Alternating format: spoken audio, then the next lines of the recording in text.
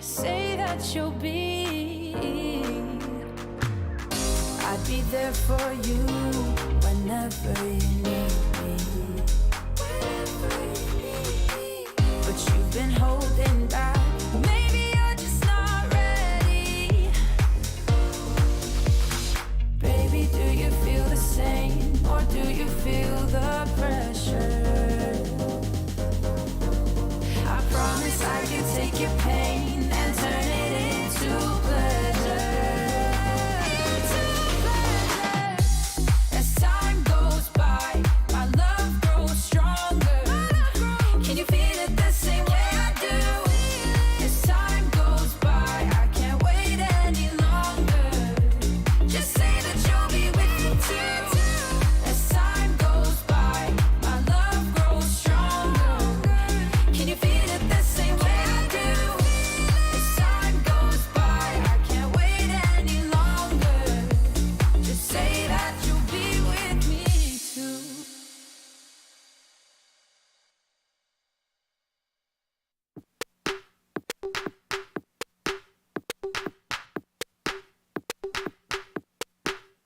Deep minds, we were forced to be alone.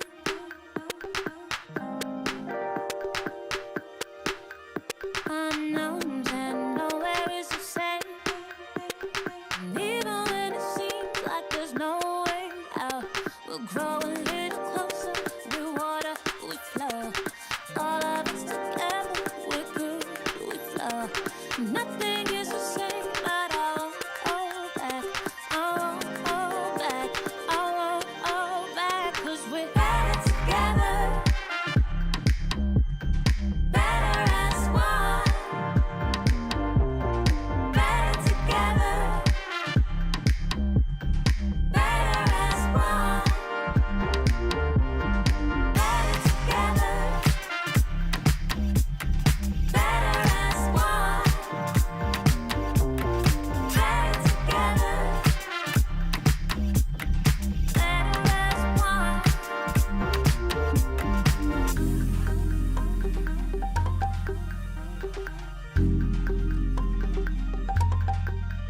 Deep minds, we were forced to be alone.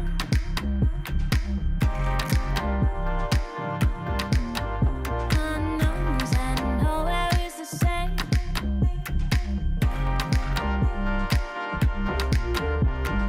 Grow a little closer, we're water, we flow. All of us together, we're good, we flow. Nothing is the same, but I won't hold back. I won't hold back. I won't hold back.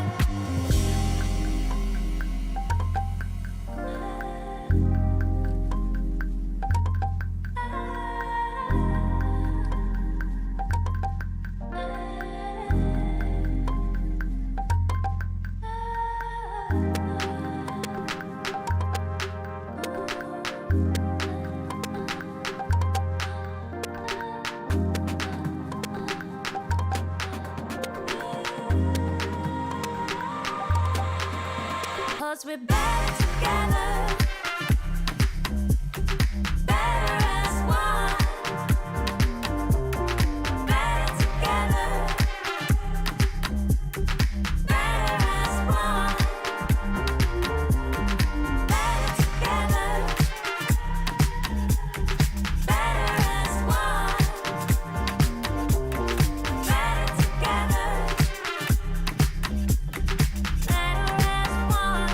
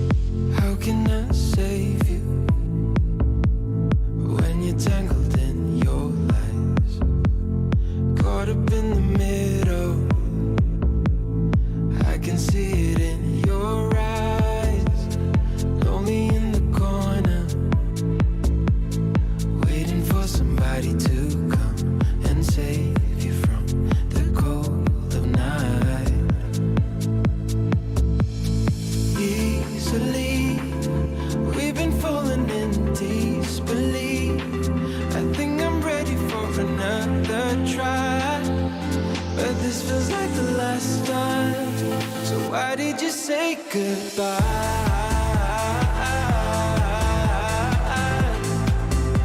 It's better to say goodbye.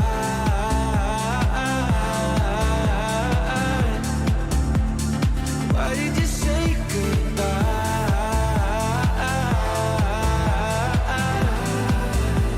It's better to say goodbye.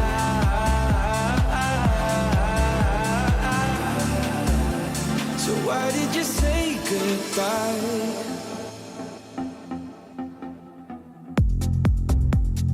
Quiet like the ocean,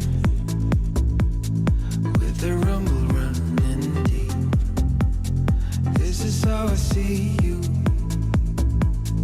when you hide your feels from me. Why you heavy-hearted? Cut the silence, talk to me. Release your mind, get what you need. Easily, we've been falling in disbelief. I think I'm ready for another try, but this feels like the last time. So why did you say goodbye?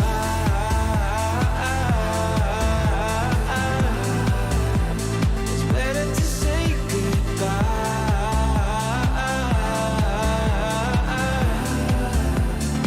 Why did you say goodbye?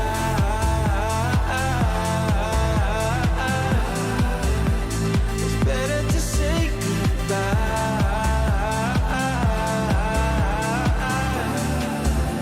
So why did you say goodbye?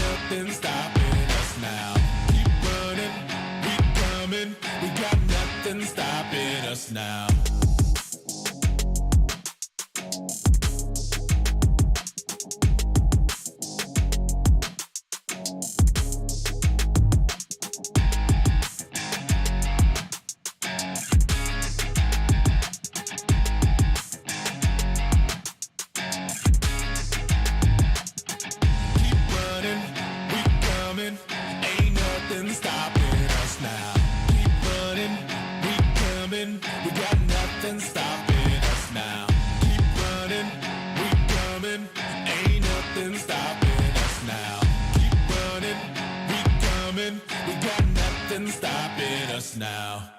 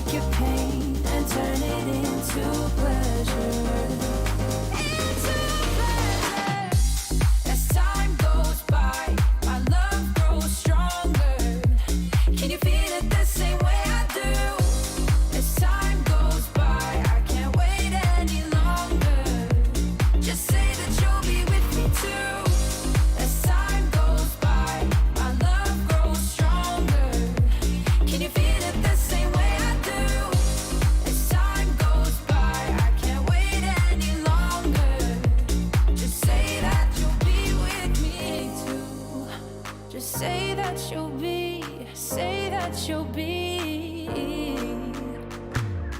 I'd be there for you whenever you need me. But you've been holding back. Maybe you're just not ready. Baby, do you feel the same? Or do you feel the pressure? I promise I can take your pain and turn it into pleasure. As time goes by, my love grows stronger. Can you feel it the same way I do? As time goes by, I can't wait any longer. Just say that you'll be with me too. As time goes by, my love grows stronger. Can you feel it the same way I do? As time goes by, I can't wait any longer. Just say that you'll be with me too.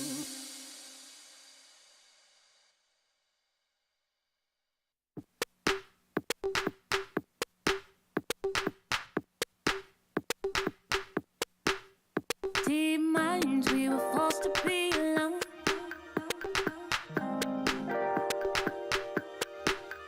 Unknowns and nowhere is the same. And even when it seems like there's no way out, we'll grow a little closer. We water, we flow. All of us together, we're good, we flow. Nothing is the same, but I won't hold back. I won't hold back. I won't hold back. 'Cause we're better together. Better as one. Better together. Better as one. Better together. Better as one. Better together. Better as one.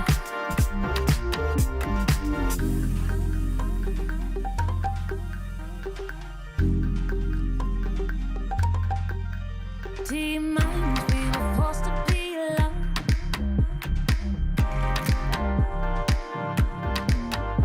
Unknowns and nowhere is the same.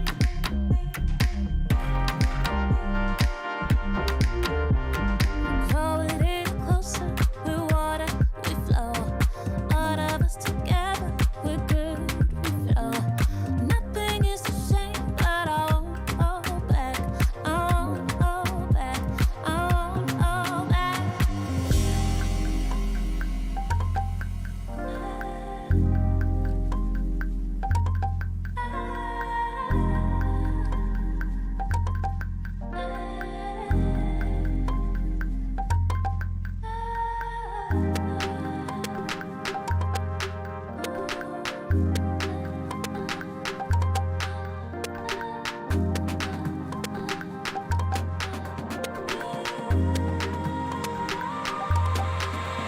Cause we're better together. Better as one. Better together. Better as one. Better together. Better as one. Better together. Better as one.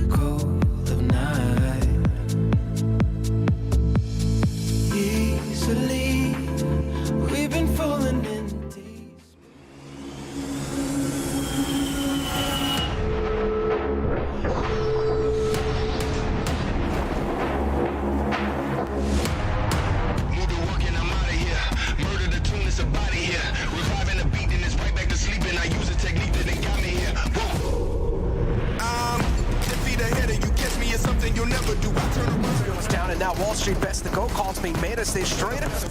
Incredible. This how it feels enough amount of time to try and make it in. Now it's all down to the final 2 men up. Dope. They have all the players. I give it. Look at my eyes. Stuck in one singular spot, getting the rest on the Xenox. Like, this is the last fight. I got a lot on the line. Fish with a different approach. Wanna spend time in a boat. Oh, Glory Gaming, they'll be huge for elimination points, I think.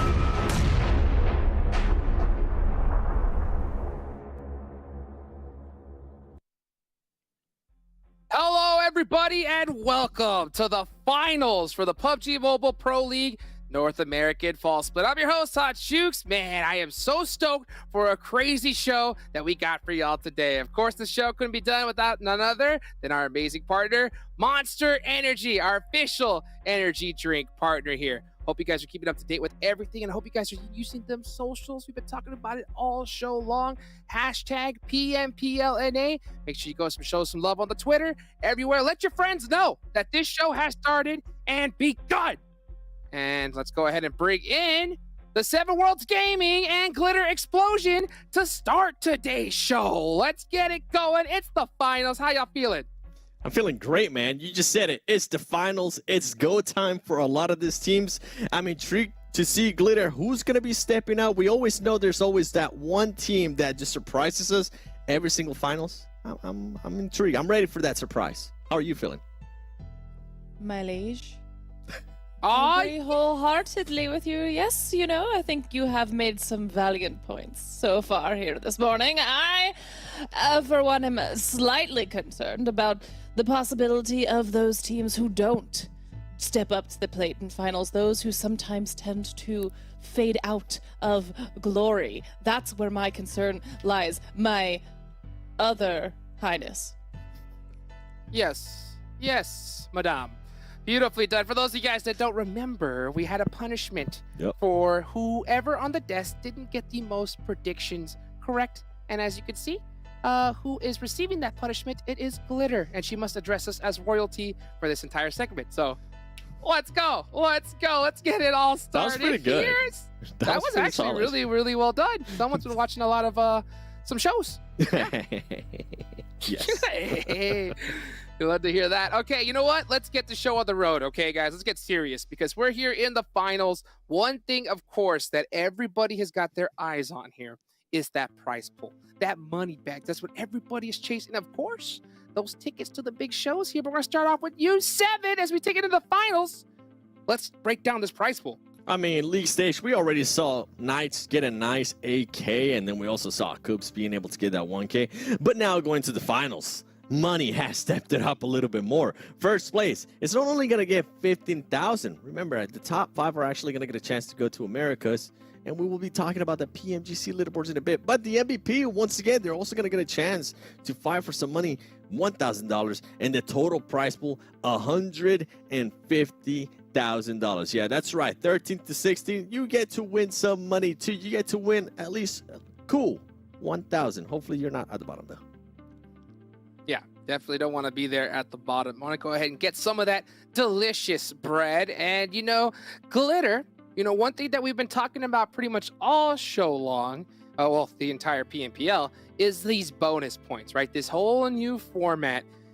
It is what every one of these teams has been working on, trying to get some of those bonus points here for the finals. And we finally have those leaderboards, Glitter, and it's all started now.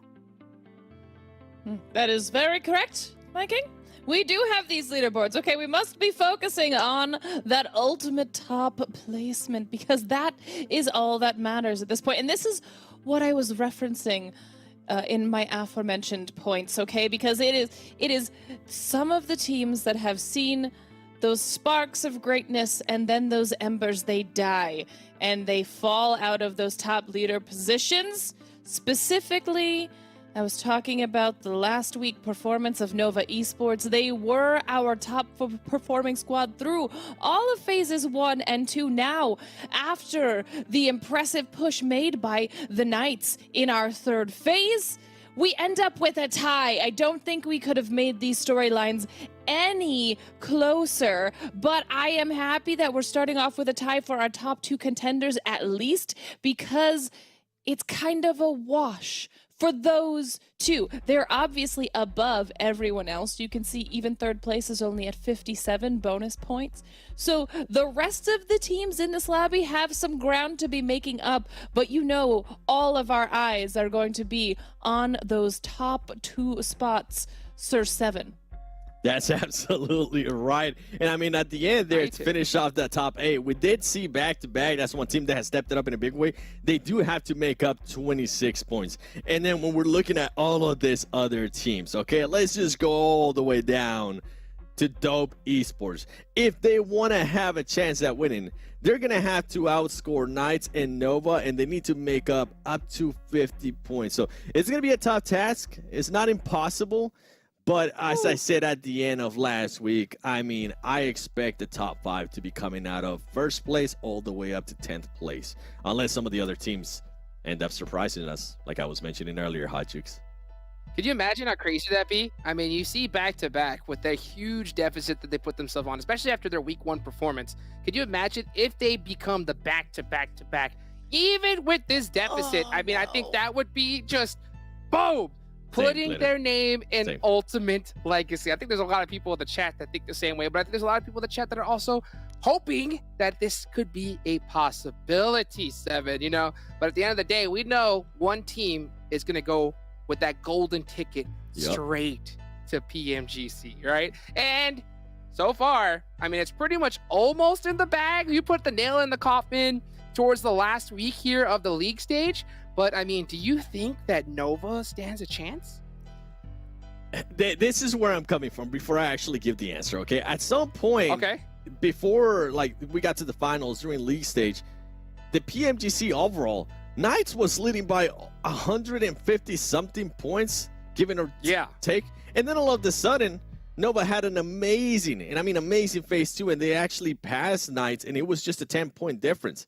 Knights showed up during phase 3, all right? Knights is acting like the Knights we expected to. They're fragging now. They're being able to get chicken dinners. Even if they get eliminated early on, they end up with a lot of eliminations.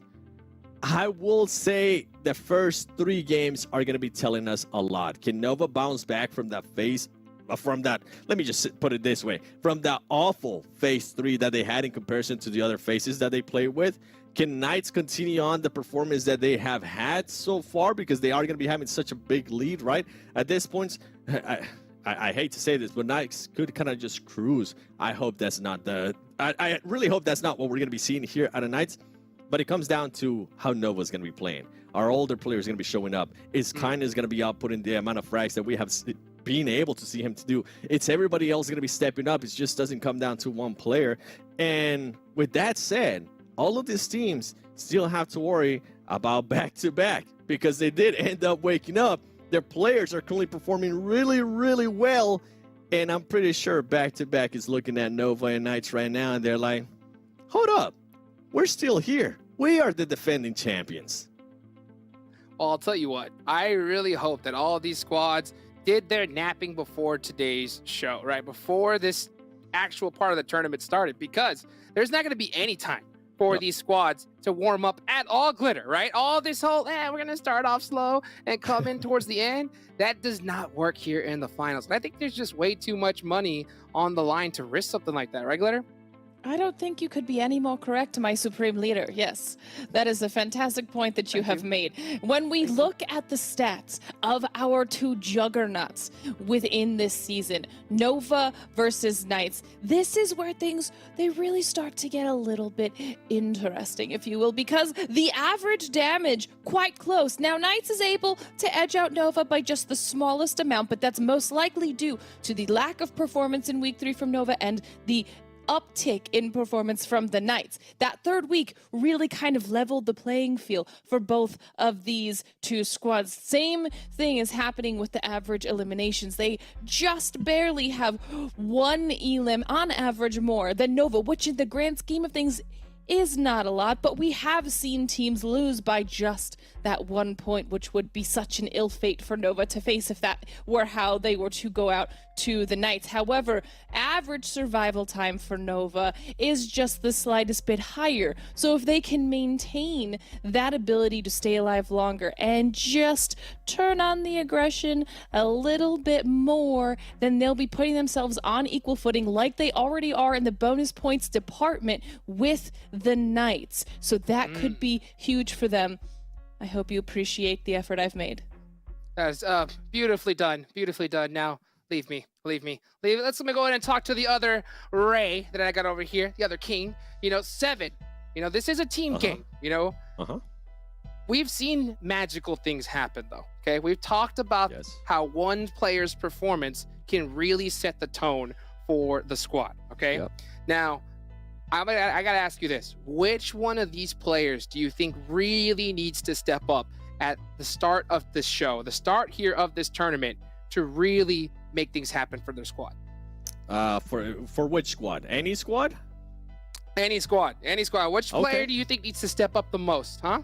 Okay, let's start with back-to-back, since I mentioned them earlier, right? For back-to-back, I'm not going to be looking at Kill Switch. I'm not going to be looking at Polo G. I am, however, going to be looking at Jay if he does end up playing. That's a player that I feel like he has not had one of the best PMPL so far here. That's a player that I'm definitely looking up to. Now, for some other ones, I'm going to be looking at Execute. And the player that I'm going to be looking from Execute is actually going to be Fate, because Fate has been having, and I said this last time too, he's been having one of the best PMPLs that we've seen out of him. And I mean, the team was just performing so well during that phase 3. And talking about MVP ranking, by the way, this was the MVP ranking during League Day, okay? Everything's going to reset here on the finals, but we just want you to take a look at some of the players that might end up performing really, really well here in this finals. Scoops, I mean, ladies and gentlemen, we have come to terms that Coops just does Scoops things, okay? 142 eliminations in the finals. That's absolutely crazy. Now, if we go down to the other side, WALLSTREETBETS, I mean, this was a team that was uprising a little bit, but during phase 3, they just decided not to show up at all.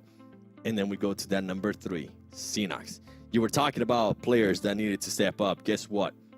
It's not going to be Xenox. He's actually not here. For Knights, I want to see Spec. I want to see the performances that we saw out of him in phase 3. I feel like now, with Spec performing that well for Knights, I think Knights might be able to pull off that PMGC spot today. And then we go to APHELION Esports. I mean, with Trick, it's always either been Trick or Nate. A player that I would like to see step up, since I am stuck in the past, is going to be Clown. He just, for an IGL, he's always dying and getting eliminated too early, and I feel like that really hinders the team. Trick has been able to put up performances. We have seen what Nate can do. I want to see what Clown can do. And then, you know what? No, but just to finish it off, Kindness, yes, you're currently top 5. But a person that surprised us during phase 3 was actually Yi. Yi ended up putting 37 eliminations during that phase 3 when a lot of the other Nova players were struggling. So Yi, I want to continue to see those performances. And I mean, you just mentioned it perfectly. It is a team game, right? It's not just going to come down to one player. But that one player can be the deciding factor to clutch up and make sure that momentum goes from, oh no, why are we doing so back to, oh, hey, we got it. We're here. We're at the top. We're currently fighting with Knights for the main stage. So anything can happen here. I'm intrigued. I'm intrigued to see who's going to step up now. Yeah, absolutely. It's so crazy. Looking at those stats, seeing Skipper up there in 2nd place, I wouldn't have really expected that. We haven't really talked too much about WALLSTREETBETS in general, but they've been putting up some big numbers, and I think any one of these teams here in the finals can pop off, and especially those squads at the bottom, they need to, because with this finals, again, those bonus points, we already see 2 teams that already have a massive lead here, Glitter, right? As we go ahead and take a look here at the schedule, so you can see exactly what we're going to be playing today, how this whole thing is going to roll out. You're going to see here 6 matches, Glitter, and we're starting off in the desert, and we got 2 Sandhawks. 2 Sandhawks. Yes. I'm most excited about this call, Jukes. I do love the fact that we have 2 Sandhawks to play, 2 Miramars, and 2 Erangels. This is the most balanced way to close the entire season out, making them prove themselves repeatedly, time and time again. Obviously, this is finals, which means no one is sitting out. Everyone has to play all 6 matches all day, and that's another thing we have to take into consideration. Will they have the stamina, or will they get tired and burnt out throughout the day? That's a good question. That's a good question. I mean, 6 games is a long time, right? And any single time, you're going to see a little bit of fatigue come in that mid stage, but I think they'll start ramping it up towards the end, especially, they don't have any kind of rolling ground, so there's not going to be a team sitting out. All of these squads playing every single match. And which squad do you guys think is going to really surprise us here? Which is going to be that underdog team? Talk about it. Make sure you use that hashtag PMPLNA as we get this started. Show them some love, because, man, this is where it's all down to, 7. It really is. And I think Glitter mentioned it perfectly, and we were going to mention it anyways, and I'll mention it again. The teams are not going to get a break. It is going to be 6 games straight. Can they have the stamina? Can they also bounce back from maybe starting off badly, which we have seen teams do before in certain finals? I'm excited. It's the finals, baby. It's a different atmosphere. I love this. Let's go. Hey, let's go. Hey, guys, let's get this show on the road. Glitter may be addressing us as royalty, but you guys watching are the real royalty. So, guys, enjoy the show. Let's get it on over to our casters. Your Grace. Thank you, Jukes. Thank you for the introduction, and I am excited. This is it. We are finally into the finals. We saw 20 teams slug it out for 3 weeks straight. Only 16 have made it here. Only a couple more will make it to the next stage, but there's a few storylines, right? The most excited one I have is the Nova and Knights storyline. Who's going to end up with the most amount of PMGC qualification points? I said it, last week. Nova is quite far behind Span. Yeah. And we've seen the Knights play in tip-top form. Somebody has to stop them. You can't just pass them up in points. You have to stop them and pass them up. So I was saying, I feel like Nova should really be looking to target the Knights in every possible way they can. I don't know how you feel about that, but that's the main thing I'm excited to watch unfold today. I mean, right when they showed that points, I instantly was all like, doing the math, seeing what the difference was. It's 113 points. Like, ugh. Yeah. 113 points within 3 days of 6 matches. Like, that is going to be a feat, I guess I'll say, for Nova to catch up to the Knights in that way for 113 points. Like, not only, like you just said, do they have to get 113 points to catch up, but ahead. Like, is there any world, right, where Nova is going to be 113 plus points above in the rankings of the Knights? I feel like that's going to be a difficult one for sure, but I mean, like you said, I guess we'll just have to wait and see. Yeah, so the Knights, or the Nova team, as far as the Chinese Nova team, I know they have 3 full-time coaches. For the NA one, I know they have at least one that they've always worked with. I don't know if they brought on more, but even with just one full-time coach, like, they've got to plan everything possible. So in this situation, in my opinion, that I feel like this is how it's going to play out. Nova's going to play their game. They're not going to try and target the Knights. They're going to see for like the first game, maybe the second game, feel stuff out. Maybe the Knights aren't just on and Nova is on, and they'll just play their game and slowly catch up. But they have to have planned for something in the case that the Knights are still on their game and Nova is just losing that PMGC qualification points like game by game, and then they're going to initiate whatever it is that they have, racked up in the drawing board, in the playbook. Like, they have something ready. I think we're going to see it. At some point in the tournament, I feel like we will see Nova do something about the Knights. When, though, I'm not all entirely sure, as we do see, though, the first circle is going to be very far down to the southwest. I mean, all these guys had just under a week to really get prepared for these finals, right? So I'm sure everybody in this entire lobby has a bunch of a big playbook, you know what I mean? So I'm sure all these guys have some trick no matter what they're thinking, especially because this is going to be even more difficult considering it's kind of starts 0 with all those bonus points on top of it. That just adds another layer for these guys to go ahead and kind of think about and figure out. But you're right, this first circle, it's all the way down to the southwestern side. That means some people's rotations are going to be quite difficult. I have a feeling the majority of them that are on the east are going to try making a big rotations up onto the northern side, except for those a little bit too far, like the Chosen that dropped in Puerto Paraiso. They might have a pretty difficult time making inside this circle. You can see how many teams are actually in front of them in the first zone, but also these guys are so good at finding spots towards the center of this zone, and usually they don't mess with each other in phase 1. They want to try and wait to get further inside the game. But also, first game of finals, like this could be pretty aggressive starting out. hmm it can be, but I think everyone's a little bit more hesitant, when it comes to the finals. We saw in the league stage, week by week, the action ramp up constantly, right? So it's like, that makes sense. Week after week, they get more and more comfortable, but all of a sudden, this is kind of a continuation from the league stage, right? The points have been carrying over, the bonus points, but I still feel like once we're into the finals, everybody kind of resets a little bit. Even though the points are already there, it's kind of like mental-wise, it's like, all right, let's slow things down a little bit, let's feel things out once again, because it is a different atmosphere, just like the desk said. Every time we head into the stage, things change up a little bit, especially when it comes to the mental. You're right, you're right. It always feels like we're watching an entirely different game based off of which section, which phase of the entire tournament that we're in. But okay, it looks like we're already almost 4 minutes in. Then the Knights, they're moving already, Zoo. Yeah, like they're the 35 only minutes. team.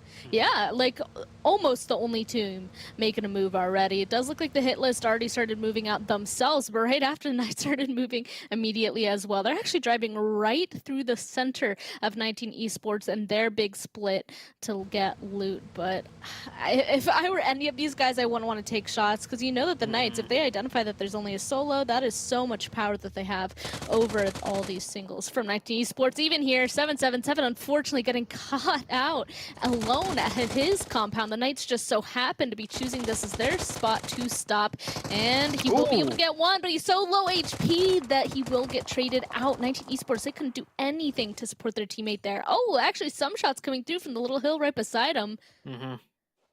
This is a big opportunity for Nova, right? Nova knows where Knights probably are, where they like to prioritize 19 Esports. We don't usually see them drop here. This was kind of a newer split. At least I'm not too familiar with 19E dropping here. And we do see Nova already on rotation, and they definitely saw in the elimination feed Knights are in an early fight. Except Knights are grouped up together, and they will reset that, and they pick up the first point of the finals. 19 Esports, there's not much they could do here with no extra openings. No. Right when their teammate got downed, like that, I felt like that was it for them making any sort of a push, and they didn't. They know what happens if they were going to go on ahead and do that already, kind of at that deficit or that disadvantage. So they're just going to back up and safely be at the compound previous. Now they're all together. It's just a little unfortunate that since they had chosen this location to loot, you can't stay all grouped together like a whole team inside of Picado, right? Like you have to split up inside of all these small compounds, and the Knights just so happened to choose the one compound that 777 had to loot up. Yeah, I also want to point out something that stood out to me. That 119E player, right? He was just playing quiet. He knew he was getting pushed, and usually when a player's by themselves, they play quiet enough to get the opening knock, right? Because you don't make any noise. But the Knights player didn't get knocked, and it's just like I feel like the Knights are razor sharp right now, right? Like going into a building that is open like 99 times out of 100. Right, because I've never really seen a 19E player there that early, and the Knights rotate very early. They're expecting it to be open, but even then, the reactions are on point. The second he popped that door open and took some shots, instantly, 180 and backed off and didn't give a free opening knock. So it's just like, that shows a lot for me. I feel like a lot of other teams in this lobby, if they made the same rotation and ran into that one camping player, they would have gotten knocked. Yeah, he did get a knock on a one, but he was just so low HP after that whole engagement that there was really nothing else. Like, the other members of 19 Esports couldn't make it any further. So I'll agree with that. It does look like finally we got the majority of the lobby making their move now. They finished up their looting. They've realized that the people in front of them have made a move, and now they get to go on ahead and make their own move. KBL actually kind of going backwards on this one, or are they? Maybe they're playing like hardcore up to the northern side of this circle. Oh, Pozo is just like in to the northern side of this zone. I wonder if they need a little bit more loot, or maybe they're just like, we're just going to play like the edge of the circle for the entire rest of this game. Because otherwise, I feel like kind of going more down to the south would be better in terms of getting the next circle shift. Star Gaming here on rotation. Looks like Star Gaming wants to wrap all the way to the western side and then come in from the west. Makes sense. The eastern side is likely to be more congested with the way the circle shifted and the plane path. So they're making a wide wrapping rotation and just running into a little bit of the Wall Street Bets team that was looting here in the water treatment side, but they are prioritizing the rotation, not looking to take any fights. Here we have the Nova team that we're keeping an eye out for. They're taking up the church position. This is a little bit east to the center of the circle, and we didn't even really get a touch on it, but this southwestern circle is definitely one of the more difficult first circles on Miramar, because you do have a lot of those mountainous terrains in that southwest, which gets harder and harder to traverse as the circle continues to shift that way. Yeah, so much of the circle is just a good amount of it is in unplayable land, right? Especially over there to the western side. And you kind of have to count out everything down to the south on those islands, and even more so, those mountains just far to the western side just aren't really playable. So even though like this is the first circle, you should have a lot more space. Like it's already just much smaller because the circle's off the board, and also because you're right, the terrain here is just really rough. Like it's really difficult to make any sort of big rotations. And as you can see, everybody's trying to make a move at the same time now, and since there's kind of, I feel like a handful of really preferred positions around in this area too. Like if you get a certain amount of like certain compounds, like you know your and your team are set. So these guys are currently all kind of contesting each other to see who's going to go and get there first. But the first circle's going to pop, and it looks like it's going to continue to pull down here to the southwestern side. So it really is deciding to kind of end on those difficult terrains we keep talking about. Like every single mountain between these roads are so like slanted, right? Like it's so steep. That's the word I'm really looking for to go and make some rotations or movements. Yeah, and it's not only the steep factor of these mountains that make it difficult, it's the bullets raining down on you from on top of these mountains, because as you can see, there's already a couple of teams set up on those high mountain tops, and they're not playing all in one area either.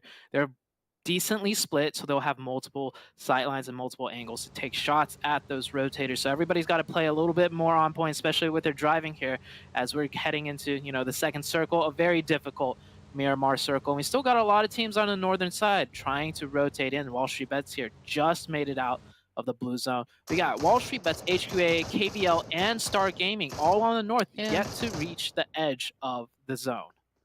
They're the ones that all landed more towards the eastern side, and they're just trying to make those big wide rotations to get into zone without driving through people. Oh no, Moso. He was definitely looking around for his team and trying to put down some damage, but it looks like Flaw caught him out first, actually getting the knock on him, and there we go. Sour's going to go and flush that out too. MEZEXIS being able to pick up a point. Kind of no sweat on that one. The rest of the Panthers are further over towards the western side, up on top of the mountain, already looking in towards zones. MEZEXIS are able to clean up like a point for now, which is not that bad considering they kind of have to, they're kind of being held out from getting further inside the circle right now. You always got to be moving, right? I feel like Moso, he took a few shots at a rotating player, and then he kind of sat still a little bit to look for more info, and that's the exact second that MEZEXIS player, you know, sprayed him down. You always got to keep active. The second those shots hit you, that might just save you, you know, the few bits of health to not get knocked. Wall Street Bets here next to Korean barbecue lovers, KBL. You touched on them earlier. They did not rotate. They just actually sat here, maybe to look for rotators coming in, as Sam takes a couple of shots with some decent damage, and Faker forced to actually get out of his vehicle, and Joey from another angle on top of the hill gets the knock. This is a really good job out of KBL. They gave up their rotation, but they're making it work by picking up some points here. Yeah, I really thought maybe they just wanted some more loot as well, but they ended up staying in there for a little longer than I expected too. So nice elimination pickup so far. They do have to rotate behind the rest of Wall Street Bets though, which makes me a tiny bit nervous, but they do know that they at least have one man more than they do. We can see that now some of the team are starting to make the big rotations. I think Sam's kind of left behind at this point, but I mean, all of them should be able to meet up quite shortly. And now they're looking inside the zone. Now they're trying to see where in front of them they can start making the rotation. Luckily, Wall Street Bets, like, they don't want to stop here. So honestly, like, all of the rotations from the people behind them should be able to continue smoothly until it's going to stop at some point though, right, Zute? Like, all the places that are open now up here are going to slowly start being filled in by these guys. Whoever gets here last might have a rough time getting further. Yeah, I'm noticing something else. Maybe we'll see it on the minimap real soon as it pulls up into the next shift. But back-to-back, playing a huge 2-1-1 split. Now, this is their area of the circle, right? They loot Montoy Nevo, so they're very familiar with this space. And back-to-back, you know, they are the back-to-back North American champions. And the way they're playing right now, at least with that split, I know the circle shifted south, which, doesn't favor them whatsoever. But I mean, it shows confidence to me, and it looks like they will do what it takes to be the back-to-back champions. Because this time around, points don't reset to 0, right? Nova and Knights have a huge lead on back-to-back, so back-to-back kind of does have to play a little bit more greedy, for lack of a better word, to maybe start catching up. But we'll see how this one plays out as Circle gets even more difficult. Now, that is an area of the map that is very mountainous and not much road access way anywhere at this point. You do have like 2 roads that do allow you to rotate down south, but everything else is just uphill from there. And I feel like the only for sure, that you're safe kind of positions are already taken. Like where APHELION is, where Dope is. Otherwise, there are a couple other compounds up on top of those hills that you could stay safe at, or even hills. But otherwise, everything is just, well, we're gonna kind of continue to see it as we're looking around at people. It's just it's just big, open kind of mountains, right? So not everywhere, every angle that you're standing at is going to be safe. So it's really only this couple I already mentioned that for sure are safe. Everywhere else, not so good. Even Ace, they have this big ridge, but there's still so many angles that can spot them out. Even MEZEXIS right below them on that. That's gonna be pretty rough for them. If they want to try to be aggressive or get information in front of them, they're always gonna have to keep one eye down below them towards MEZEXIS. We have Nova here on the edge of zone. Knights very close by the way. Knights on the same side of the map as the Nova team. And I think this works out better for the Knights. Knights, we see them as a great team that just fights their way in onto the edge of zone. If they don't get zone, does not bother them. They will take their fights and just execute it cleanly. And if the Knights team does rotate in from this side, the team they're going to run into is the Nova team. Here we have HQA and the Panthers. Panthers, they lose Moso earlier. Spears taking some M60 shots, gets a nice knock right there. And instantly with the turn back, almost picks up another one, but the Panthers, now they're down to 2. Spears doing a really good play as, the fight continues. It's a split up battle as there's a re-knock that might actually let Freddy feel a little bit more confident in going back there and finishing off the fight. But the blue zone is closing and we are heading into the next circle shift already. And Knights take a fight with Nova right there. They get the opening onto the Nova team. That would have terrified me, getting a knock and then turning around and seeing 2 other enemies. That's horrifying. Unfortunately, the other hold that they had further inside the circle is gone. So really HQA is just down to these 2 less members now trying to make their move. And the Panthers, you can see that they don't really want to be taking this damage, so they're already further inside making their rotation, but they're going to stay close for now. Looks like the Knights and Nova do get in the fight, and just like that, we just got here, Zute. Nova, they're out, and the res is already happening on the Xenox. The Knights are going to be able to keep all 4 up. Yeah, I did hear another spray of bullets just now. I hope that's the Knights shooting Nova's box. Give them a little bit of taste. Give them a little bit of taste of the medicine that they were treated to. Because we saw Nova take out the Knights and they sprayed the box. It's a little disrespectful. But the Knights are just better. And here we have Execute versus KBL. This is really interesting to see because we saw KBL as one of the teams that started rising throughout the weeks. And same with Execute. Probably on pace with each other as far as their improvement. And Execute cleans that one out. Not losing a single member. I don't even think one of them got knocked. So Execute, maybe they're just the better team coming into the finals when they're compared to KBL. I mean, for sure, we've been seeing a lot of great things coming through from them from these past couple of weeks. So I'm kind of excited. I mean, we were actually talking about for a good amount of these teams, so we were excited to see them coming into finals. So Execute is definitely one of them. Which team will have the most eliminations? Looks like Hot Jukes chose APHELION. We got Knights for 7. We got MEZEXIS for Glitter. So we got to keep our eye on the elimination numbers as this game continues to develop. But even here, the zone has moved. Barely anybody is inside of this zone, Zute. It's just the people around these edges, mostly APHELION that's had this spot inside zone this entire time, and everybody else, they're kind of moving just straight into uncharted territory for themselves. Nobody's been here, and now they're trying to fill everything in. Yeah, uncharted territories, that is exactly the way to describe it. We have not seen a circle down here the entirety of PMPL, and this is one of the more rare circles to begin with. It doesn't matter if you played a lot of tournament matches. You maybe played this area of the map only a handful of times, so teams are definitely figuring things out as they go. And we're down to only 41 players already. Like we said, this area of the map is very hard to rotate, and a lot of teams are just fighting and taking their fights and points outside of the zone and just giving up the rotations completely because, you know, it's hard. It's hard out here to drive up those mountains with bullets raining down on you. Oh yeah, and then even if you do want to try to move, like there's already somebody on a ridge behind you or in front of you, beside you, who even knows, already taking shots at you, and it's just so difficult to escape. Everything is just so out in the open.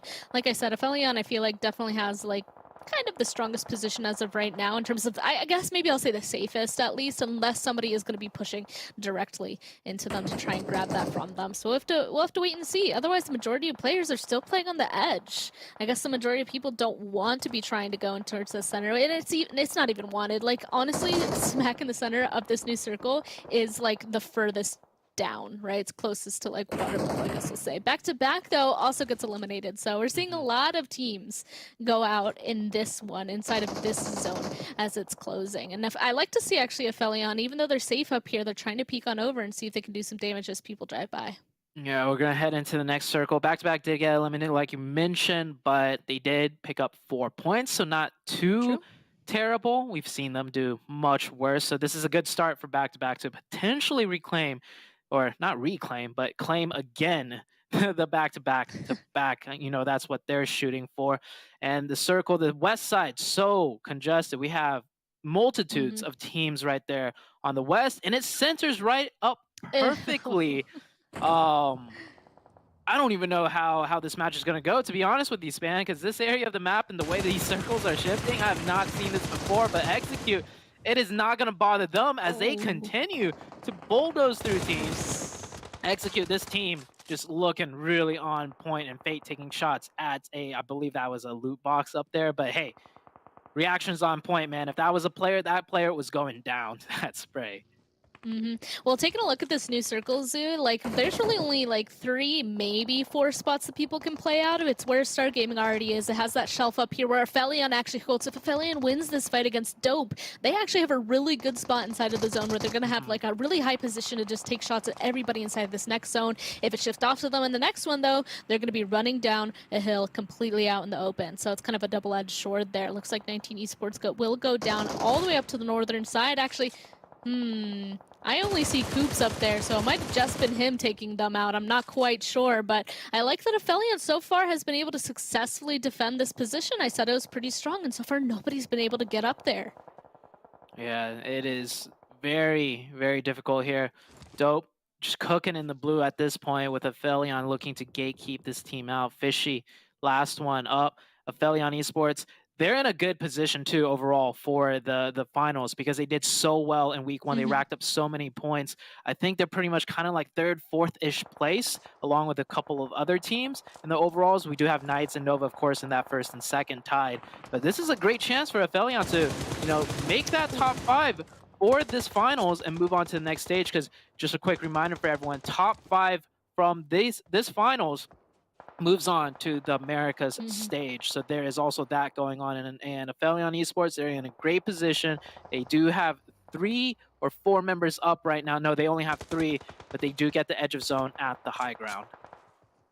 They do have a tiny shop right below them, but unfortunately since Ace of Spades is so far down to the southern side on top of a hill there, they're kind of holding APHELION out right now from really being able to kind of make it into that position, especially with Execute right beside them too. That's a little bit daunting. You see that they have to run on down though, and they're just running down such sharp little ledges there. Ace of Spades is finally out though, so APHELION should be able to fill in their spot right above everybody. And now, I mean, this is what I was expecting. I was like, I think there's 3, maybe 4 spaces that people can play, and it's like kind of like these 4 corners. They're playing for like 4 corners right now on this map. Yeah, and it's the 4 corners that are being contested for too. I think only the Knights on the northeast are kind of chilling for now, but everyone else is sort of engaged in a fight. As Chico crawling really close. The Panthers, unfortunately, they lose 2 of their players, like just one after another being separated. But Chico and Frady, these 2 can definitely make a play. It looks like Chico's got the read on MEZEXIS. He's going to try and open it up with a grenade and maybe go aggressive afterwards. Ooh. Get some damage in, but nothing big. Star Gaming getting caught in the crossfire. Star Gaming's got to move out of that compound now with the full MEZEXIS team right by looking at them. Wow, that zone shifting down to that southeastern side has the majority of teams now needing to make the move. And yeah, you're right, the Panthers, MEZEXIS, They're going to start it on off because the Panthers honestly have the better spot in my opinion right here. So MEZEXIS though, they don't want to make a big move over this ridge just yet until they get a confirmed knock. And you can see they almost got one there, taking Chico so low, but didn't quite get it. Honestly though, they're definitely wanting to stay there and make sure that they clean up Star Gaming right beside them. They're looking for Star Gaming for the points, and MEZEXIS is just applying really good pressure to make sure they don't get backstabbed. Chico goes down. Pappy Sour, that is a good enough tree to hide behind, and he will confirm the point. Also, the Panthers now just down to 1. We see the Knights in the distance. They have to make a move, and they look like they're going to have to make a push onto HQA. The Execute team moving in quite not too comfortably, actually, as one of their members is eliminated and another one gets knocked. And the Panthers just looking to pick up points on whoever they can, but they can't challenge MEZEXIS as they do finish them out. MEZEXIS with firm control. A great knock by Spec from long range, though. Yeah, that could start it. Yeah, they're instantly moving. Look at that. Like, they're instantly starting to push on forward, trying to take out the rest of HQA right beside them. Looks like, unfortunately, though, Spec will go down. There's so many fights happening all around the circle at this point that the Knights, unfortunately, losing 1. I mean, they're down to 3, but they could still take this away if they're careful. They actually... I actually think that they're still tied for the most amount of people with MEZEXIS here. There's just so much fighting happening everywhere inside of the zone. HQA just still somehow holding on this entire time. Like, they were right underneath the Knights this entire time, and the Knights just could not get rid of them with the sightlines that they had. Execute up to 12 eliminations, doing a really good job, but their numbers are getting whittled down with all that fighting. The Knights with 9, MEZEXIS with 8 eliminations and 4 members up. This is a really good chance for MEZEXIS to shoot up in the leaderboards. But Star Gaming has somehow managed to get very close by to MEZEXIS with 3 players up. That could pose a big threat for the MEZEXIS team. But I think MEZEXIS, they just need to keep their heads down because Star Gaming is also exposed to another angle, that of Executes. Yeah, right now, XQ is trying to get that res up, and they do have Knights right beside them, and it looks like maybe they'll focus on them first. Look at where that zone went once again, up to that northeastern side, western side, excuse me. So that means Star Gaming, MEZEXIS, they had a pretty good spot right here on top of this hill where they were able to kind of like cover themselves from any of the other opposing angles, but now that's not the case anymore. They have to go make a big push up to the northern side of the circle, in the open. Oh, nice explosion from Robert, though. That's Execute eliminated. Got to be careful staying next to those vehicles, trying to use it as hard cover, but it looks like it came back to bite them, unfortunately. Now it's only the Knights that are up there. They just have to defend this really well from 2 very big teams starting to make their move. Yeah, Coops right now defending that side. MEZEXIS actually gets a knock onto Star Gaming, so helping out the Knights a little bit right there. The Knights could just kind of hang back and let everyone damage each other, but, you know, they are still going to be proactive. Tensa gets taken down, but I don't think MEZEXIS team can full commit. It looks like they are kind of full committing, but they're running between HQA and Star Gaming, so they got to wrap in perfectly here. As one of them goes down, I was just saying, they're running in between. That's going to buy some time for the Knights. You see MEZEXIS, they are going very aggressive to try and finish off the Knights, and they get Coops. Looks like they'll also catch Tensa. Tensa behind that truck is going to blow. And that is the Knights taking out. MEZEXIS really, really feeling it. I respect the hustle they just did there as soon as they got one member knocked on the Knights. Yeah, they had the game-winning mentality. They'll take the risk. Now it's just down to a 4v2. Star Gaming with only 2. MEZEXIS coming in loud and proud in this first game. Not something I expected out of MEZEXIS, but man, 12 eliminations, soon to be 14, and a chicken dinner. They were just playing like a ledge down to the southern side this entire time. They really got to just watch everybody around them make their rotation. That one HQA member made me a little bit nervous, and they get a knock on one, but MEZEXIS just instantly turned. Like, yeah, they're definitely feeling themselves on this. Now they just have to clean up the last couple of people remaining, right? I mean, Star Gaming, they're trying to lay prone and be quiet, but I don't know. MEZEXIS, they have the circle, they have this huge ledge, and they have the numbers. Like, Star Gaming, right when they have to crawl out from behind those little spots that they have right now, that's it. Yeah, they do. Yeah, they're just going to try and deny the points, sit in the blue zone. At least Brian is. Robert, he's in zone, but he gets spotted out, and that is MEZEXIS with the big chicken dinner. Nice. 13 eliminations, 2,000 damage. Wow. Hey, I mean, when the circles get really tough and it goes to part of the zone where no one's really played in, you never know what to expect. And as for MEZEXIS, they got the chicken But really good game for a lot of teams. We saw Execute step up. We saw Knights versus Nova. Man, Nova got swept by them. That is not going to be good for the mental as far as MGC points are concerned. I was gonna say, did we really watch that fight? Like, we got there and it ended almost immediately. Hopefully we'll be able to see a little bit of an extended one later, but we're gonna jump into highlights and then go back to the desk.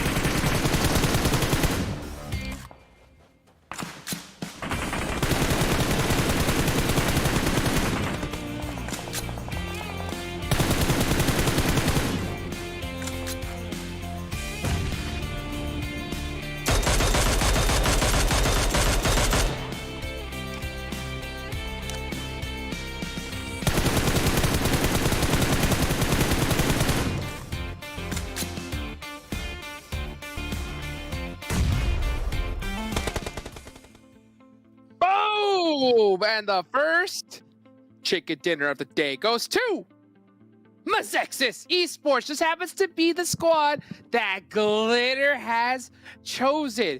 Failed during the entire league stage of predictions. And then the finals comes. And bam! Nails it. How you feeling, Glitter? Listen, I'm tired of doing those punishments at the opening of the show, okay? I don't want to do them anymore. I want you guys to do a punishment at the opening of the show. This is just the beginning, though. I have to still beat you guys every game. So it's not looking great. I'm not gonna lie. I don't know. I think Glitter Damas might be back. Might have just returned here. And who knows, maybe MEZEXIS is back. Let's take a look here at the match rankings to start things off here, Glitter. I mean, this is the squad you chose. 28 points off the rip. There's so much to talk about here, especially, I mean, with the Knights, I mean, doing so well, and Nova pulling up a goose egg. I'm just happy that MEZEXIS didn't make me look bad. But to be fair, this is a phenomenal performance right out of the gate from MEZEXIS. We talked about this and kind of hinted at it when it came to the bonus points, right? Because don't forget that all of these teams came out with some bonus points in their pockets. The Knights got some really solid points. They were tied at 74 with Nova to start things off, but everybody else was coming from behind, right? They all have to kind of catch up to where that is and then overtake if they want to be in a really top position. So MEZEXIS did exactly that. Knights managed to be aggressive like they typically were. I wanted to wait and see how they were going to come out of the gate and see how the first few games go, like Seven was saying earlier at the beginning of the show. But this is a strong performance for Knights, and like you said, Jukes, Nova nowhere to be seen. But Execute, another one of the squads that I kind of consider to be similar with MEZEXIS, where they typically end up, and Execute also on those 12 elims. And then look here on the second page, because of all the elims that got soaked up by the Knights, by MEZEXIS, by Execute, there's nothing to be seen down here. And this is crazy if we go back to the main storyline, Seven, because 0, big old goose egg for Nova, and 19 points on the board for Knights. You know, it was the Knights players saw them tweet and also Nova shooting the player boxes as well. They're like, enough! That's it. We're going to stop it right there. We're going to take that PMGC spot. It's been a while since we've seen some like actual real rivalry here in NA. I'm all for it. Keep it up. Don't make peace. Same. Please, keep it going. Xenox, I seen your tweets. Let's go. Let's go. Let's go. I hope you guys are keeping up with that Twitter using the hashtag PMPLNA as well. Xenox, all the players, come on. Make sure you use that hashtag here as we get this. Keep on going here. Let's see a little top damage. Bam. MEZEXIS putting up over 2K off the rip, and Execute 7. Execute showed up to play today. Man, there's two teams. I mean, we're talking about surprise teams. I was actually not expecting a surprise on the first game, but I'm all for it, okay? And another team, we got to give them some credit here, APHELION Esports. Not an insane amount of eliminations, but hey, they were able to place at least in the top 5, get themselves at least 5 points in regards to elims. Not bad at all. And Knights continuing with the fragging power that we have seen out of them. 9 eliminations for them, 1,200 damage. That conversion rate out of Knights and also out of Execute, I love to see that kind of stuff. Now with Star Gaming, hey, good job Star Gaming. You guys were wearing the first page, but you need a lot more eliminations. Yeah, definitely need to get it done here. And I think that a lot of these teams, players, they've been doing that research, right? They've been doing that homework before this whole tournament started. And they were like, yo, we have to start off strong. We know Nova. We know the Knights are going to have a massive lead here. And I love to see it here. And also, I love to see this new mentality. We're seeing from these players, you know? We saw some squads. We saw some people on Twitter talk about, hey, don't talk about me. Talk about my squad, you know, talk about my squad. And we're seeing a lot of big differences from a lot of these teams. One of them, you know, being MEZEXIS, Glitter, the squad you picked. Look at these numbers. I poppy 5 eliminations on the first game. Poppy Sour over here with over 700 damage and like you said, 5 elims. But we're seeing some pretty even performance. I mean, Remix over 600 himself with 4 eliminations as well. Flawless at 400 damage. And we talked about this at the beginning of the show too, because yes, it's a team game. Obviously, it's a team game. But you mentioned it, Seven. Sometimes if you've got one player that can help push your squad with just a little bit of an extra performance above everybody else, that can be the point or the performance that makes or breaks where you are in the standings. I mean, we talked about the prize pool at the beginning. Every single standing gets less and less money the farther down you go. So you want to be in a top 5 spot as well, because that puts you into Americas. So there's a lot on the line, and MEZEXIS came out of the gate hot. They are going to be hunting down Nova and Knights. Ooh, baby. I love to see it. I love to see this action. Another team, it's on the hunt, right? It's got to be Execute 7. You know, your boys coming up big. You talked about at the start how Fate needed to come up and start off hot. 4 eliminations. Let's go. There's a reason. And it wasn't just Fate. It was also Jason. Look at that. 396 damage, 4 eliminations out of 3 knocks. Fate being able to put up numbers. The boys Sixtus right there talking, hey, we want you to highlight the team. We were highlighting the team. What you talking about, my man?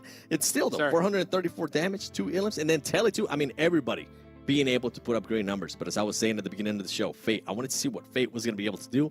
If he was going to be able to continue what he was showing in Elite Stage, he was able to show that. By the way, special shout out to all the players out there from PMPL North America that are willing to talk to us and give us inside information of how their team works, so we can actually explain to the viewers even more. So for all the players out there that talk to us and are able to give us info that can just tell that story a little bit better and a little bit more, shout out to you. That's right. That's right. And Sixless, if you're watching this, nice.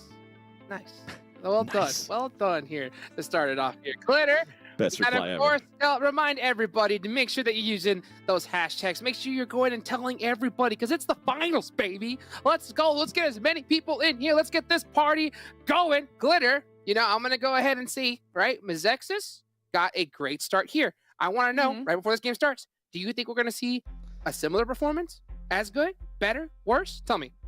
We're going into Sandhawk next, so it's anybody's game. Are? I'm pretty sure we are. We're going to the jungle, baby. Yeah. Let's go. I'm pretty sure it's chaos time, so I'm actually going to be keeping my eyes on Nova. 1, they got to bounce back from the goose egg. 2, will they revert back to the heal strats or not? Well, let's see who's going to be healing up in this next one. Let's take it up to Sandhawk. Take it over to Zute. It's Man Cargo.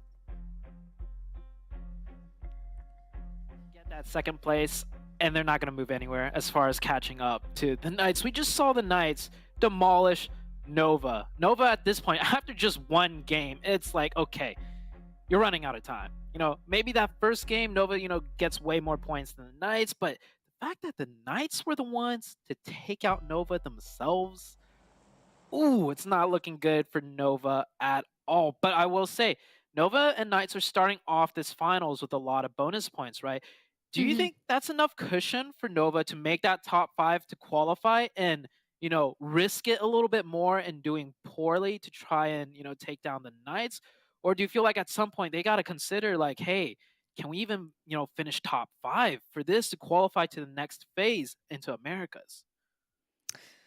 That is a difficult question that I don't think I could give justice in answering unless I was them myself. However, I mean, I have some thoughts on it, of course, Yeah. right? I do think it will be difficult.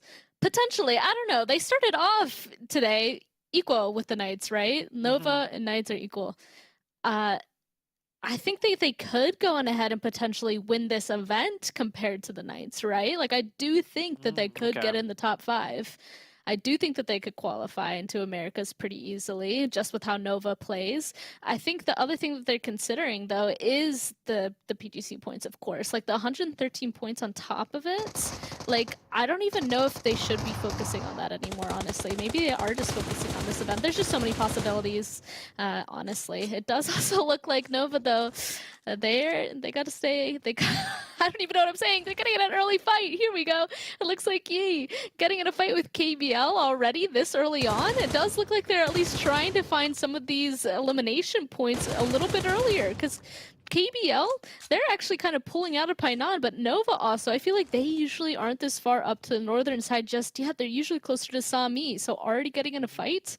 Not quite sure how it happened, but here we are. I've seen Nova do the split, actually. They've been getting more and more comfortable and, you know, dropping really split to get all the first aids.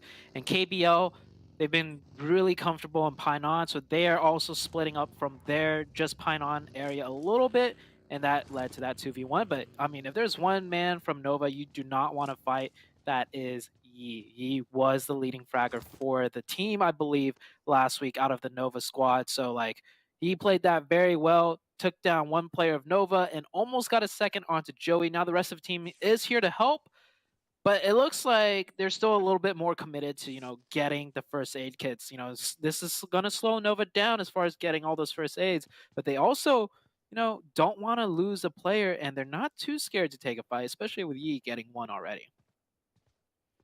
Oh boy, yeah, all of KBL kind of coming down here. I was kind of expecting them to be a bit more aggressive, but since Nova were able to like come and support their player fast enough, this turned into a stalemate, I'll say. So for a hot sec, I really thought KBL might get 2 members there fast enough to take on a 2v1 right there, but nope. These teams definitely are aware of how important, I guess, saving the lives of their teammates are. So they're going to drop everything, drive on over, and try and protect their teammates for sure.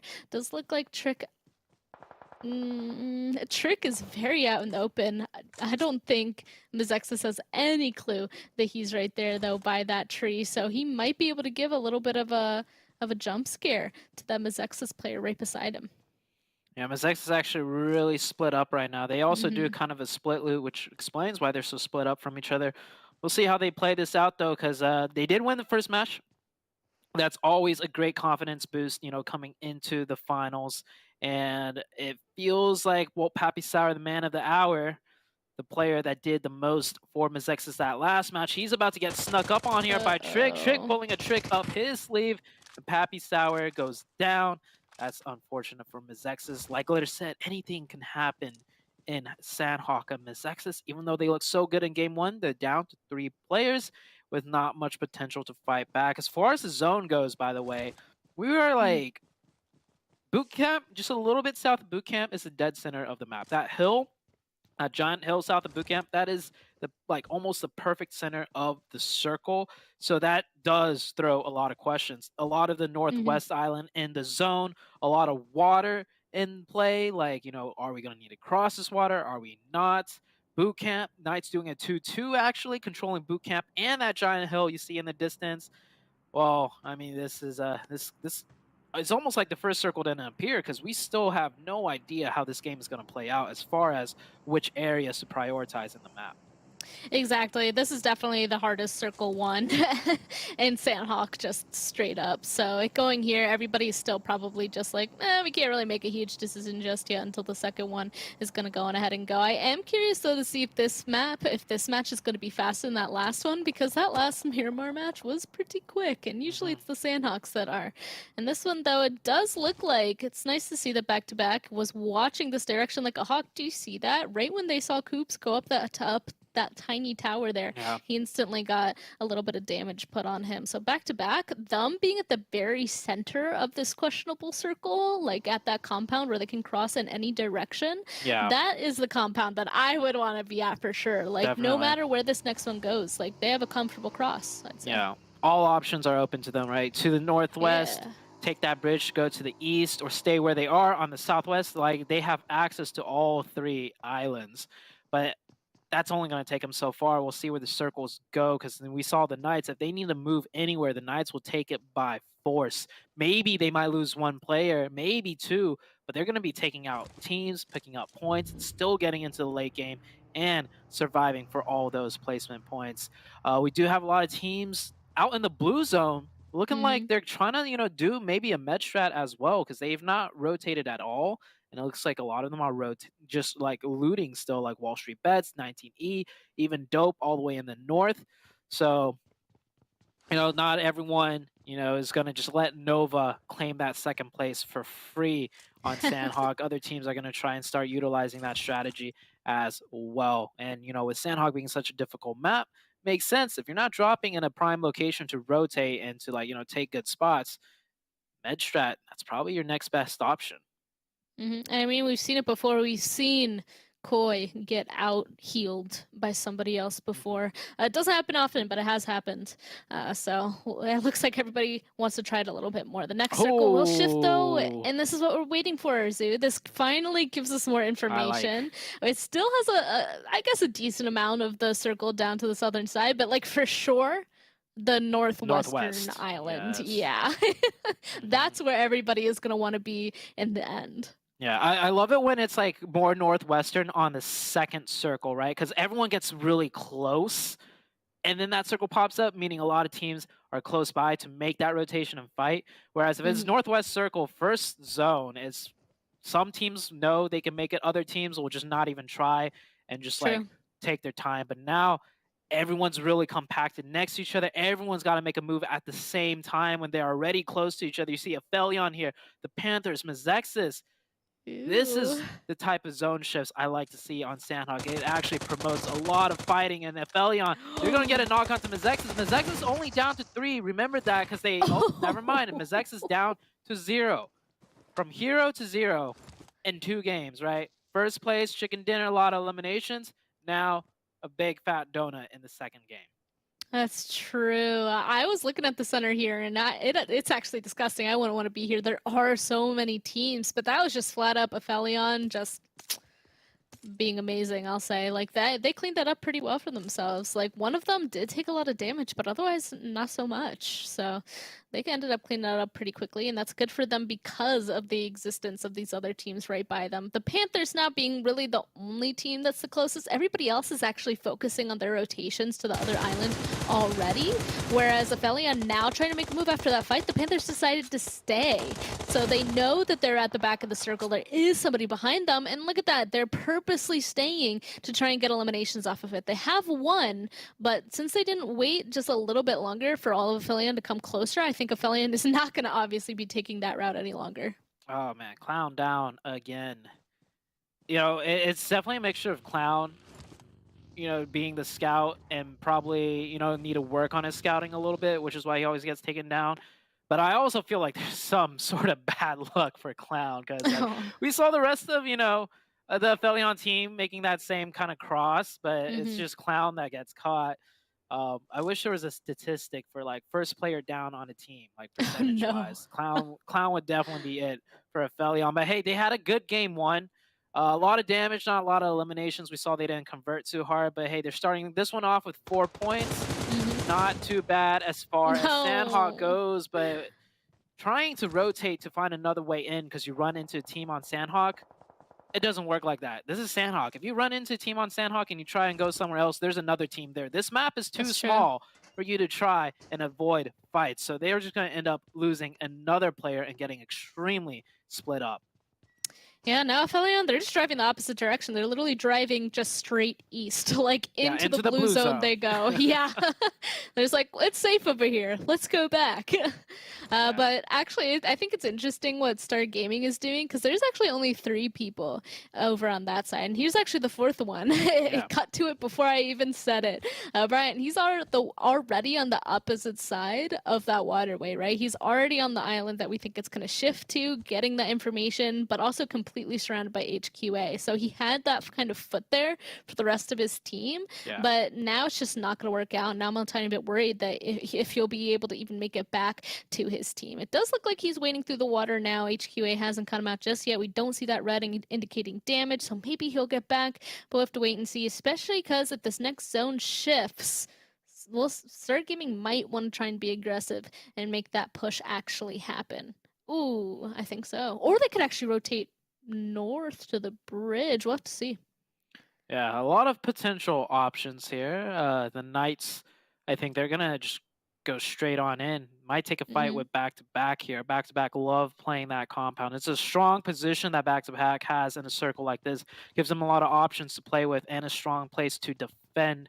We'll see where the other teams do, though, because a lot of teams have to head on to this island now. We are 100% on the northwestern island, with a good majority of the teams not even close. So it's like time to make a decision. Do you fight your way in, or are you going to just go for that med strat? And I don't think a lot of teams have the meds to make that decision right now. So we'll see a lot of fights potentially. Great circle for Execute, though. They continue to hold down that giant mountain on the northwest island. We'll see if the circle ends up going up there, which would be great for the Execute team. Yeah, they're in all the spots, so you just get full coverage of that entire top of the mountain there. That's a really good, strong spot. Everybody else, though, you already said there's so many teams out on the far edges of this previous circle that who even knows if they're going to be able to make it farther. WALLSTREETBETS, they're actually going for a huge rotation. They're all the way by Painan, and now they're just deciding to drive along the far eastern side of the previous zone. I think probably going all the way up to the north towards the bridge. So they're going to start all the way from the southern, all the way to the north. That's a big rotation for them. But I mean, if they see that potential opening, they're going for it. You question if you know, a couple of teams might take that northeastern rotation. It looks like it's more than just one team. Star Gaming trying to see if they can save their member that was knocked, and they will be able to. I like how they're, you know, dedicating someone for the revive. In a circle like this, you don't have priority rotation anymore, so why rush yourself, right? Just hang back, you know, take the time, try and get a revive, even though it's going to cut down on your rotation. There's no rush at this point because the circle is pretty much set on the northwest, and you're either in or you're out, right? You either got to fight your way in with 4 people, or you're just going to, you know, give up that revive. And luckily for them, they decided not to give it up, and they will get reset to 4. Nova, well, they're actually rotating right through KBL, so looks like they might get into a fight again. Koi, though, hanging way further back. He's usually the one with all the first aid kits, and Nova will lose 1 player. Koi actually taking shots. He does have the 26 first aid kits. He cannot go down to Quan here. And yeah, he had the win in that fight, but Koi realizes if he goes down, it's all over for Nova. So he's playing very disciplined. And Joey, last one out for KBL now. KBL trying to set up some type of trap play, but it looks like they are trapped in the jaws of Nova instead. And say Yi getting that knock on the second player over there before the res came through, that was pretty sick. But now Joey doing a little good amount of damage, honestly, towards Z. He just has to prone out and hope that he doesn't get caught in this spot. I can't tell what Joey's deciding here. No, he's looking straight at him. He's taking this fight for sure. While you're right, Koi, he's just trying to stay back and kind of wait for his moment, I guess, to really start just healing. Yi is definitely stuck on this bridge now. As you can see, a lot of fights are now actually happening all across this next zone, especially as it's about to pop. Next circle shifting, and whoa, that is nice. all right. I know Miramar was a tough circle, you know, the way it shifted. Man, Sandhawk as well. I don't think we've had a more difficult, you know, kind of circle shifts on Sandhawk until today. It seems like coming into the finals, the circle gods are furious, and they want to put on a show, give the teams the most difficult sequences of shifts right now. Joey, last one up, gets tagged up by Koi right there, and I think Nova, they're going to hunt down Joey here. He's pretty much trapped, and yep, Yi getting the go. finish. That's KBL out. Nova picking up 4 eliminations, and we did see them have up to 26 first aid kits. We'll probably pick up a few more from KBL. And now we're back to this fight over here. I was actually looking at it in that elimination feed there. Ace of Spades was doing some damage to the Knights there, but the Knights ended up getting them back. Ace of Spades, I believe, only have 2 people left, but now the Knights have to push up onto back-to-back at that compound that you were talking about that they love holding. You see 2 of them have pushed up here, trying to make sure that the Knights can't come any further, but at least one of them has made it to the rocks there being spec'd. The rest are further behind, and now, there we go, going for the bridge. Well, I don't know if back-to-back's going to be able to stop them from that rotation. J7, you gotta hit those. He was on a bike in the open, taking a straight path across the bridge.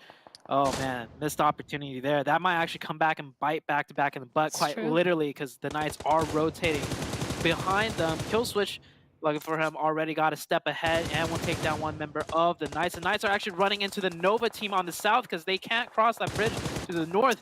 So it's a two-way kind of approach fight. Spec goes down. This is not looking like the Knights game. This is a good chance for Nova to get, some points back from the lead that the Knights took.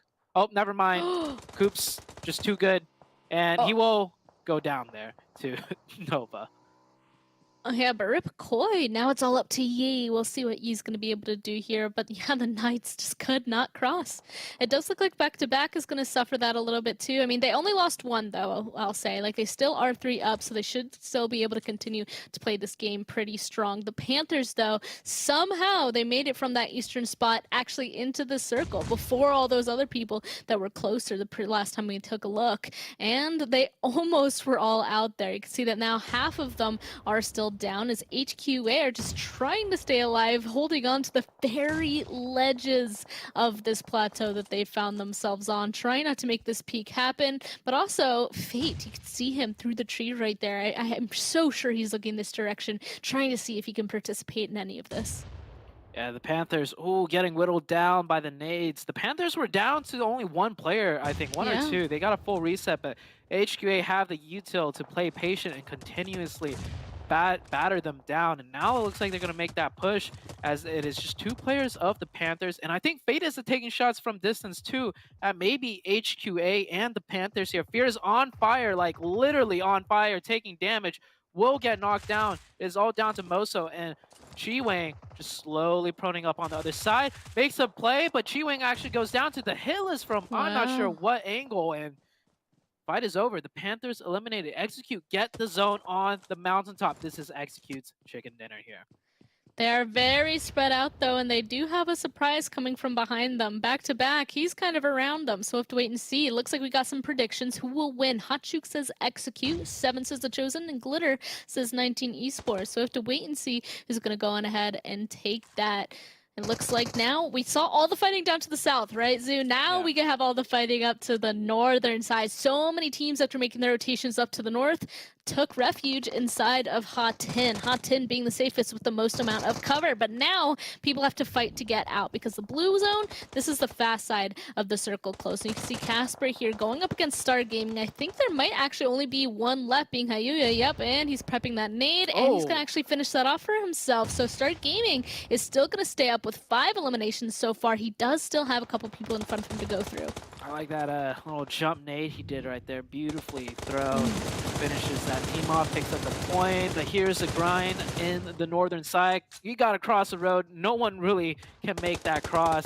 I think, if anything, the team should just fight it out. Exactly what Sure is looking to do after his teammate just went down. What? Down to 1 HP. Blue Zone's going to take that off. It's actually John-Chi that gets the knock. And Jad G in the distance trying to sneak by. He will also get taken down by the damage. And it's WALLSTREETBETS that will end up winning the fight because they didn't try to make the impossible cross. Instead, they sat back and just farmed the points. That's what you need to do, honestly, in situations like those. And look, even more points to be farmed by John-Chi.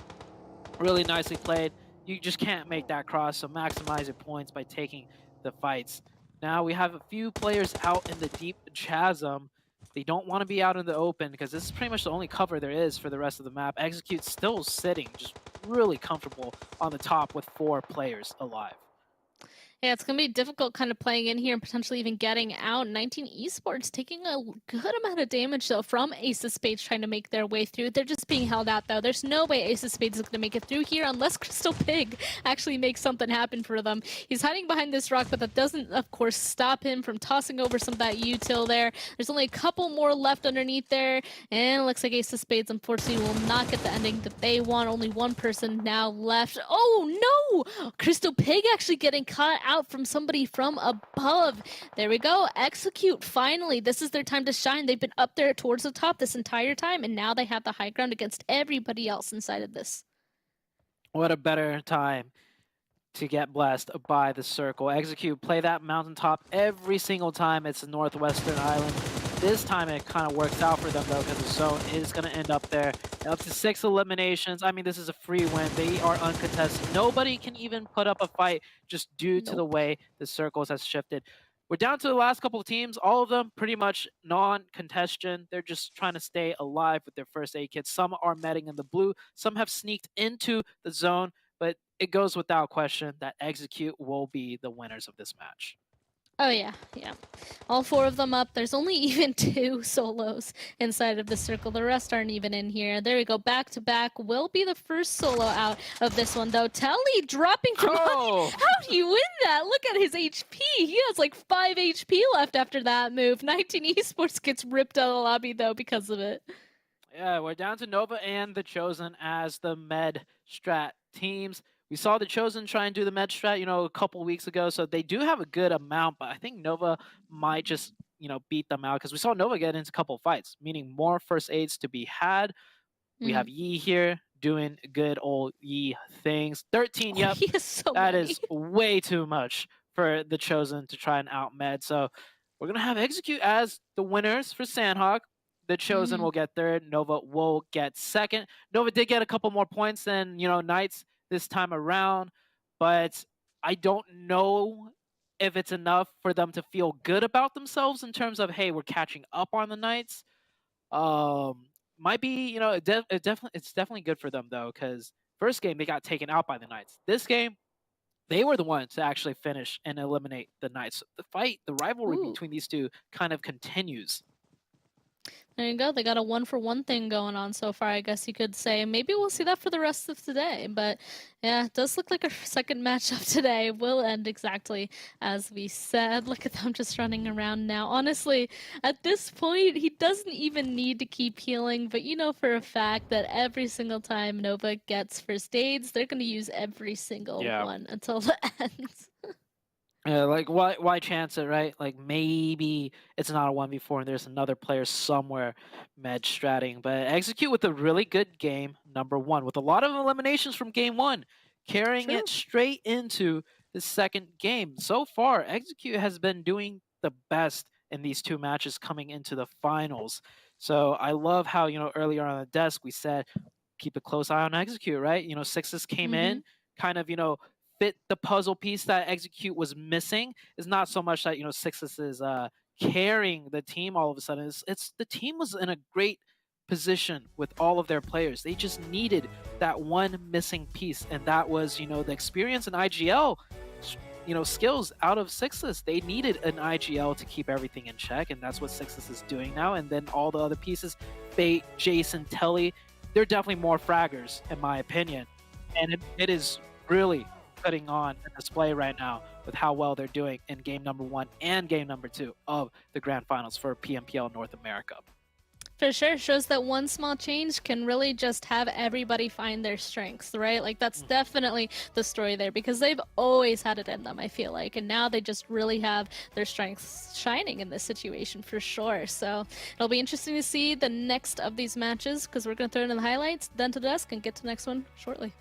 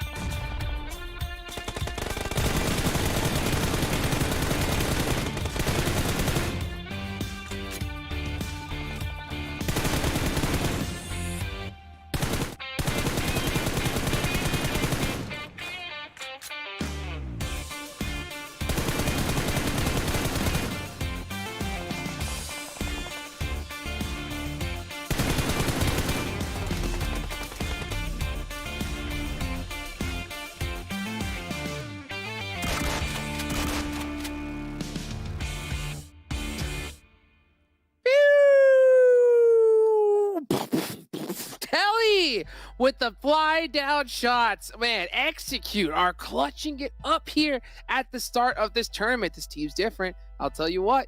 Oh, look at this. Prediction results. Me, 1 point. Thank you very much. Glitter, 1 point. And now 7 with the goose egg. 7, explain yourself.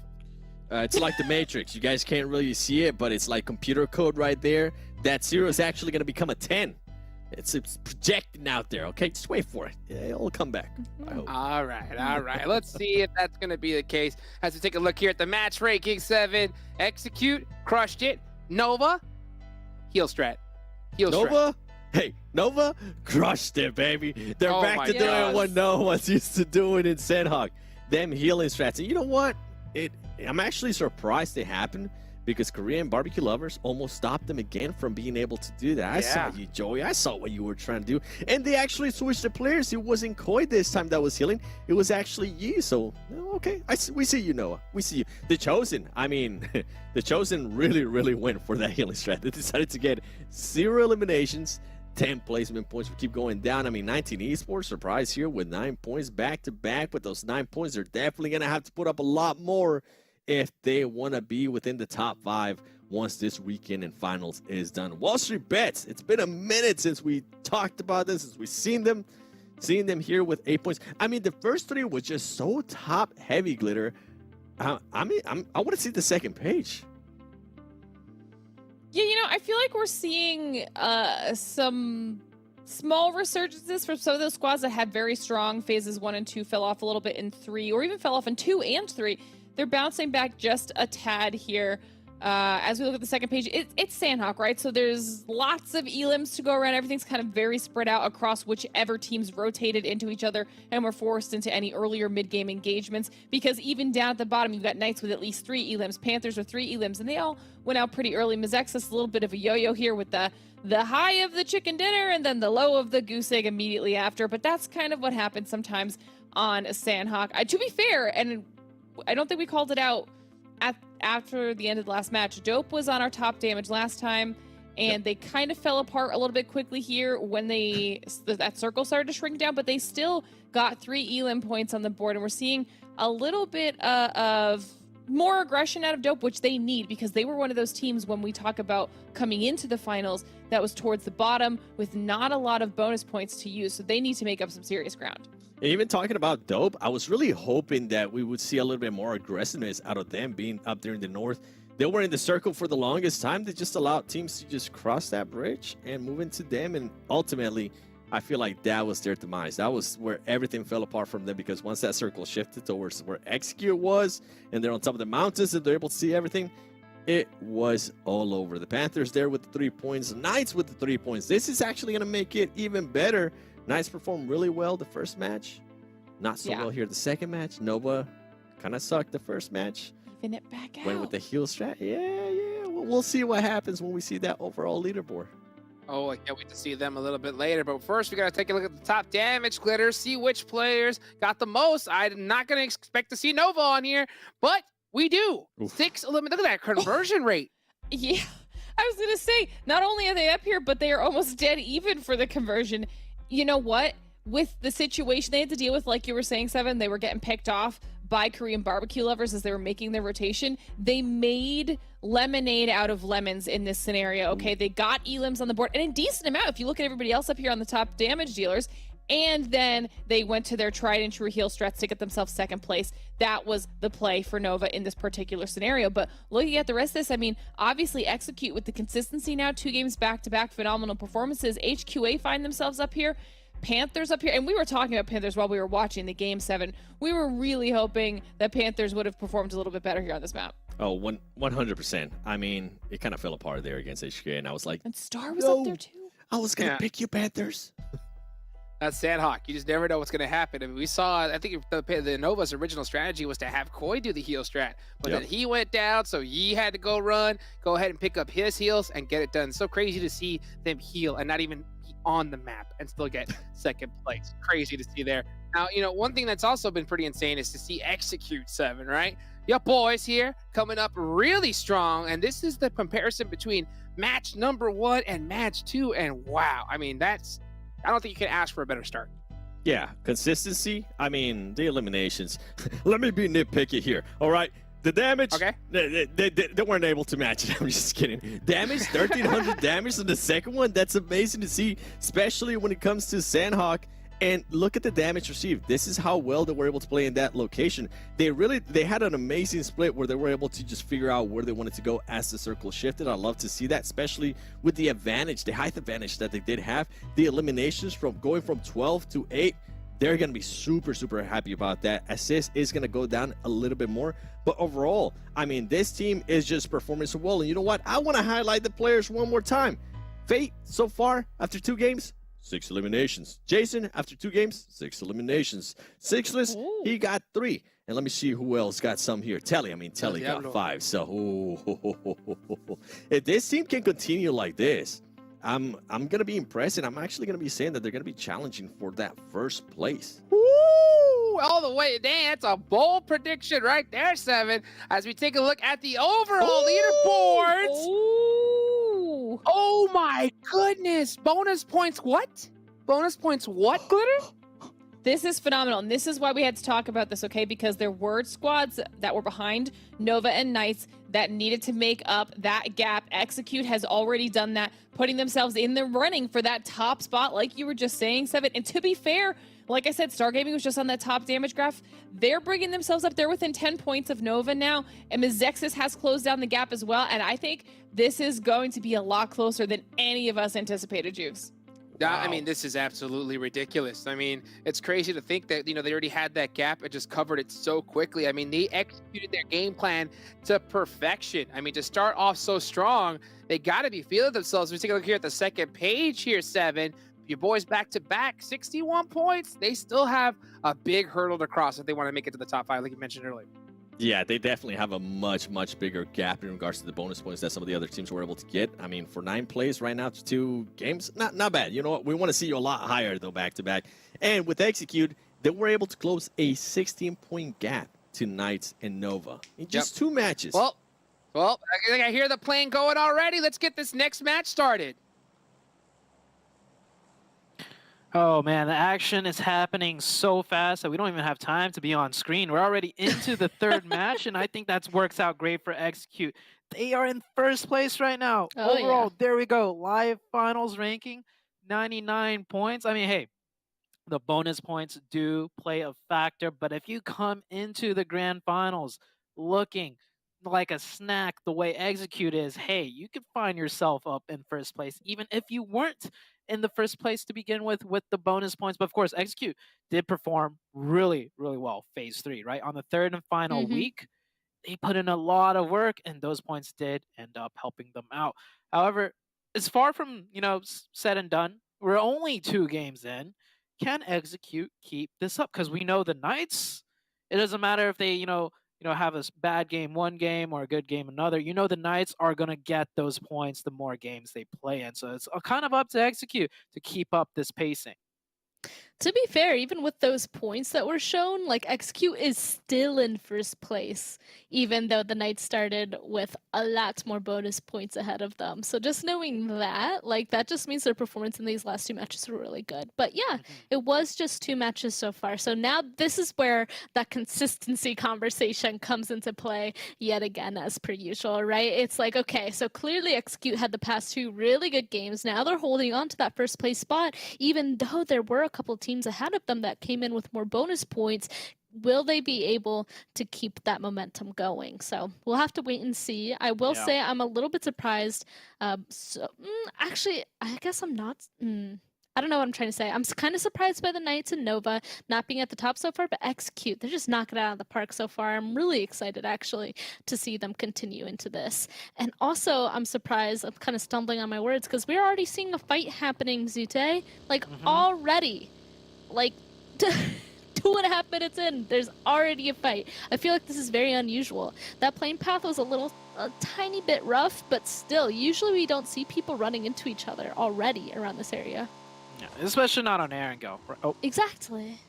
he drove straight into that tree. Probably It had moved, the mini-map you know? up, probably, planning their next rotation. Didn't account for the tree. But yeah, no, you're Put that right. there. Erangel is usually a map where even if teams might drop on each other, like as far as, off a plane path to get to where they want to loot, they don't really engage into fights. I think I was wrong, saying teams kind of get a reset when we come into the finals. I have seen no resets at all. Everybody is just playing like there has been no breaks whatsoever. Everyone's playing on point. Teams are just really committing to the fights and playing extremely well. And I love it, right? Like it's not a slow pace that I was expecting out of day one, and then it ramps up. And I think it really does have to do with the format, right? Yes. When we start this tournament off, when we start this tournament off with points on board already, and no one's sitting at 0, 0, 0, 0 all the way through, everyone's kind of like, okay, this is what we need to do. We know where we stand. This is our game plan. But when everyone's reset to 0, then everyone's mental is also reset. So loving the format and just what it's kind of put these teams into and what we've been shown so far in the finals.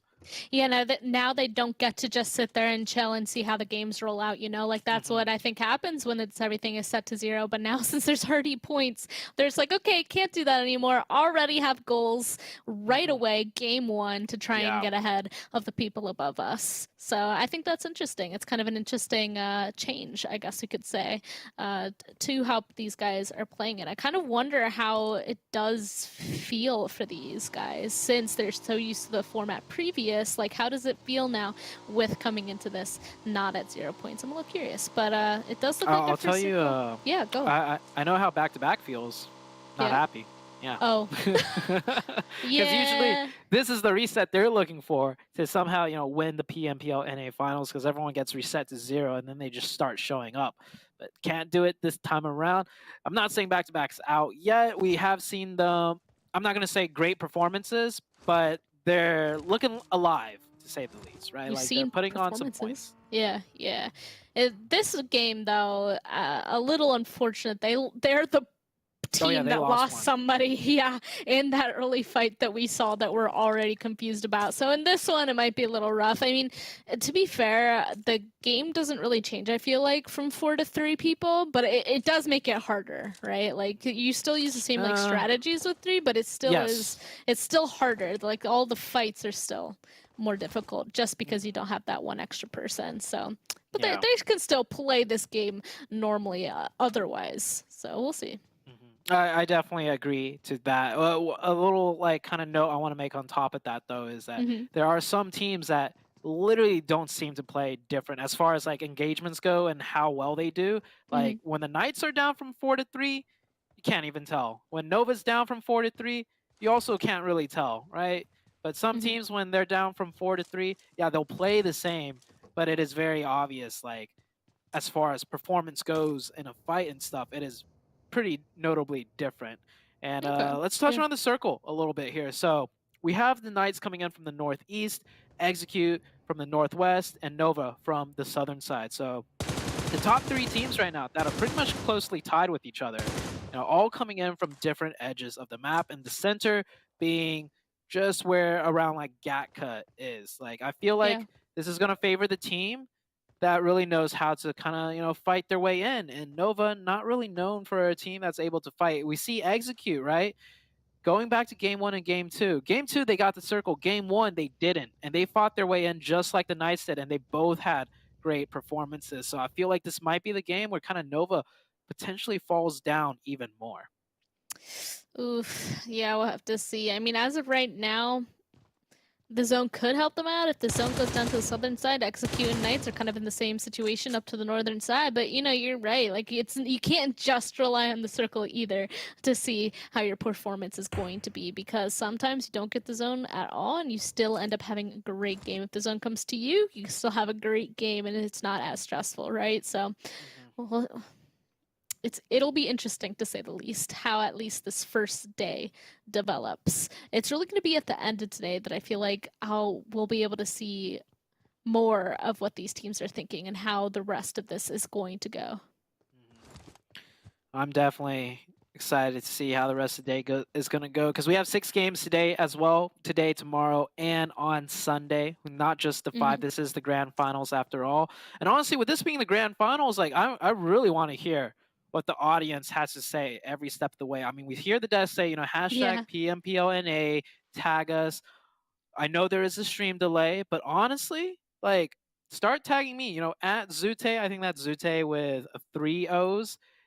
At me, hashtag PMPLNA, and I will have an open conversation with you guys watching at home as the games go on. Nice. Like, with so much being on the line right now, this being the grand finals, it's like I really want to see what everyone else is saying, what everyone else is feeling, and if they agree or disagree with me or you, even Spam, right? So, like, go ahead, do the hashtags, at Jukes, at Glitter, at Seven, at Span, at all of us, because we all have our eyes dead set on seeing what happens in the very few final days of the PMPL North America. And you already asked me a difficult question last game, right? Like, what is Nova thinking? And I'm like, big flounder, because, like, I honestly have no clue. Like, Nova's going to say it best or think it best, right? So I'd be interested to see even what other people think, or even what you think. That was a nice little bait setup right there. Acer prone in the grass. Joey kind of exposing himself, but that was definitely set up. And now KBL on the aggression. KBL started off really poorly in Game 1 and Game 2, right? Game 2, they lost some on Sandhawk. Game 3, though, it looks like they were fighting back. They got 2 of MEZEXIS down. Fight's not over. MEZEXIS just getting ripped to shreds from every angle. KBL with the perfect trap, playing very split up. We do see one member of KBL knocked, but he's getting revived right here. And I think MEZEXIS, from 4 players down to 1. Hey, they won the first game, MEZEXIS, right, in huge, spectacular fashion. Second game, first team is taken out, Big Donut. Third game, looks like might just be the same thing. MEZEXIS down to just 1 player. Goes to show, man, you might be able to start off the tournament strong, but that does not mean you're going to have the momentum to keep it forwards. That's very true. And that interaction, though, I have to point out, Acer just ripped people out of their vehicles with headshots. That was disgusting. But yeah, the rest of MEZEXIS just trying to disengage, find themselves a safe spot to play out the rest of this match, while the Chosen and Dope are in a big aggressive fight. Okay, it looks like the Chosen here have 2, 3 now actually down. So this fight with Subpig is the last one up, and Illusion will just barely win that. Look at that, like literally like 2 HP is going to win that for his team. The rest of Dope are going to be able to get that res onto Flash. Fishy unfortunately did get flushed out, but they got that church area just to the side of Ruins. This could be a spot that they play until the very end of the game, just smack in the center here. So that fight might have been well worth it. Yeah, Dope might get heavily rewarded. And we said it already, it's all about the consistency, right? We saw the Chosen get second place on Sandhawk. Boom, 0 points. We saw MEZEXIS get first place on Miramar in Game 1. Game 2 and Game 3, looking like they're going to get donuts again. So, like, even though teams are winning those chickens or getting those second, third place finishes, doing really well for themselves, it's more about which teams are consistently doing well. And so far, in the leaderboards, it's looking like it's going to be between Execute, Knights, and Nova. Star Gaming is hanging on in there, and they've been doing pretty decent each game. Definitely, not throwing any games away. So Star Gaming might come into play also. But of course, with so many games left, any team could still shoot themselves up in that top 5 position. Nova right now doing a rotation somewhat off center. So Nova always playing better when they're closer to the center of zone with their splits and formations, managing to get pretty deep into the second circle. But if the circle shifts up north, like across a river, that's going to be a really tough one for Nova. And there's a small chance it might just do that still. There is, and it's going to be a tough one, not even just for Nova, but for a lot of these teams. Like, there's only a couple, of course, bridges up to that northern side, and so far, just taking a look, all of them, all of the ones that are usually the go-to bridges, I'll say, are already covered. Yeah, you can even see it here. Like, just the one on the far edges are a little bit more free, but we're going to see this close and see where it's going to decide to go. I mean, it could totally continue to kind of straddle that river, and then that'll just be a question for these guys terrorize the rest of this game. So it's going to be difficult coming into this terrain here. We'll see though. Circle is about to pop. Everybody just holding their breath, and it will pull over once again. That hard shift on over towards that western side. We have a little bit of the crate situation, the river situation, some mountains in here. We've seen this zone a lot though, Zute, Yeah, but we I have. am interested to see how this one's going to end, because so far it has been different the times that you've seen it, but it's still a difficult one. Yeah, we'll probably see the Knights just take control of the north. That's how they usually play this one. They'll, Yeah. take control of the riverside if they have to, if the zone goes south. But I feel like with this zone, this is one of those hard shifts where we get a better idea that the zone ends around here earlier on, right? This is kind of a big shift where all of a sudden teams Yeah. are just put in a position where it's like, oh, not expecting that, because I was expecting maybe a northern shift where they have to rotate north. But I don't think a lot of teams are prepared for a northwestern shift where it's all of a sudden like crates, river, mountain, Mount Everest. Not like this it, again. yeah. But like you said, we have seen the circle quite a few times, so teams are at least familiar with the dynamics of this zone, but it still does not make it any easier for them. And Nova right now looks like they're going to have to give up on the rotations completely. They're just going to have to play the edge from circle 3 and have to fight their way in when the circle shifts off of them. Yeah, I'm already seeing some big differences from the other maps that we've seen, and some also big similarities, so I guess it'll be interesting to see how it's fully going to end, especially with the Knights up on the northern side. Like, Execute is up there with them. Are they really going to win up there this time? We'll have to wait and see. And since there are so many teams down to the southern side, last time we saw this, the majority of teams were to the north, and we had to watch them scramble down to try and find a space to play. So this one is different, of course. Every match is different in PUBG, which makes it so great. And Knights, here we go. They're making a big crash on the 6 list. He's hoping that his teammates will be able to provide him some cover here. You can see one of them to the side is going to be trying to do his best, and 6less found himself a spot to play, but taking some damage from afar as the Knights are going to start peeking around the corner. All of Executor here trying to save their teammates as the Knights are now pushing full pressure onto them. Nobody's been knocked just yet though. Everybody healing on up, trying to find that perfect angle. Here, the big nade coming through, getting the knock onto Jason here. So it does look like they will finally get the knock onto one. The second one goes down. Here comes the last member of Execute. Only 2 left here to go on against the entirety of the Knights. Oh, 1 is now left. They just ripped up. That was a really difficult kind of win here. Let's see what 6less can do. I don't think 6less can do much. He's not really known for his CQC, and that is Execute taken out. I mean, you could see like both teams playing really well today. But you could see just the difference in mechanical skill level. It seemed like the Knights player were just moving faster than the Execute team. Every time Execute took a few shots, Knights were in and out, only taking down like a little bit of HP. Whereas the Knights, when they fire back, they get the knocks. So that was a huge win for them. They do take control of that bridge, and they will need that bridge to make the cross down south.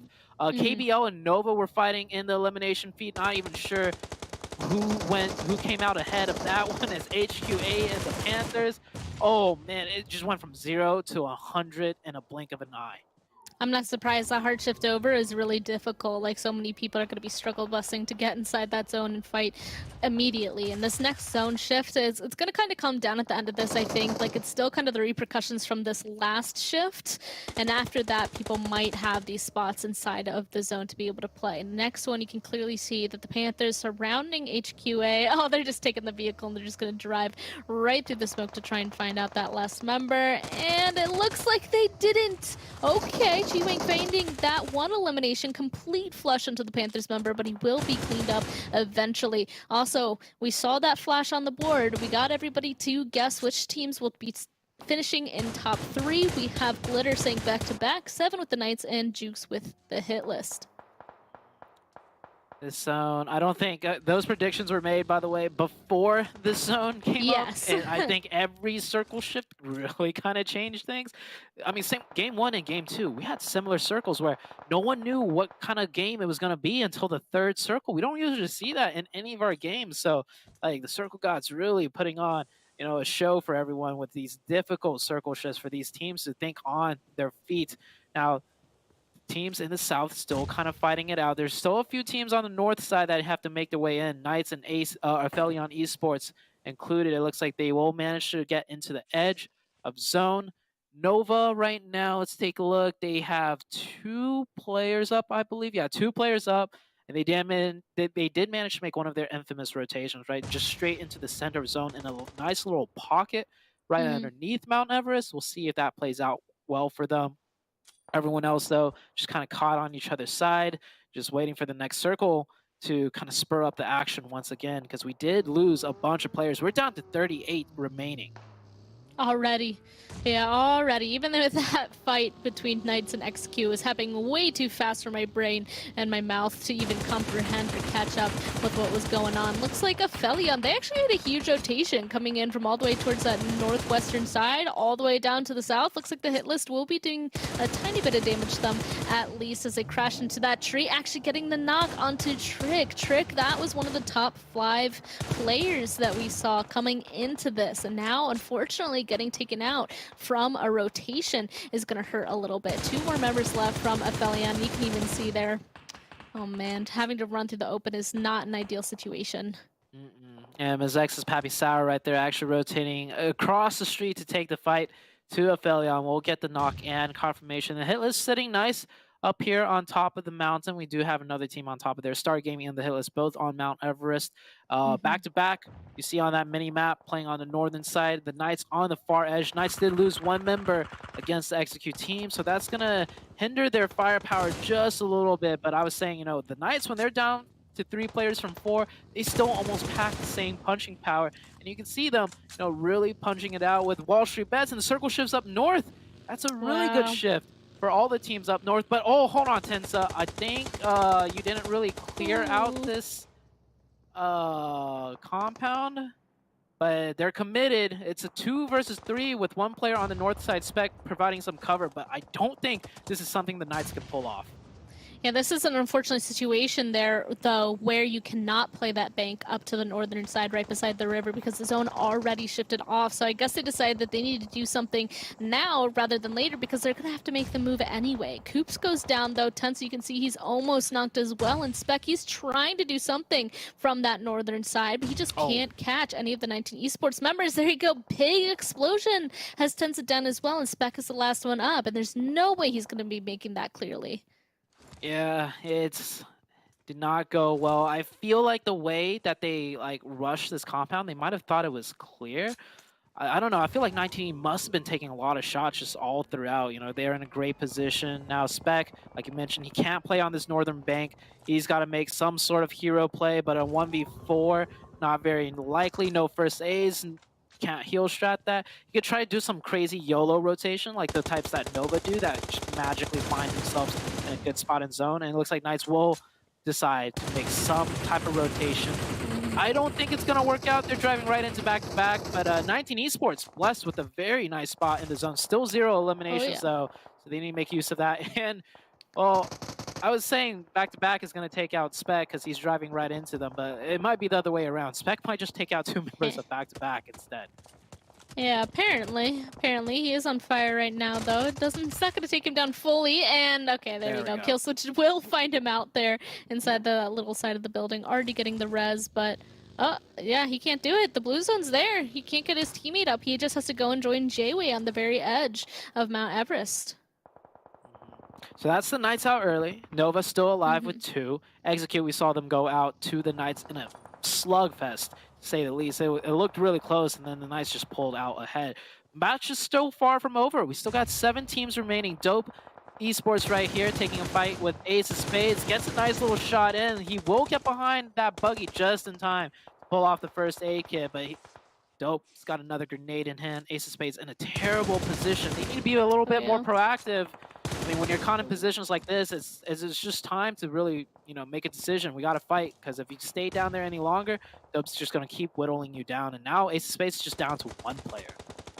And there's even somebody up to the northern side, so if they aren't careful, or if they don't even look to the north, there you go. I was gonna say, because I could have sworn that Robert actually could see that last member of Ace, and that is true, but he just hasn't spotted them out just yet. A couple more nades coming through from Dope. They actually have to make a rotation in that direction based off of this new zone shift. So seeing Ace of Spades be eliminated in there, Robert actually getting the last one. Dope they have a rotation to come into play. It'll be interesting to see if Robert can kind of hold it down. Nova was taken out there as well as Nova versus the other 2 members of Star Gaming that are still on the side of Everest that ended up happening. So Robert, this far over, yeah, it's interesting. He's able to kind of get his team that's still on Mount Everest a little bit more information up to the northern side in that wizard. You know, I think that's Star Gaming learning, right? Because just real quick, we saw the end game of another Erangel match. All 4 Star Gaming were stuck at that tower with 1 person off to the side, and they ended up losing that game. This time around, Star Gaming, they could have kept, you know, everyone at that tower, but they split up instead. So great adaptation right there. Now Star Gaming has multiple angles to work in from, multiple sightlines. That's more info for the late game. But 19E, they've got all the info they need right now. They know they have the best spot on the map with 4 players up with no cover anywhere else to be had. This is 19E sports game to throw. I mean, I don't think there's any way they can throw this. This should be a chicken for them, and they're able to pick up quite a few more eliminations here too. Unless they somehow just like put their guns away and get shot at by everybody else. Yeah, I think this is their game, right? I mean, you can see that the hitlist share, I mean, they tried getting as close as possible down to the southern side of this new circle. He's just behind a rock. He's just behind a rock. You can see some of the members of Dope are just behind their vehicles, and that's about it. Star Gaming now making a push into them. This is going to be the last couple of altercations before it really is just going to be 19 Esports cleaning it up, taking shots at people crawling through a field. I feel like Robert kind of messed up there. I know the blue zone was pushing, but his teammates were about to distract for him to get the perfect flank. Yeah, I think it was the blue zone. He just got too close to Robert's back and he had to make a play. But here's the rest of Star Gaming right now.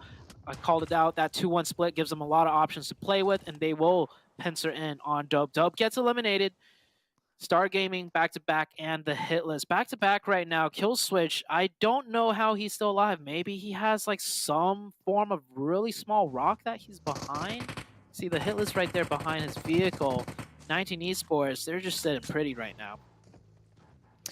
Yeah, yep, they just get to wait and take everybody out once this next zone closes. I'm pretty sure they're all just going to be crawling. There we go, and we can see this now. Killswitch actually has a small rock. He's not inside zone there, though, so he's about to be on the other side of it, and we'll see if 19 Esports spots them out as the hit list just did. The zone actually does move in the center of this big field, but 19 Esports, they're already moving out. They have a feeling they know where the last couple of people inside of the game are. I don't think they realize where Killswitch currently is, but even still, I don't know if Killswitch can change the fate of this game, right? I think he's, you know what I think? I think Star Gaming, since they've been playing so well, they're managed to get 1, maybe 2 knocks on 19 Esports, and then Killswitch is going to have his pick of who to knock, because 19E, they lost the zone. They have to all be in the open. And with them not taking note of Killswitch at all, Killswitch can easily knock 1 to follow up with Star Gaming's lock. It's just down to Star Gaming to see if they will get an opening for back-to-back. So 19 Esports, it might be a 4v2v1, but this is one of those situations where everything could quickly fall apart for the team. Oh yeah, I agree with that. You can see Star Gaming popping all these smokes. I mean, they're forcing their way in, right? Like they're trying to get closer with their vehicles and with these smokes. And so far, it's working out for them. But here we go. 19 Esports finally making their drive around, about to catch them out. Does look like they actually caught out Nesquik. So that just leaves Brian. Get 1. Yeah, Baby Tank does go down, but there's still 3 more, and just that nade is what cleans it up. So it looks like Star Gaming is out, and they're probably confused. They're like, wait a second. The third person is not here. He blew himself up. Oh, did he? I didn't even notice. Yeah, now it's a 1v2. The nades. Killswitch. That's a good nade. I feel like Killswitch just needs to go faster. It's a 1v2 that he could have had. Oh, back-to-back. Maybe... No, they had to know it was a 4-man team of 19E, and with 2 of them knocked out, man, Killswitch, he can win 1v2s. I've been on a team with that guy. That guy's absolutely nuts. I feel like Killswitch missed out on a huge opportunity here, and it's like they should have known they were second place for sure. Killswitch had nothing else to lose by playing aggressive there. There was 2 knocks. That second explosion might have really ruined everything for 19 Esports, but they'll get the chicken, 4v1. Killswitch might get 1 and confirm a point. We might see him get 1 onto 777 here. Yeah, no, they're gonna spot him out. Eventually, There we go. Oh, Killswitch is gonna get the point. He got 1 point at least. 19 Esports still wins that, man. but oh my goodness. Zite, I'm actually quite... I feel like there had to have been some sort of conflicting information or some sort of a confusion for him to not make that push. And it's unfortunate that he only had a singular nade to try and finish off that fight with, right? Like, I feel like if he even had more confident information, maybe that nade would have been able to do something for him too. I mean, just if that nade's all the utility you had, right? Throw that nade, get up, and just run in. Like, even if that nade doesn't knock anyone or damage anyone, that's the best you could do at that point. Because Killswitch for sure saw 4 people leave that compound. 4 + 1 is 5. The second, Star Gaming was out, you are second place no matter what. And you saw some stuff happen. But, I mean, that's just my opinion on it. We'll see what the, analyst desk has to say about that as we come back with a quick, short highlight. That was definitely set up, and now KBL on the aggression. KBL started off.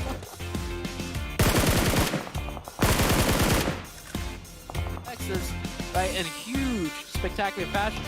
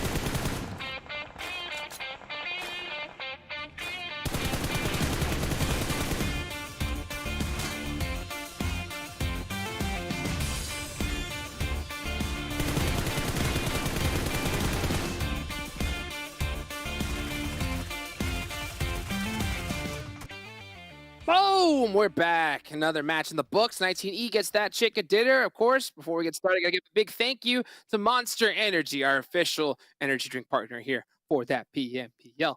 Another game in the books. Another dub for Glitter Explosion. Picking another great prediction. Glitter Damas is back. What can I say? Look, it feels good. Okay, like I said, I'm tired of the pre-show punishments. It's time for you two to step up to play. I don't even care which one at this point, just as long as it's not me. Okay. All right. Well, we'll see who it is going to be getting that punishment tomorrow. 7. All right, let's go ahead and start the match ranking and see where everybody ended up after that one. Why don't we go ahead and start with you, 7. 19 Esports, 25 points on the board. You know, that's something they really needed. Hey, I'll tell you what, these leaders, they really got to start watching out for Star Gaming. They really do. And I mean, between my 2 picks, I had either Knights and I was thinking 19 Esports, and they ended up getting blessed by the zone, and 19 Esports took advantage of that.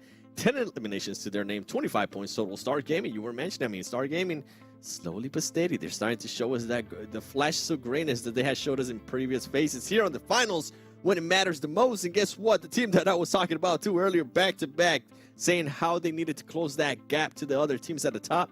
With those 18 points and some of the other teams at the top not really performing that well here in this game, that's going to be looking really good for them. Dope Esports there with 13 points. Korean Barbecue Lovers there with the 7 points. The HITLIST. Man, I really thought they were going to end up in the top 3.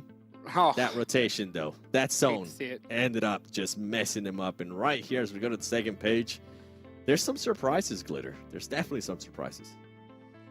I mean, Execute after having 2 very successful matches, struggle in the 3rd match. Nova doing better in Sandhawk, and then we come to Erangel and they fall off again. And to be fair, Knights didn't even have the best performance that they would have wanted. And all of the teams that we saw on the top 8 last time around, we saw APHELION up there. We saw MEZEXIS up there at the beginning. We saw HQA up there. It's a little bit of a yo-yo, but that's because everyone today came to play. I mean, on the flip side, you see Dope, who's at the bottom of the overall, stepping up with 7 elims, Jukes. You're damn right they came to play. I mean, this is crazy to see the start. I mean, execute 2 back-to-back performances, really big, you know, and kind of hurts to see that little drop off here. But regardless, big points from these squads. You know, their confidence has to be up through the roof. And I'll tell you what, out of all these team splitters, we take a look here at the top damage.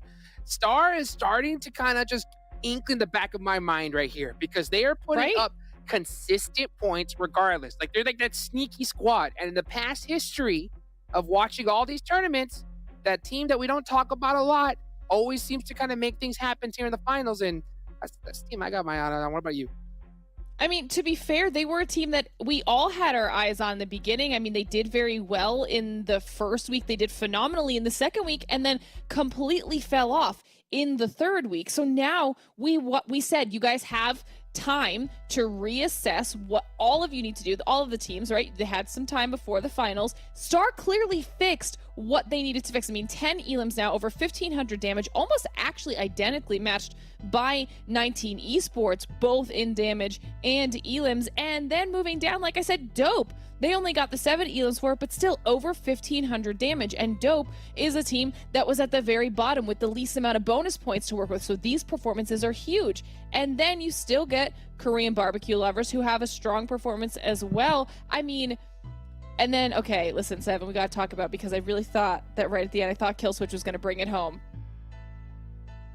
Yeah, and I think with Star Gaming, I think they answer a big question that I have for them. And the big question was, can they actually get a good amount of eliminations? I think in the first game, they ended up with 2. In the second game, they ended up with 5. And in previous phases, during the league stage, this was a team that was just very, very passive, wasn't really going for those eliminations. I do want to see the overalls, though. Pop them up. Let's see what they're truly looking like. Because Star Gaming, oh my goodness. You mentioned it, Hot Juice. 102 points, being able to bounce over everybody. And I think, going with what I was saying, them showing us that they can also put up elimination points is going to be big for this team. Execute, though, 100 points, tied with Knights. Nova there with 95 points, and another big jump up. Glitter is back-to-back now in 5th place. After previous game, I think they were in 9th. See, that's what I'm saying. If Killswitch had managed to land that nade right at the end, first of all, the fact that was able to get back in there at all, phenomenal performance. The placement points alone put them above MEZEXIS, who started off the day with the chicken dinner. So this is going to be a battle here between all of these teams. Don't forget, every single placement gets them a little bit more money, so they want to climb up this leaderboard. They want to be putting themselves in top spot. Plus, the top 5 are those slots moving on to the Americas. So all of these teams are going to be fighting tooth and nail. You can see Panthers now in 9th place, and 19 Esports making some moves after their strong performance. I mean, and to be fair, HITLIST and Dope, the teams that are down there at the bottom, are doing a good job chipping away at those overall points, Jukes. Yeah, the reason why I think they're so scary, Stars, because all the squads have been focusing on those top teams. Knights, Nova, right? Those big names. But Star's been right below, right under that radar. And then now they've peaked right out, right in time here for the finals. Let's go ahead and, of course, take it over to the casters and see what they got to say about this as we get ready for our next match. Thank you, Jukes. I'm absolutely loving the way the overall leaderboard looks, because we had a huge discussion when we introduced this format. I had a lot of comments, even from pro players, saying 20 points is too much. They were like, imagine, 20 points and then one team gets like all 40 or all 80 of the bonus points, which is kind of what Nova and Knights did, right? They both finished off with 79 74. respectively. But I think it's perfect, because we don't have the problem of, oh, this team is so far ahead, there's no way for us to catch up. If anything, this is perfect because teams are rewarded for the league stage in a good proportion, and there's still chances for teams to catch right back up. Star Gaming, a perfect example. Also, Execute too, right? Execute was in 1st place just before the last game finished, and now Star Gaming. So it's like, this point system, this point format, I believed in it. I thought, 20 points, it might seem a lot, but the point spread isn't going to be that big. And it is just, man, loving the way things are playing out right now. Yeah, there's that live finals ranking right there once again. The top 4, 102 down to 95 with back-to-back. Very close. Like, they could be the back-to-back, no questions asked. They are not, anywhere out of this tournament. No, honestly, seeing that even the team in last place as of right now, 16th place with 46, I mean, like the whole leaderboard is still doable in my opinion. Like, there's still so many points, especially at this point, still just being day one. This is like the game after the halfway point of today, that there's still so much movement that this leaderboard is like can go through and is going to go through until the very last match of these finals. So I think that's pretty exciting. Yeah. Definitely exciting. We're into Miramar once again. So we've seen 3 games in a row where the circles itself has been difficult. Not just, circle 1, it's on a difficult area of the map, but from circle 1 to circle 2 to circle 3, it kept the teams guessing the whole way through, and the hardships really changed things up. And well, I said circle Got 1 another one. is usually really difficult so far for today. Yep, this is definitely another difficult circle 1, and we might even see more difficult shifts. Hey, maybe even Minas del Sur, Los Higos down on the far south might happen. Fingers crossed. I mean, with the way the games have been going, with the way the circles have been, treating these players, it may very well be, down to Los Higos, and it'll just keep going down south. Honestly, even like this circle is basically our first game circle. Even that will make this game harder, right? Because even if it goes to the same exact spot, that all these players know now, right, how to play those kinds of circles. So I think even in this one, since this zone so far is the same as game 1, like maybe people will have more of a chance of being aggressive or knowing where to go or expecting other people and where they're going to be going. So I'm not too mad at this circle just yet. I still think there's going to be a lot of interesting things that are going to happen just because we have already seen this today. I'm kind of curious to see if MEZEXIS, for example, is going to continue that big streak of doing well on this map, or if somebody else is now going to step in and shine. Oh, man. The games today. I didn't expect it to be this close as far as the leaderboards go, and this crazy as far as the circle goes. I think there's not one thing that I am disappointed with. I think all the teams have been playing well. The circles have been giving us great action. The leaderboard keeps us guessing. The Knights and Nova going back and forth fighting each other so far, like almost every single match, every single game. Yeah, it's just... And we're not even like done with day 1 yet. This is only game number 3? 4. 4? Yeah. We're already on 4? Yeah, I know, right? Yeah, like it's just flying by. It is flying. Like, it's, I mean, when you watch a boring movie, right? 30 minutes could feel like an hour. When you watch a really good movie, 2 hours flies by so fast, and that's what we're watching here. We're watching really good PUBG mobile action, and it's like we're already on game number 4. Oh man, give me more. Well, we'll see what happens very soon. We're 4 minutes in. We saw the Knights on that last Miramar game already rotate in the very same exact circle when that 4-minute clock hit, and I think teams are going to start picking up on that. Their teams are going to start moving a bit more faster and faster as the games go on. Yeah, this time they're still in Picado, which is interesting. 19 Esports, one of them actually is still close to that compound where the Knights went previously, but the rest of them, they're already out of there. Look at this. So we get to see it, actually. They're already moving and taking another compound that's closer towards the center of this compound. So maybe they're also kind of learning from that first game on where they're going to be going or how they're going to be rotating to. Unfortunately, 777 is at that previous compound. I think maybe his teammate there is going back to pick him up before the Knights kind of pop back into that location. But as of right now, everything, looks like a game 1. I'll say Dope still right in there by Chumacera. 19 Esports are moved a little bit further, but still back to pack. About to start spreading out around Monte Nuevo and Execute, leaving Valdemar to go up to the northern side. It's really going to be all those people that weren't inside of this circle around the edges that's going to create the more interesting dynamics. Yeah. Knights right now in the same exact position like you mentioned. Very similar circle. They're going to stick to the same plan. This time they did not manage to catch off that 119E player because they did make the adjustment. The circle is a little bit further south, though, right, than we saw in the previous Miramar game. So we might see the Knights look to go a little bit further south rather than stopping there as compared to game number 1. Everybody else still taking their time to rotate in, just like game number 1. So it's almost like the exact copy-paste with not much difference. And I am perfectly okay with that because give this game like 5-10 more minutes and we're going to be in for non-stop action. Oh, exactly. Definitely feeling a sense of deja vu.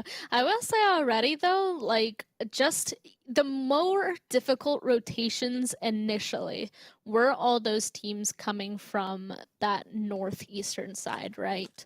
As of right now, I feel like the teams are further away than the first time, so I'm kind of curious to see, instead of making huge rotations over to the west like they did the last time, that ended up creating a lot of congestion of teams on the western side of the circle for the rest of that game, right? This time, I feel like there's a chance for that to be different.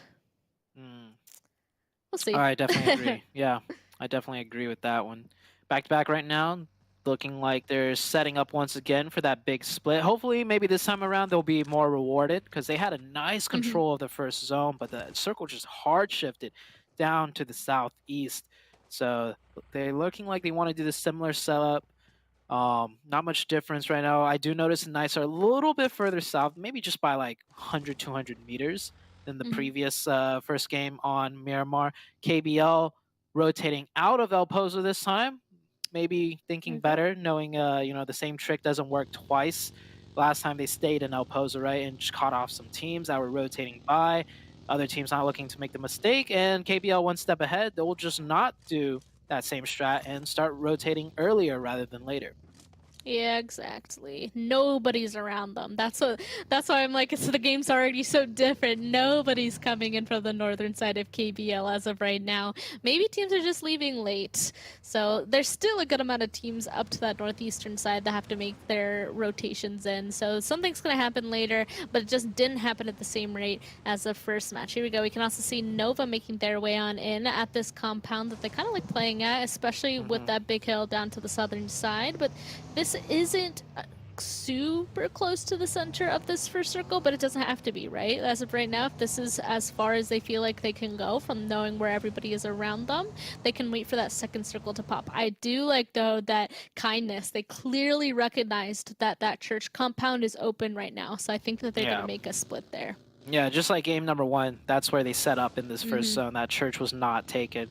So once again, not taken. Dope usually takes that church, but Dope is playing on the high ground on top of the mountains instead, with the circle being so far southwest.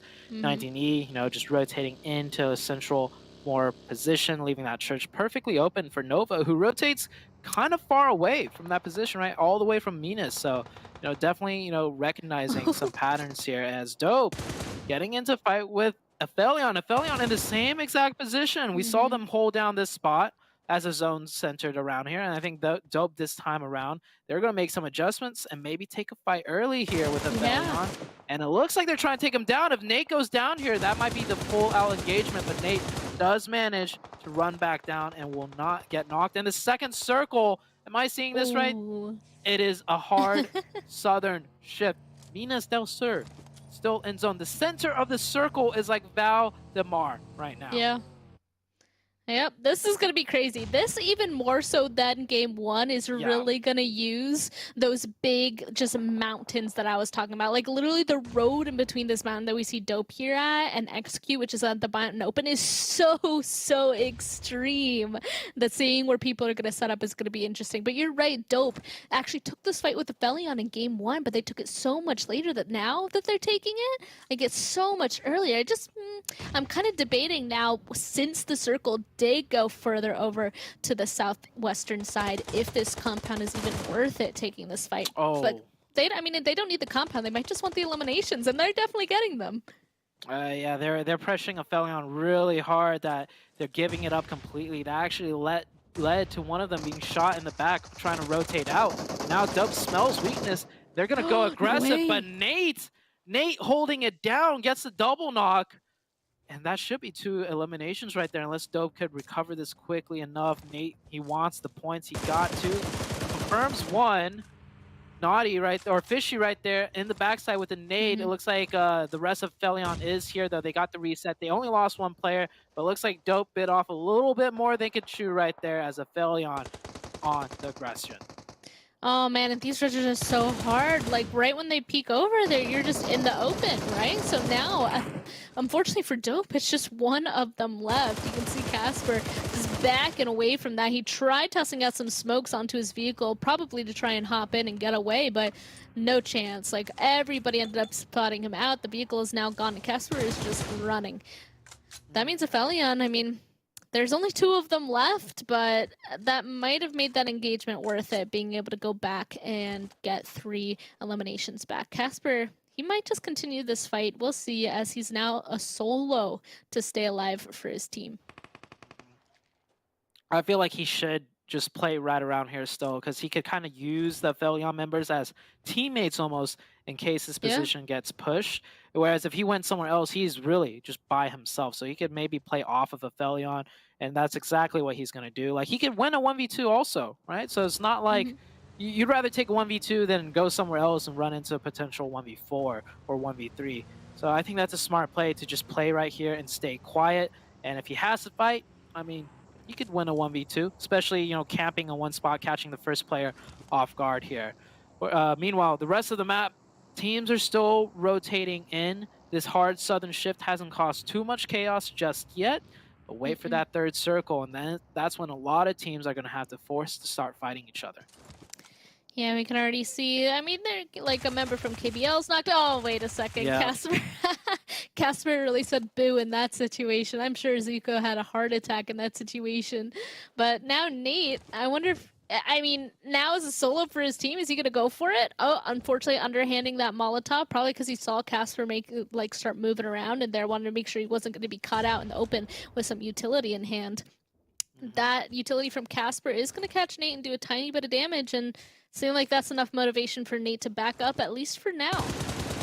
Next circle, this shift, we are not going down to Los Higos, unfortunately. It's centered right back up to the north. Execute in the middle of the zone. And we do see these 2 players on the edge, or not the edge of the zone, but they're still in circle facing off in this 1v1. Oh, man, it sucked seeing that 1 player run in and get taken down. It just made me think of the Knights, right? When the Knights player ran into that, in that very first match, ran into that building 19E was camping at, he was ready to potentially get shot at. That player out of APHELION, though, ran right in, didn't even react for a split second, and just got knocked. Yeah, so that was a little bit disappointing to see. Execute holding this split. Looks like they're going to have to give this split up or condense it down just a little bit, as Fate is backing up with Telly and HITLIST covering him.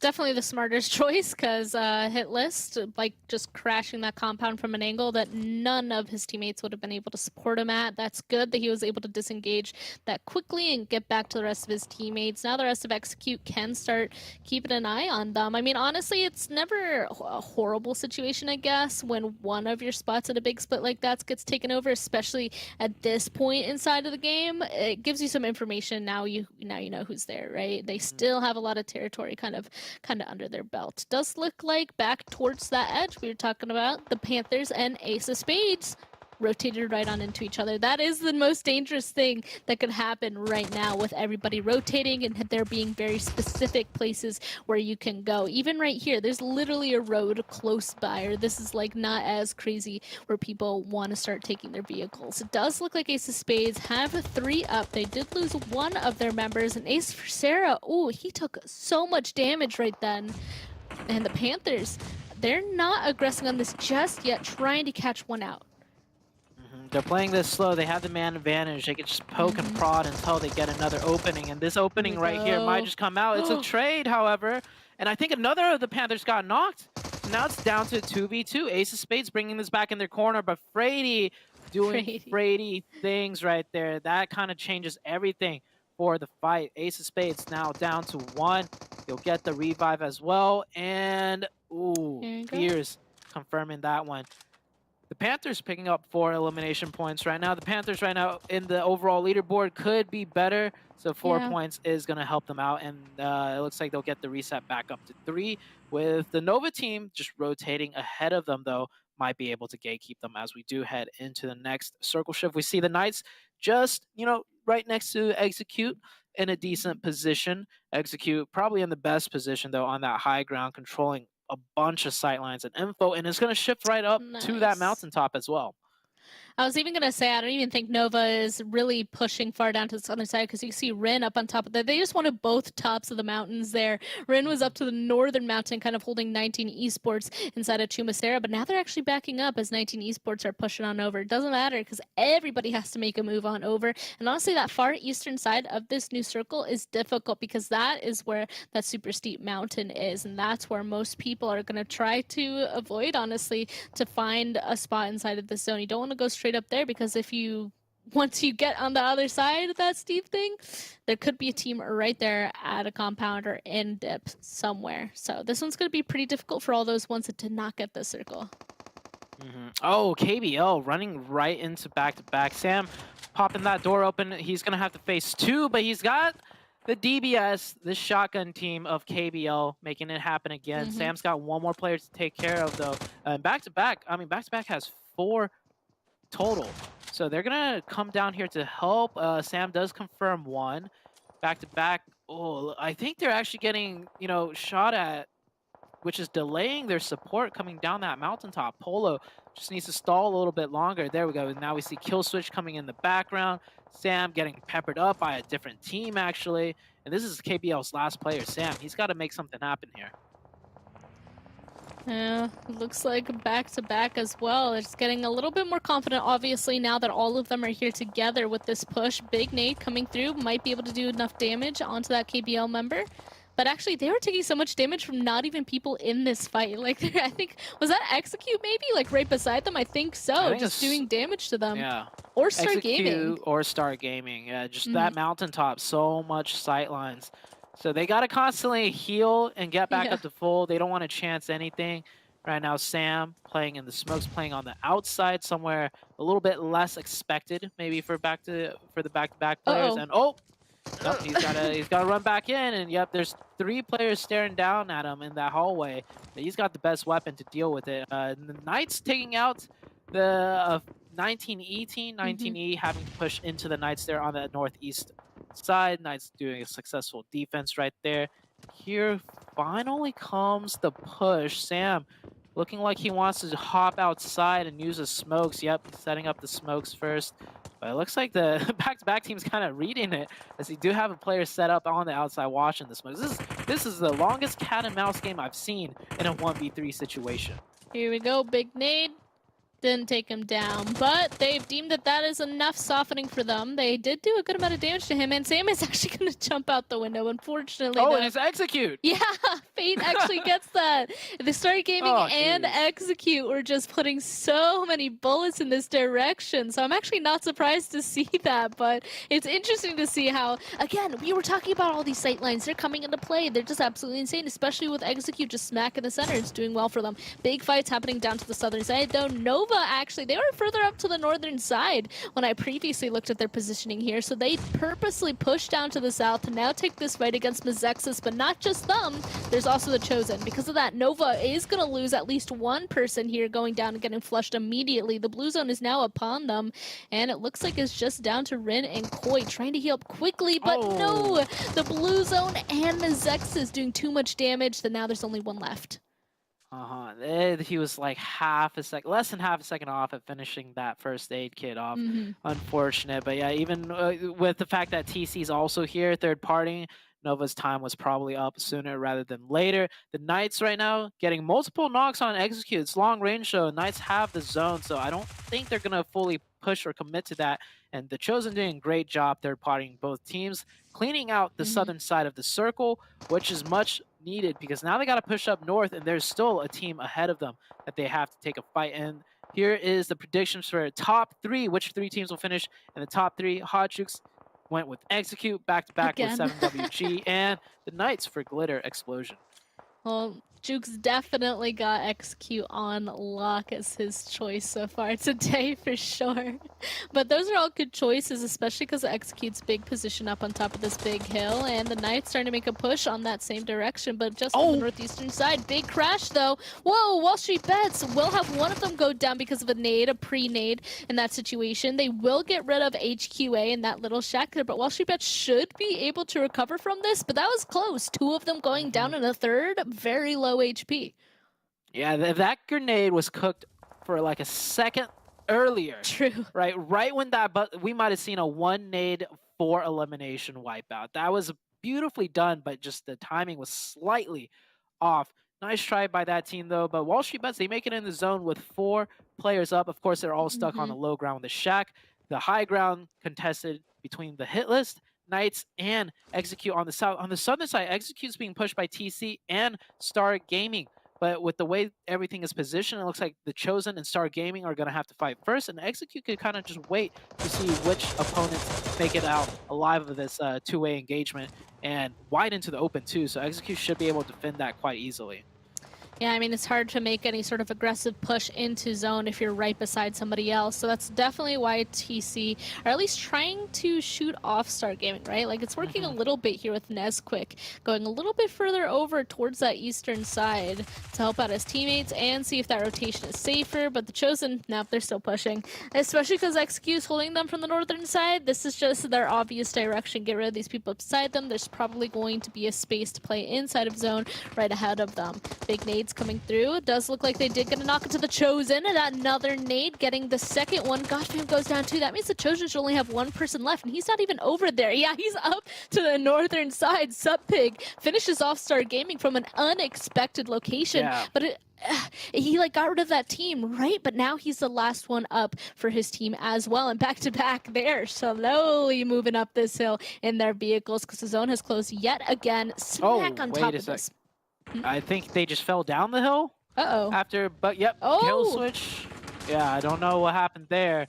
That would have been a great time for them to get up there in third party and take the fight, because the zone is ending indeed on top of the hill, right onto the HITLIST and the Knights. Right now, Execute, they did manage. They unfortunately lost the player, you know, holding the defense up here. But with 3 up, they could still make something happen. Wall Street Bets have the biggest difficulty ahead of them though. Even though they have 4, that's a really hard mountain to climb with those vehicles. Yeah, the only thing that they can really get here is if the HITLIST starts getting in a big fight with whoever else is there, Wall Street Bets can get involved. It does look like back-to-back. I mean, that was the only thing that they could have waited for, but that's exactly what we're talking about. Like, these things are too steep. It is difficult to make the rotations that you want in this. So while rotating down to the south might have been the best choice, back-to-back literally could not do it. They're trying to do it though, but of course, I mean, Execute picked up on it, so they're going to be able to peek on over, and back-to-back is going to be taken out. The HITLIST, though, getting hit from 2 sides. Wall Street Bets and the Knights, they're in for a long one now inside of this compound here. Yeah, Wall Street Bets doing a great job scaling this mountain and using the distraction that the Knights are putting out. Now the HITLIST is kind of forced into that sandwich you mentioned, and the HITLIST are doing a good job defending though. That's 1 Wall Street Bets player down, and actually 24K is knocked all the way down on the low ground. So there's only 2 members of Wall Street Bets active left up here and 4 members of the HITLIST. This is a great chance for them to group up here and take them out, or at least send a couple more players to really pressure and finish this fight. Oh, no helmet. That's actually really scary, though. You can see Arsheer just doesn't have any armor at this point inside of the game. You can see that they were prepping some nades, but they just cannot land a seam. Wait a second and Execute. They just decided to pull on up as well, like right beside the building. So, oh, you can see Wall Street Bets. They're just falling. This is such a horrible position for them to be pushing, but where else are they supposed to go? Yeah, I feel like the HITLIST are doing a great job, but they need a, there we go. They're making a, you know, more aggressive push, take down some players. Now they could back up and focus on Execute that might be pushing them, or even the Knights team that they still have to worry about. So it's a great job for the HITLIST to relieve some sort of pressure, but they are still sandwiched by multiple teams. And JatG, it looks like he is fully committed. I feel like he is just straight up falling. Like, good luck getting back up, but he will be able to do it. But oh, gotta be careful, because while they're taking that fight, the Knights were able to kind of creep a little bit closer. We'll see if Tenza, yeah, he can still climb up. He just got turned to his side and then shimmy sideways, you know? And Execute, I have a feeling they're waiting a little bit longer for more things to be happening aside that elimination feed before they make a big thing happen, but they will pull up closer right underneath this compound to the southern side. Yeah, we're down to 4 teams. Might seem like there's only 3 colors, but the HITLIST and Execute sharing like a shade of brown. Yeah, I The get HITLIST has confused. been, yeah, the HITLIST has been doing a great job defending this position from all angles, being very active. You see that with 5 eliminations right now. This is where things might fall apart for them, though, because we do see 3 members of Execute. They've been playing on point today, making it into the late game once again, right? So that consistency question of Execute, they are doing what we question. They are definitely playing consistent today. And there's a chance they could win this because the HITLIST, even though they have 4, they're put in the most difficult position, sandwiched between everyone. You see Tensa about to make a play here and potentially knock player of the HITLIST, and that's the go-ahead for the Execute team to make their move as well.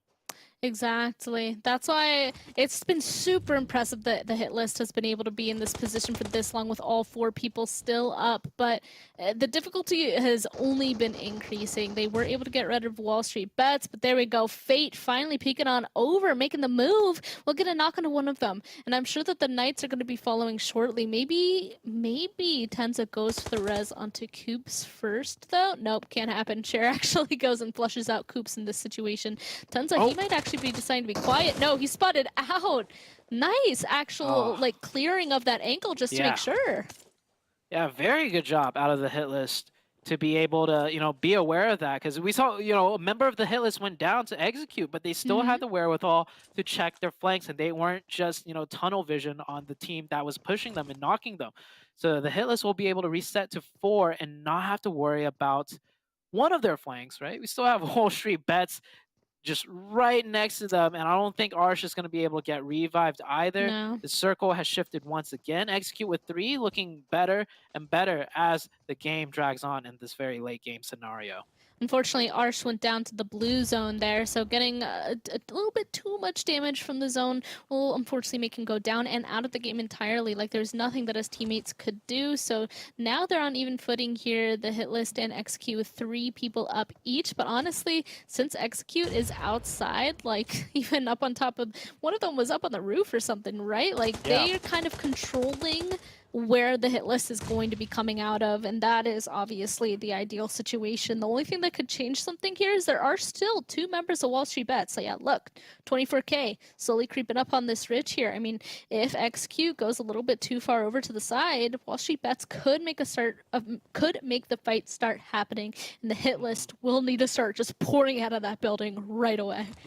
Yeah, I think everyone has the same exact thought. If we shoot first, the other team is going to take advantage of that. So nobody wanting to make the first move. It's a 3-way standoff right now. It makes me think of that meme where, the Spider-Man meme? Yeah. Where there's 3 Spider-Mans pointing at each other. It's like, no, you go first. No, you go first. So it might come down to one more circle shift. We're going to head into the 9th and final circle before something happens here. And well, let's just say I think I saw Fate with the MG3, that gun with 75 bullets. That's going to come into play for sure. And we still got some Yuto here as Fate, almost, not really almost gets knocked, but takes some damage right there from a nade. The threat was there. That would have been huge, actually, if that did get him knocked, but it didn't, and they backed up. I think maybe Execute realized the position they were in, and they actually backed out of the building completely. Like, they had the roof, they had the little deck to themselves, the upstairs was theirs, but they didn't want it anymore. They decided to kind of back up, all 3 of them now on this ledge. I mean, they can see the numbers, right? They know it's not like a full 4-man team. Like, there's still somebody else out there. And they for sure had to have seen Arsh go down for the HITLIST. So there's 2 other people somewhere, so they're just going to group up, make sure that they don't get knocked up on the roof. Oh, the HITLIST spots out 1. He's trying to hop on that banister to lean peeked out the window, having a little bit of trouble. Yeah. Always difficult to climb that one. He needs to hop on the table, but here we go. Okay, no, not just yet. Some shots, but there we go. There's the opening. WALLSTREETBETS gets knocked right now, and Execute actually steals that point away, but Jason gets traded, confirming that. So that's another opening for the HITLIST. Now the Fate trying to get the answer back. Fate goes down, Execute down to 1. WALLSTREETBETS is out. The HITLIST 3 versus 1. So in a blink of an eye, the HITLIST will take this one. Sixless, he's a clutch player, but clutch enough for a 1v3? I don't think so. And the hit list, a team that we didn't really, keep an eye out on for today, but the hit list, 11 eliminations, great position in the zone, and sure, they might have gotten in a little bit zone blast up there, but you saw how close it came to them, just falling apart. We had the Knights, WALLSTREETBETS, and Execute surrounding them, but they played that at the perfect pace, and make sure to check all their surroundings. So great chicken dinner by them. Maybe we'll get to see a bit of that in the highlights. So don't go anywhere, guys. We'll be right back.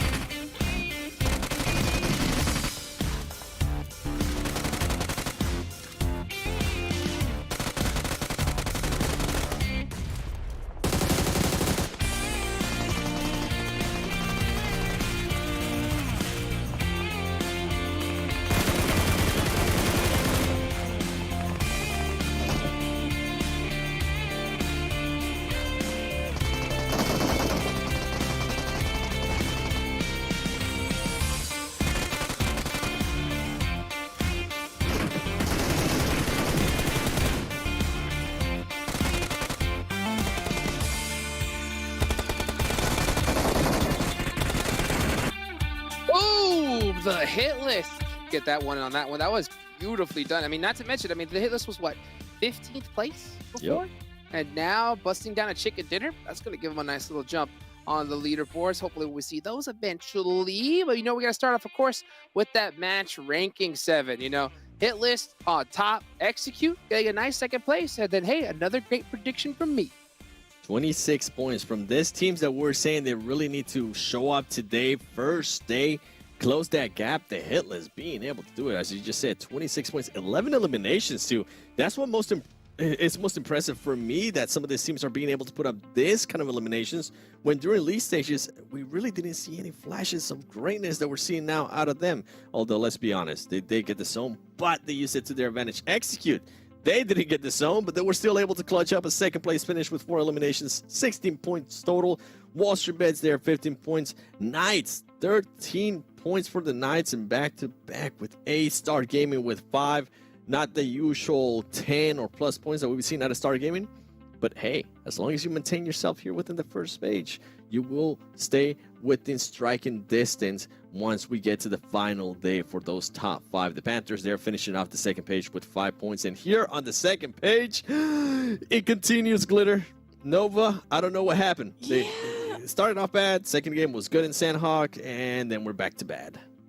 Yeah, I was hoping you would point that out, because we're seeing, to be fair, we haven't seen the explosive Knights level performances either. I think both of the teams have been quieter than what we would have liked, but Nova is really struggling on a map that isn't Sandhawk right now. And I guess on the flip side of that, this is the first bad game that Dope has had, and they were one of those teams down there at the bottom that needed the points. So we're getting a little bit of good with a little bit of the bad, and we'll have to see where everything equalizes by the end of the day.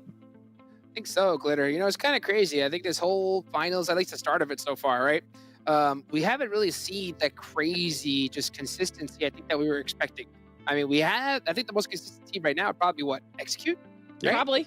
Yeah.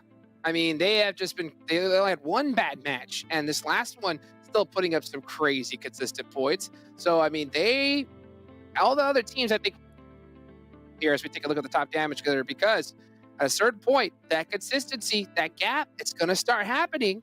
And dang, what happened to that conversion rate, though? 1,500 damage, 4 eliminations? Come on.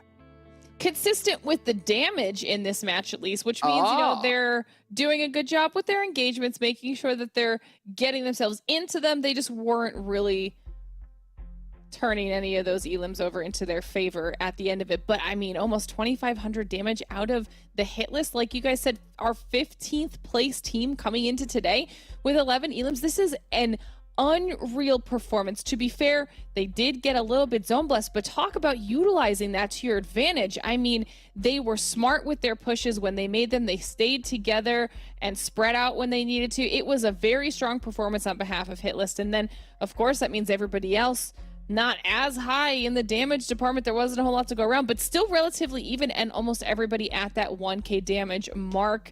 I mean, Star showing up here again, Knights making an appearance up here, and even on a bad game, 7, Dope still makes the top damage dealers. I'm not mad about it.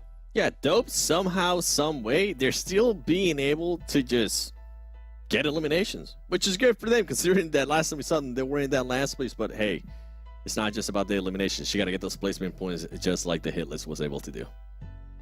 Yeah, it's about the whole shebang over here, you know, and one team that seems to kind of have it, like we talked about over and over, is Execute, right? I mean, they started off really strong, and I got to ask you this, 7, how bad did you want 6list to win that 1v1 versus Jack G? Listen, man, 6list, you're through. Can't win a 1v1?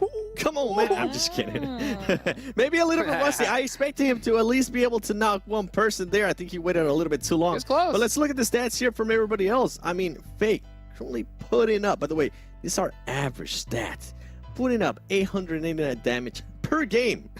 This continues on with what we were saying, how much of a great PMPL he's having, putting up 3 eliminations. Jason with that 1 elim, 320 damage. Telly too, putting up a lot of damage. I would like to start seeing more eliminations out of Telly and out of 6list. And something that we were actually able to find out during that break is that since 6list did join this squad, right?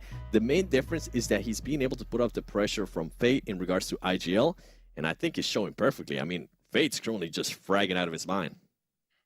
Yeah, I mean, I think the whole team is just playing better. I mean, more confident. That you just see that the effort that they've been putting in is working. I mean, just look at the difference in their numbers here in the finals. I mean, hey, it's proof in the pudding, baby. That's how you get it done there.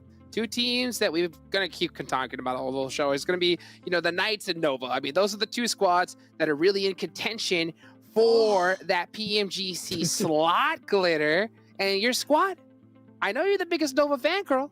Tell us what's happening. We need to put the. We need to see Coach Glitter. I want to see Coach Glitter today. We got to talk about this because we also showed the head-to-head at the beginning of the show, which was their average stats coming into finals. And we are talking almost triple the average damage for Nova and at least 1.5 times the average damage for Knights as well. I mean, the elims are down. I didn't think the Knights elims were going to be this high, but they did do a good job with their aggression in that first match, so it's definitely helping them out. But almost nothing on Nova, and the average survival time for Nova has gone down. Surprisingly, it's gone a little bit up for Knights, but because they find themselves in these situations where they don't have a full squad when they're that alive that long, they're not able to do a whole lot with it. And the only reason we have to talk about it is because we have very high expectations for both of these teams. They have been at the top of the leaderboards week after week. They are definitely going to be, oh, actually, you know what? I don't even know. I guess I can't say that. At the time, coming into this, we would have thought they'd definitely be in the top 5 heading to Americas, and Knights is still at the top for the PMGC leaderboard, Duke. So this is a little bit worrisome. It sure is. It really is. I mean, Nova, where are you? Where are you? We're waiting on you. And I know you guys watching are waiting for them as well. Go ahead and show them some love. Make sure you use that hashtag PMPLNA so we can keep up to date with everything you're watching. If you tag me and you don't use that hashtag PMPLNA, we won't respond. 7 gets it. Okay? I don't respond. Right. You got to use that hashtag PMPLNA. Come on now. That's right. That's what I'm talking about here. All right, next match is get ready to go. Let's get it started and send it on over to Zute and Span Cargo. Wow, that rhymed. Oh, actually, it was the same word. Yeah. Okay, Jukes. All right, game number 5. We're back on to Sandhawk.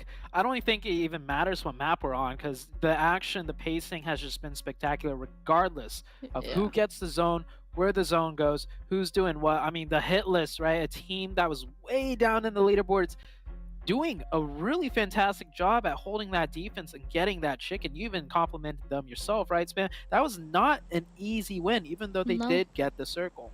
So good. Yeah, they played that really well. Just being aggressive from the start, just aggressively taking that position from execute earlier on in the game, and then just being able to really hold it down throughout the rest. So that just, again, oh man, these games are so good. I'm looking forward to seeing what's happening in these last two. We have a Sandhawk and an Erangel left, and it looks like we got a nice playing path. It doesn't usually matter on Sandhawk, but still nice. And I just really want to see where this first zone goes, because I feel like that's just going to set it up for how this game's going to feel. Yeah, you know who else is setting something up? I feel like back to back is trying to set up something. They're just hanging right in there, right within range of doing the PMPL North American Championship things, right? Like they are just right within striking distance of, taking first place. Yeah. And usually I wouldn't make a point about it, but I mean, they did it twice in a row, where they were the North American champs. And for them, after a very, scrutinizing league stage where they kind of, didn't do too great on certain weeks, and we were like, oh, back to back, you can't be doing this, it's different this time around. They are putting themselves in like the perfect position still to launch themselves back up. So I might have to, eat my words very soon as we play out a couple more games, because I don't know, there's something about the way back to back is positioning in the leaderboards that gets me a little bit on the fence. First circle on your screen, difficult circle once again. Is it northwest? Is it southwest? No one knows until we head into the next shift, and even then, if it centers on up, we still won't know where it's going to go. So these circles have just been gruesome for everybody participating today. They really are. Honestly, I'm still thinking about back to back. Honestly, when they won twice in a row, like that second time was insane.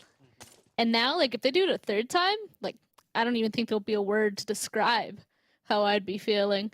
But, I think back to back's pretty cool. We'll have to see if they'll be able to do it in this one too. And I mean, there's on Sandhawk, since their drop is so good, I think this game might be good for them yet again. It does look like Nova also wants a little bit of revenge onto some people, getting a knock onto one of the members of the Chosen. They were the earliest to go out compared to all the other people towards the upper end of the leaderboard last match, so this time we'll see if they're going to be able to hang on just a little bit longer. I mean, it's Sandhawk, so they should be able to get that second place, right? So first, they're going to start off with these eliminations. Last game, we actually talked about it afterwards, right, Zute? We were kind of, I don't know if surprised is the right word, but Nova ended up getting in a lot of fights down here before they ended up having to go and utilize the healing strat. So I feel like there's so many people that kind of, I don't want to assume that they waited around for them, but they got in so many fights early on, kind of testing that. Yeah, I think it was more so the way the circle shifted, where teams just decided to try and use the blue to rotate in rather than, somewhere that's occupied because it's not in blue zone. And Nova, they just play from inside the blue, right? So naturally, a lot of teams kind of circled their way, the Knights included. Here we see the Knights making a much earlier decision of kind of trying to set a foothold in the northwestern island first. I think this might work out better for them because we saw the first Sandhawk game. They didn't, preemptively put a person on either island. They kind of just waited to see where the circle shift, and that was probably one of the more poor performances out of the Knights as far as Sandhawk goes. Well, they got held out by back-to-back, and now it looks like they definitely are letting that happen. Polo actually, driving right by Xenox. Did they see him there, and they were kind of getting information? Yeah, I'm not sure, but Xenox is safely behind this rock for now. Well, back-to-back is still doing their thing. 2 people are here. The other 2 are across the water on the southern side. But if J7 goes a little bit too far, I'm going to be a little bit concerned because of Xenox being there, because you can see the other members of the Knights even on the opposite side of the river from where we were just looking there. I think they're suspicious. Yeah, definitely suspicious. With a previous Sandhawk game, we just saw how hard back-to-back just with this position on the map, with this type of circle, just destroyed kind of the Knights' chance of doing anything. So now you see the Knights setting up preemptively to do something about back-to-back rather than waiting towards the late game. So I like that adjustment right there out of the Knights, realizing like, hey, we can't just let back-to-back take this position and sit here. We have to set ourselves up and get ready to take a fight, even, potentially in circle one. So good adjustment for them to be making right there. Definitely, learning on, I don't want to say learning on the fly, but just like adjusting really well to similar circles. And now that's twice, Miramar, same circle, 2 times Yeah. in a row, at least the first one. And with Sandhawk, this is a little bit different, but it's still on the western side of things when it comes to Sandhawk. Yeah, it'll be interesting to see what happens in their next match, right? See if Erangel goes the same way. But yeah, no, I think it's cool to kind of see the changes. I mean, we even saw it in the last match on Miramar. Some people were doing similar things, other people ended up doing different things to kind of make up for what they had learned inside of that first match. And even this one, Knights so far is the biggest example of that. We're also getting a boatation this time around. We didn't get this last time. WALLSTREETBETS taking a boat, making a huge wrap. They're all the way over towards the eastern side, and they decided to just boatate all the way around the south. They're going to be in the blue for quite a while now, though, since they decided to do this. Yeah, it's it'll work pretty decently if they have the gas cans, right? Those True. boats chug gas so quickly. So we'll see how far they could get with their rotation. We have KBL once again over here. Korean barbecue lovers. I feel like they're the one team that was doing really hot in week 3, and things kind of really slowed down. We saw them in multiple engagements and just not playing like they were in the previous week. So hopefully they can start picking it back up. Ace of Spades driving right into the jaws of the Panthers, and the Panthers will pick up 3 quick, easy elimination points. I was going to say, just like KBL, I feel like Ace of Spades is kind of the same instead of the third week. Like the first week, Ace of Spades was shining. And they had their moments in the next couple of weeks, but today so far, Ace of Spades, I feel like has been suffering for sure. So I wonder if they're going to kind of change up how they're playing these finals in the next coming days. But we'll see. Mambe is now the last one alive for Ace, and they're definitely just hoping that the Panthers is going to leave them alone. The zone continuing to go west. So much of this is actually water, and this is still interesting. I think it's a tiny bit more up on the northern land, but otherwise, it's still a pretty good split between the island to the north and all the land to the south. Yeah, it's almost an even 50-50 split. And with it being a almost even 50-50 split with so much water in play, I mean, it's just... I want to see if some teams try and take both sides of the island, like a 2-2. That'd be very difficult, though. Yeah. Might be possible, as Nova always ready for the botations. We saw last time Nova will keep certain players all the way down on the south edge, just in case they catch off some botations. And it looks like Nova did catch one, but they didn't get the elimination points for them. So it'll slow down some traffic on the southern side, which is always good for Nova. They don't want to be backstabbed as they employ their med strat. And here we have the Knights working down on the northern side, and back-to-back has mostly all rotated, I think. Killswitch left behind. Oh, they got into... Okay, it was a split rotation, and one of the members got caught, and now Killswitch also kind of fighting for their own life, as the rest of back-to-back... They're way far deep in the center of the circle already. Yeah, he's kind of playing by himself right now. You can see him dropping down smokes. I have a feeling he's trying to get up to the northern side, maybe even to that warehouse or little shack there to play off of, or even once he crosses can kind of run along the bank to meet up with the rest of his team. But they decided to leave. Yeah, I didn't even notice that until you pointed it out.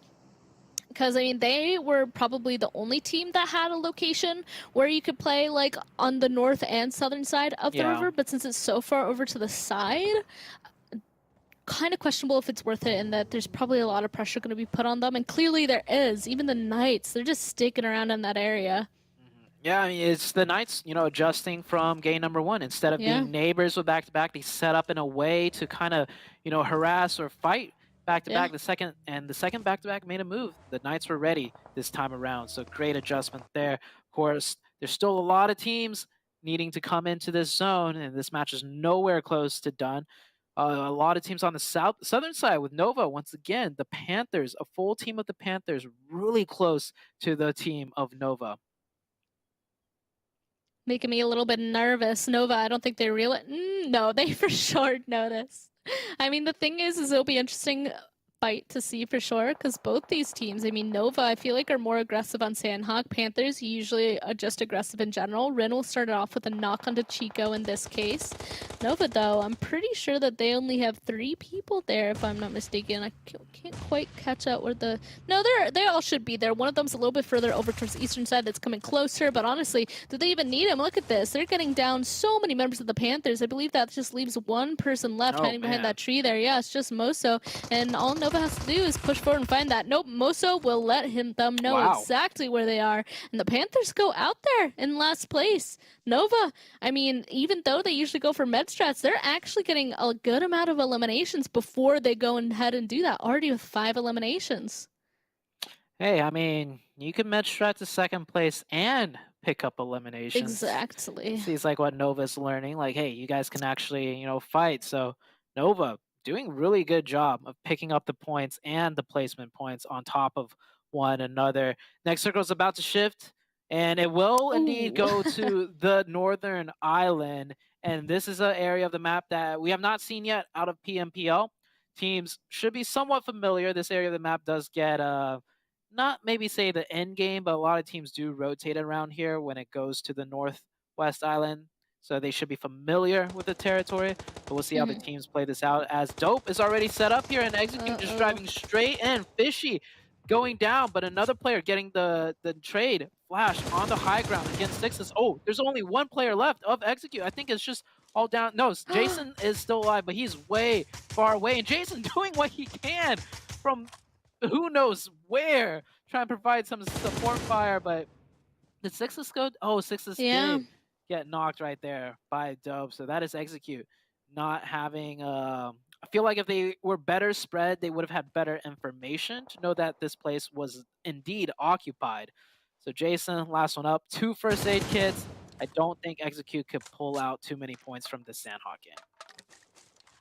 No, yeah, I agree with that. We'll have to see where else that goes. You're right. I didn't realize he got that knock on a Sixless. I thought he backed up off that fight and started bandaging. I'm like, Sixless is so low, just peek over. But yeah, it does look like Dope so far is successfully holding their position. However, yep, here we go. We're even spectating Skipper. WALLSTREETBETS finished their rotation, and they're going on the bank right next to Dope. Dope super spread out. It's really only Illusion and one other member of Dope here. The other 2 are further away. So right when Illusion realizes that WALLSTREETBETS are all here, they're going to be in for a little bit of a panic. Probably are going to pull back down to this peninsula, and that kind of opens the doors for other people to kind of get space. I don't think that can happen though, because now there's so many people trying to get inside the zones that are all just holding each other out. APHELION driving straight into HQA as well. Oh, the shotgun's coming into play for a moment there, but APHELION will actually succeed in that fight. And Trick, he needs to heal on up before they go and get that res onto their teammates, since they're kind of in the open right there. Now Star Gaming from the Shoreline side taking those shots. Really good push out of the APHELION team, finishing up those players of HQA. Now WALLSTREETBETS is here. Dope, maybe not aware of the 2 players that were hiding earlier, but they definitely heard the boat pull up. So now they are aware that a team is here, and WALLSTREETBETS laying prone, spreading out a little bit. Maybe they might have to make a push on the next circle shift, so they're getting their angles set up. But both teams very cautious, not wanting to engage with each other. On the south side, however, with the blue zone closing in, Nova, 19E, and the Chosen fighting on the southern edge. Can't forget KBL as well. There's a good amount of teams down here on the southern side, so too many people. Not everybody is going to be able to cross whatsoever unless somehow KBL kind of backs up and just goes north, but even the Knights might be able to kind of peek on down and get involved. I kind of doubt it. KBL, I feel like whenever they hear fights, they kind of want to get involved. They have the bridge.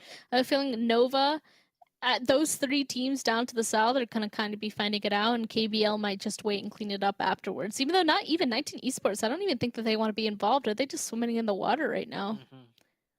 Yeah, 19 Esports down to 2 players. I don't think they feel like they have the firepower to engage in this third party. Next circle shifts right on to back with the center of the zone. The Knights control the high ground, however, so they have a lot of sight lines and options to play with. Pretty good circle ending, I'd say, for a lot of action to start popping out very soon. Nova on the edge of blue as usual. They always have that first aid strat ready, but they're getting into a lot more fights than usual, and they are winning them quite handedly. It's up to 6 eliminations already with 4 players up. I Wow. almost want to see them just fight their way into the zone and forget about the I med wish. strat entirely. I wish for sure. Look at that. Chosen, gone. Oh, man. Nova, celebrating. Now I want them to not med strat, and I want them to push north. But I don't know if we'll get that. At Yeah, least probably 2 of not. them might push north, but definitely not all of them. Here we go. Oh. This is the fight we were waiting for. Dope and WALLSTREETBETS finally getting in a fight. Unfortunately, WALLSTREETBETS, though, with 2 of them going down and the other 2 not even close to continue that, that's not a good situation. 24K does at least get Illusion there, actually, but can't even make it to try and get their third teammate there that was bleeding out too fast. Dope with a really good job there on the defense, but overextending just a little bit will cause them to lose 1 member unnecessarily. He really wanted to gun for that third knock, but 24K in a great position to trade that right back. Now with the zone shifted, right? Dope is not in zone. WALLSTREETBETS also not in the zone. It looks like both teams will try and just see if they can ink out any more points from each other by getting into an engagement. Fishy looking for some sort of angle. He is spotted out though, so he's got to be a little bit careful. 24K's shot were hidden really good. There's KBL in the distance on the edge of zone once they cross the bridge, and Nova, they're going to fight their way into zone. Nova's going to have to fight with KBL next. That'll be interesting, especially because our analysts, they have chosen who they think will have the most eliminations. Glitter chose Nova, 7 chose the Knights, and Jukes chose back-to-back. So again, all of those really strong choices, because Nova as of right now holds that top number, but they're getting in a big fight down there to that southern side, and the elimination feed does not look friendly in their favor. We'll have to wait and see though, because this fight between WALLSTREETBETS and Dope is continuing even more. It does look like Dope decided, I like that they kind of decided to be more aggressive on this, right? Like Casper kind of coming down from the southern side, like just absolutely pinching them. They're stuck in there. Skipper barely any HP. Will he even be able to get it off? No, he's not. They're out of this game, and Dope, they got that, and they get a good rotation just into the zone. Nova, here we go. Nova and KPL taking a fight too. That was perfectly played out of the Dope team. Nova, that was that the first? I don't think, no, Koi might be the first aider now. We just saw Ren get knocked there. Somebody's got all the first aid kits. Not sure who. Hopefully it is Koi. Because, yep, there he is. He's just staying safe in the building. He has to be the one with all the meds right there. Mambe, Ace of Spades with 7. That's probably not enough. He's even going to delay that one to ink out every precious second he can, and he will manage to get that one off. And yeah, here's Nova using all the bandages first, because honestly, you can bandage through the blue zone all the way up to the very end if you have the boosters going. The Knights getting a knock onto KBL. That should be a long-range one, and the circle has shifted up to the Knights. The Knights right now in full control of the zone. Back-to-back on the edge of the zone on the low ground in the compounds, but that's just going to be a slaughter field if they have to go up the hill. Nobody has control of the hillside besides the Knights. Yeah, how quickly things change. Back-to-back had the previous center circle, and now the Knights just have the obvious advantage from this hard shift over to the eastern side. So we'll have to keep an eye on what exactly they're going to do about this situation. I mean, we've seen it before with the rotation down to the southern side or even staying in that compound, having something happen, but it's going to be difficult to execute. Actually being eliminated, I think that's the earliest they might have been taken out of any game so far. APHELION going to follow right behind them. Does look like, there we go, we were expecting these sight lines, like the Knights being up on top, to be getting these eliminations, holding people out. They're already doing so against the hit list. They actually have a really nice 2-2 split going on, 2 to the north to hold these guys out. Even Star Gaming as they try and get right underneath the rocks, and the other 2 are keeping the eye on towards the southern side. Yeah, just gone. Nesquick tried. Nope, not allowed. Yeah, it's just, the Knights from the hilltop just shredding everybody downhill, and that 2-2 is absolutely perfectly done. Pretty much controlling 100% of the circle, and with a new zone, this is kind of looking like the execute game from earlier, where they just had the chicken dinner just from positioning alone. This time it's the Knights, and it all comes down to that adjustment that they made, right? The first game of Sandhawk, they felt like they were too passive and let back-to-back do whatever they want. This time around, I know it's a different kind of circle and the shifts have been a little bit different, but just that first circle proactiveness has set them up for a great game now. Ooh, Polo being spotted out too. I saw him tossing something. I thought he was tossing some smoke down before potentially running towards this rock face, but he was spotted out. Xenox almost gets him knocked completely, but he will be able to heal up a little bit. His other teammates just obviously can't go in that direction. They do have a vehicle, so they will make it right underneath them where the zone shifts, but still, they kind of just have to sit there and wait. Like, there's no way that they're going to be able to kind of get some knocks at the Knights right directly above them. So they're just going to have to keep an eye out for people like this to see if they can get any eliminations until they eventually have to take that fight with the Knights. Oh, an arm shot ringing out. 19E getting a knock on Dope. I don't even know where that's from. Oh, that's 19E from behind Dope in the blue zone. So, Oh, I had a heart attack. Coop's showing us some moves right there. Got all of us for a second. It looked like he was about to drop down, but Yeah. he may as well. It's a 4v2. I mean, we have Nova, Dope, and the hit list, but they are so deep in the blue that I don't... Oh, wait, hold on. The hit list is actually in the zone, I think, right behind back-to-back. You see right there, that brown marker on the minimap in the top right. There we go. Jat G might actually spoil things for back-to-back. Oh, I think Killswitch heard something. You see Killswitch running back that way. But now there it is. the Knights team, you know, going aggressive, trying to get these points. They won't let back-to-back go down in the blue. These are free points for the Knights, and they're not going to wait any longer. Great nade takes out back-to-back. It comes down to, I think, only Jat G. I think Jat G, he's got 3 first aid kits. He's got to move, though, and I think the Knights are going to play in a way where they just try and stop everyone from coming into the next zone proactively. So I don't even think the hit list can get a second place finish. It should still go over to Nova. We'll see. Jachi, I mean, all of the Knights instantly kind of backed away from this. They probably thought the rest of this was clear. I'm not sure if one of them kind of took a peek to see if there's anybody else back there, because he kind of had like a little nook like behind the rock there that I'm a little bit surprised that Jachi kind of like found in that situation. But the rest of the Knights, yeah, they're like, they're on the complete opposite side of the circle than where Jachi is. They're trying to clear out everything to see if everybody else are just healing. And Casper looks like he ran out of some meds. Will do some damage to the Knights, but it's definitely their game. Here we go. Now spawning out Jat G. He didn't even have a sight on his gun, unfortunately, and Coops just takes him down. So, yep. What were we expecting? Who do you think got second place? Knights got first, though, for sure. Yeah, you know, Nova, just watching that elimination feed, it's just like, why don't you guys just die to the blue zone? You're in a 1v4. Why even try? Why do you guys keep giving Knights these points? Well, hey, Nova, if anyone's going to stop the Knights, it's going to be you guys. Okay, Nova? So you got to do something about the Knights.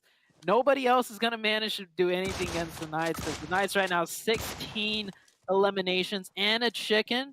That's 36 points right there.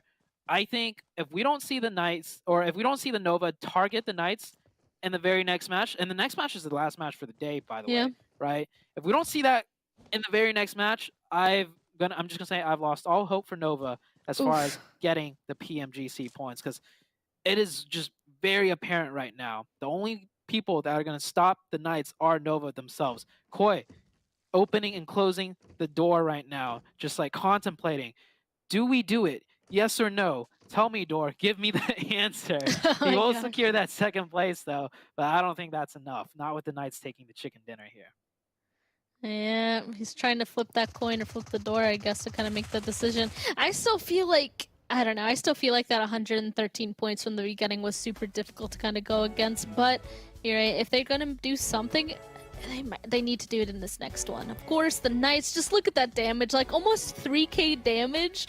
They only received 200 damage? Yeah, that's how you know dominant performance. When you've only received 200 and you dealt out almost 3k, I mean, positioning and just aggressive, and the shots were on point.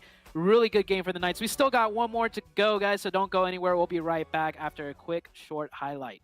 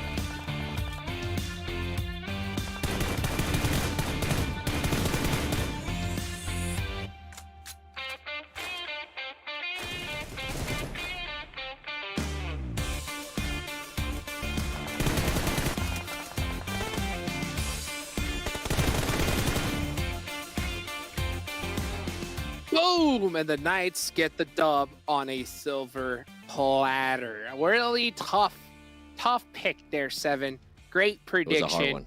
Oh my goodness. You know what? I wish I could have predicted who was going to get second place. That's crazy though. The Knights, boom, get the most eliminations so far here in the PMPL NA Final. Seven finally makes it onto the board. That's a great thing right there. It's crazy to see. It's crazy to see so far this tourney, Seven. Thinking about it, Nova got 19 points. Okay? Yeah. As we take a look at the match ranking here. Okay, Glitter, you keep dancing. You keep dancing. You deserve it. You deserve it. All right? But you know who else is really dancing? The Knights. The Knights. The strategy is great for Nova, but dang. The Knight strategy is working a little bit better, Seven. Working a little bit better. Yeah, Knights, in a way, I feel like as soon as they got to that left island, it was kind of over for them because they didn't really have anybody on their path. They were able to kind of just move up, and they used all of their players to just cover every single area. And you know, everybody in that team is absolutely deadly. Now, going to Nova, I actually thought Nova was going to be performing even better in regards to eliminations, but as soon as they lost 2 players, they were like, you know what, let's default to our heal strat. Something that I do got to give Nova props for, though, even though they go back to the heal strat, is that they're actually going for more eliminations now in every Sandhawk. You love to see that. A completely different strategy there from Nova, although at the end, the heal strat is kind of the same. 21 points for them. Though Esports continuing to try to chip away. Remember, this team wasn't dead last. Huge disadvantage in regards to bonus points, but they've been showing up here in the first day. The HITLIST as well, 12 points for them. Back-to-back. I felt like back-to-back was going to end up doing a lot more. They kind of disappointed me, not going to lie, there in the end. And Glitter here, execute, stopping that kind of streak of good games that they had.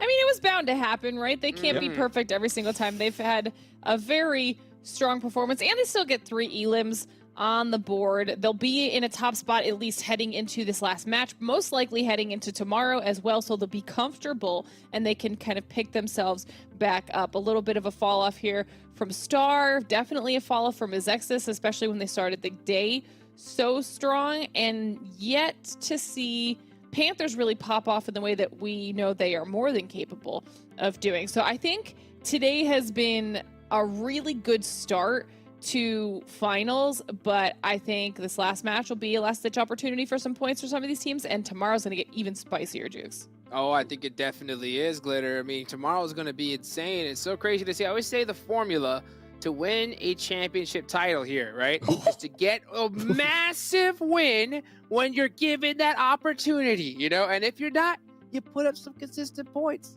I'll tell you what, Glitter, the Knights aren't missing any opportunity. Dang. Oh, to over 2,800 damage for the Knights with their 16 elims. That has got to feel good because they had a much quieter, slower day up until this point, and this is kind of what we were expecting out of them. Like you were saying, Seven, huge performances all day out of Dope.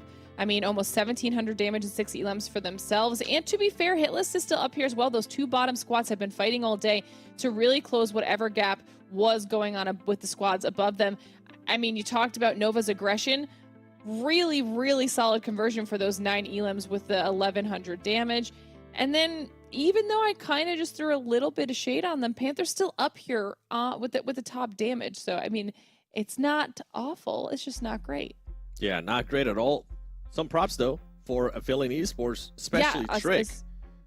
That man continued to impress us. And the player that I was calling out earlier in the day, Clown, man, I still want to see more. Like, I mean, I called out Faye earlier on for Execute, saying that I wanted to continue to see that performance. He was able to do that. Clown, every single time, and this is not a hit at him, just going by what we see when we play the game. Every single time we see that team, he's always the first one dead. And remember, he's the IGL by what Nate told us when we were able to interview him. I feel like that's just such a big hit, losing your IGL. Yeah, always hurts, especially with this new spectator system. And, you know, it's crazy. We used to talk about APHELION almost every game, and it's been a while since I think we just heard their voice. So it's good to be able to get a chance to talk about them a little bit. Now, you know, 2 teams that we've always been talking about, right, has been the Knights and Nova. They've been the 2 really headliners here for this tournament. But I'll tell you what, after the way Execute has been performing, I think it's about time we start talking about Execute versus the Knights here, Seven. Yeah, no more Nova, and this is why, ladies and gentlemen, because Execute, I mean, they've been putting up a great performance. Knights still leading in damage, still doing nice things. ELM 7.2, which is ridiculous. Average survival time, I mean, this is the finals of the Knights. This is what kind of we expect to see out of them. But then if you go over to Execute, a team that only started showing up in a big way for us in phase 3, the finals day especially, they're putting up 1100 damage average. That's impressive for that team. 5.6 eliminations, that's impressive too. And what's even more impressive is that average survival time at 21 minutes. I'm loving the way they are playing certain games. Even not even talking about the Sandhawk, going back to a Miramar match, they were super patient on what was going to happen. It might have been the Erangel as well. They saw some of their teams fighting. They realized they didn't really have to make that push. And they were like, let's just wait it out and see what's going to happen. So far, it's working out perfect for them. It didn't really work out perfect for them that last match. But I'm enjoying what I'm seeing, the progression that I'm seeing out of that team. You know what, Seven, though? I'll tell you what's even more impressive, right? Is the fact that they're doing all of that on the first day, okay? That's the big thing. This is the hardest part of the tournament. That first day, you don't know what's going to happen, and they came out swinging glitter. I think it's about a time we take to see how much they've been swinging. Wow. I mean, they really went at it, but these Knights, I mean, they're really tough to compete with your glitter. We just wanted to do a quick check-in with the overall ranking before we head into the last match of the day. And after that performance, Knights has put themselves back on top with a very comfortable lead, at least for this first day. They wanted to make sure that they didn't have to worry about about anything until day 2. I mean, Execute second place. Nova, though, right behind, only by 1 point now. So Nova's making a little bit of a comeback as well. And then everybody, wait, what? 7? HITLIST is all the way in 6th place. Hello. I was waiting for it. I was waiting for it. This team, 2 games ago, they were in 15th place. They have made a huge, massive jump. Surprises. Going back to surprises. We were talking about them. The hit list is up there. Execute, you know what? You are actually a surprise for me, considering that you're currently in 2nd place. We keep going down. MEZEXIS. I mean, WALLSTREETBETS, these teams are tight, and I feel like, yeah, there might be a bit of a gap there towards the top. But remember, it's not just 1st place. It's also top 5. So show me that 2nd page because I want to see how some of these other teams are doing. And guess what? APHELION Esports, they might not be in the 1st page, but they're only 1 point away from 8th and 7th. You have the Panthers. We've been asking where have they been. It's crazy to me that the Panthers only have just 3 placement points, but they've been able to put up the eliminations with what, you know, some of the other players were able to tell us when we interviewed them. Dope Esports no longer dead last. Ace of Spades currently last. I mean, teams are showing up. Teams are definitely showing up, and I think that goes with what you were saying too, Hot Jukes. How impressive it is that they're doing that. All right, Devin, thank you so much. But we got this next game going. Let's go ahead and take it on over to our casters. Oh man, we could go on for days about that leaderboard. The hit list up to 6th place. Like, oh man. So like, back once again to that whole bonus points, 20 points. You could still make a huge comeback if you had, you know, a really rough league week, and if you had a really good one, you get rewarded for it. I think this format is perfect. It has not been this entertaining because if we didn't have these bonus points, right? If everyone started from 0. You'd see a bigger gap in the points. Oh, yeah. Versus adding in the bonus points. So if anything, these bonus points make things even closer. The argument was that the bonus points is going to make things more spread out, and some teams are just absolutely just out of the competition going into the finals. It's actually the exact opposite. It actually makes everything a lot closer. It gives everyone a better chance to go up and down, and it is just absolutely lovely to see where the points are. Now, I asked you a question, like game 2, right? Nova. I was saying, hey, Nova, they're definitely going to be top 5, right? So they should just focus on knocking the Knights out to get the PMGC points. Now that we see that overall with the hit list all the way up out of nowhere into 6th place, back-to-back in 5th place, which is scary because back-to-back is a team that could pop off at any moment and pass Nova up.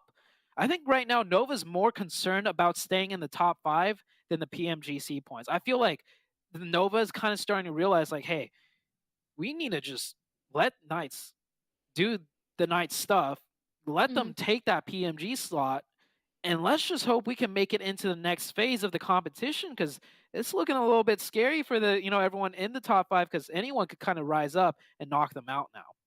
I mean, even if they just focus on getting into the top 5, I mean, that's obviously them getting points, which then does go for the PMGC points as well. No, like, no.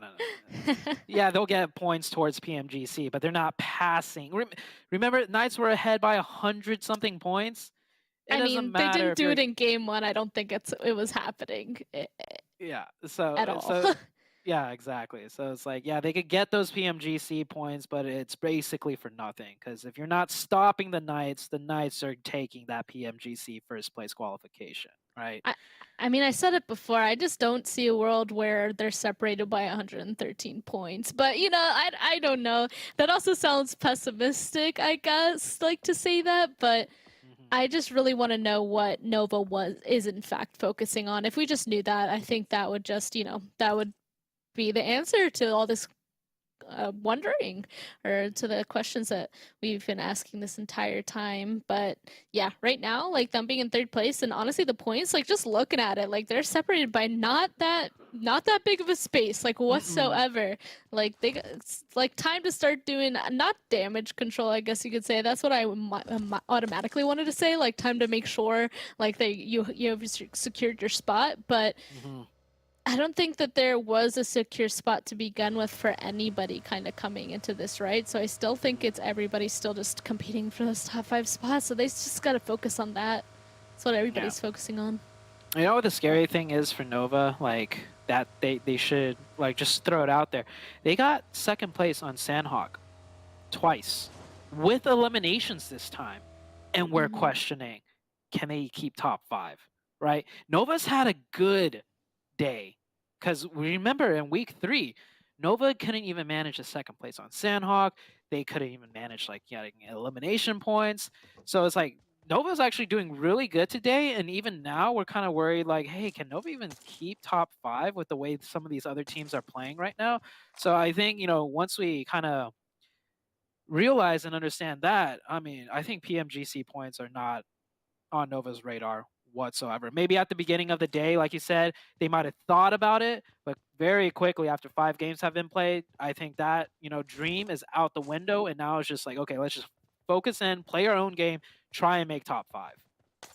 Yeah, for sure. I mean, even right now, actually, they're in 3rd place, I think, because of the bonus points. Like, taking a look at the points that people have only gotten today, like Start Gaming and Back-to-Back are actually above them by 1 and 2 points, like each. Even the hit list actually, I believe, is above them too. So it definitely is the bonus points is kind of giving that padding. I was wondering about Nova, but honestly, I feel like I'm just wondering about a lot of these guys towards the top of this leaderboard, because everybody at this point are getting so many points that at the end of today, I feel like I just need to take a look at the leaderboard and see where everybody landed, and to try and guess what these next 2 days are going to be holding. Yeah, we saw a Start Gaming player on a bicycle. I just had a random thought cross my mind, because so I haven't played comp in a while, and I haven't used a bicycle, but are the bicycles like fully silent? Because if they are fully, right, just imagine a squad. Quiet, though. A squad of 4 people on a bike, or not 4 people on a bike. A squad of 4 people each on bikes. Yeah. On bikes, pulling up, just super stealthy onto a team. Right? That'd be terrifying. I feel like that's more terrifying than thinking of like a flock of cars driving towards you. Yeah. They're not set, but they are pretty quiet, I will say. So honestly, it could happen. But yeah, you can hear the tires a bit, like as you're riding, like it's kind of like clicking. But that would be, oh my goodness, I can picture it. That'd be terrifying. I mean, it is, like I said, it is significantly quieter. So people are like distracted by other things, like a bike could come in clutch. Right. Yeah, exactly. The first circle, by the way, finally something a little bit easier for all these teams to work with. Yeah. Just no matter how crazy it hard shifts, it could get a little more difficult, right, with crazy hard shifts. But it's on, the main island, unless military base, right? It is in there, but teams will know by the second circle, right? Military base will be either in or out, most likely out. So this is the easiest game for all these teams to play in as far as the circle is concerned, and teams are definitely taking advantage of that. Now we see everybody moving a lot quicker and earlier and centering up, whereas before there was always a question mark of where is the circle actually going to go, and a lot of teams played a lot, slower in that sense. Yeah, I'll agree with that. I feel like usually it's a little bit more spread out than this, so people are playing this a bit differently, though. The Knights, not playing it entirely differently. They actually just aggressively, took this compound from Ace of Spades, and Ace of Spades just backed up, you can have it, bro. We don't want it anymore. We'll back up for you. Which I find interesting here. I mean, we were saying, at least I was saying, Ace of Spades, a little bit surprised by how they've been playing so far. Even today, I feel like doesn't really sum up how they usually play, kind of being in that 16th place position so far out of the rest of the teams. So I kind of want to see them, I hope that they're able to kind of reset in this last match, get a good amount of points, and then tomorrow come back with an more even head, I guess I'll say. Yeah. Nemesis right here, peeking out a little bit hard. I know he's looking at APHELION, but Knights might have a slim angle, so he's got to be a little bit careful right there. And we could just see earlier, right? Which team is more dominant. We saw Koops hard peeking, right? He's not staying behind the wall, TPP peeking. He's hard peeking, ready to shoot back at someone that peeks up. Whereas the rest of Ace of Spades, they're just staying behind the walls using that third-person peek instead. So it's just just clear sign of which team is more aggressive and dominant right there. But this is the first circle about to head into the second zone. The Knights were looking for a fight, but they didn't get the fight that they were looking for. Ace of Spades just backed off immediately. But the next circle shift, we see the Knights already kind of doing some preemptive scouting with Xenox and Spec further in towards the center. And you could see, like we mentioned, the center of the circle completely taken up right now. Nova with a huge 1-1-1-1 split. That's what they're best at, especially on Erangel. So this game might work out a little bit better for Nova since the circle is more in their playing field. That's very true. Yeah, we'll have to keep an eye on them for sure. I mean, I keep saying that. We'll keep an eye on them. I mean, I feel like even in the last couple of games, there's just been stuff that we've missed. Obviously, that's the nature of this game. Everybody is doing something at all times, that we're missing so many good things.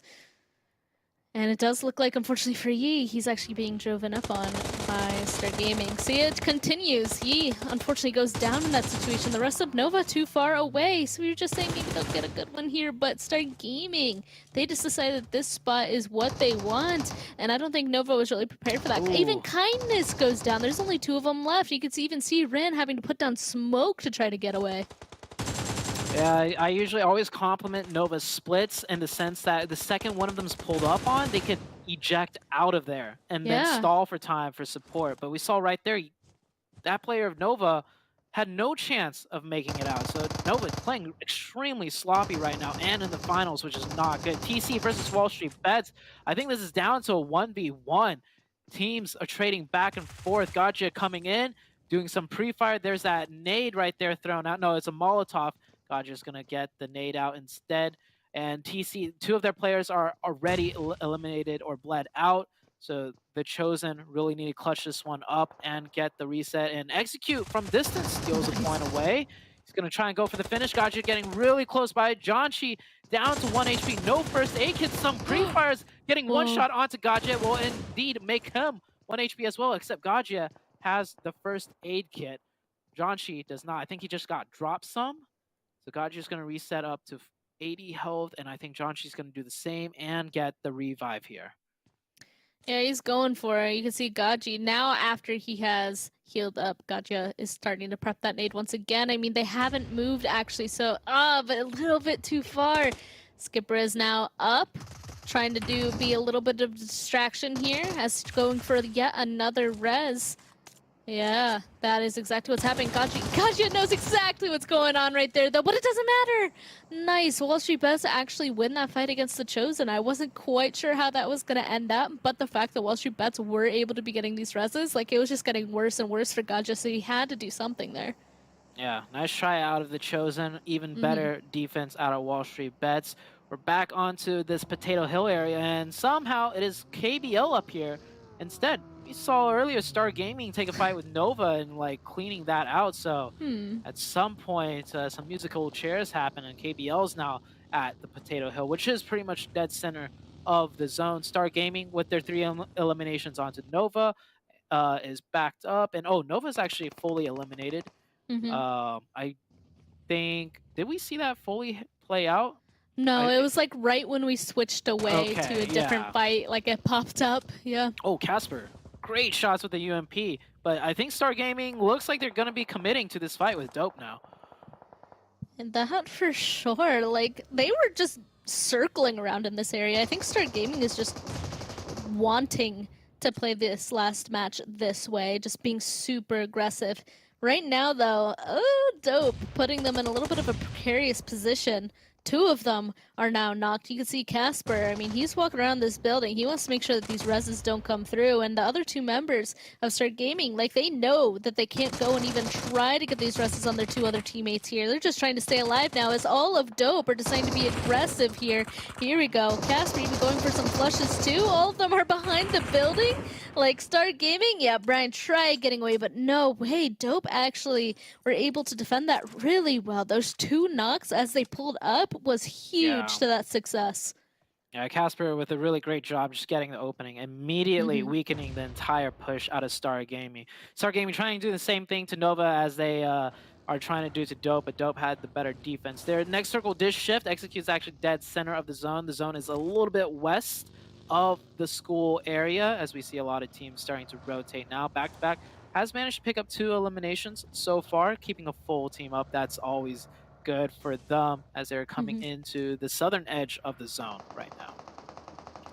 I like to see where this next zone has kind of decided to go. And because of where people have started setting up, you can't just go on ahead and start kind of moving into the open, unfortunately. 19 Esports, at least Baby Tank finds himself in a tough situation. HQA, they're all spread out on the edge of Pachinki, but they were just able to spot him out, and I don't even know if 19 Esports will be able to make it to him. They're trying. There goes the smokes are down, but Baby Tank, he's super low HP, just bleeding out super quick. But also HQA, it's a difficult position for them because I'm sure that they want to confirm that, but there's no way that they can be aggressive, more aggressive onto that to secure it.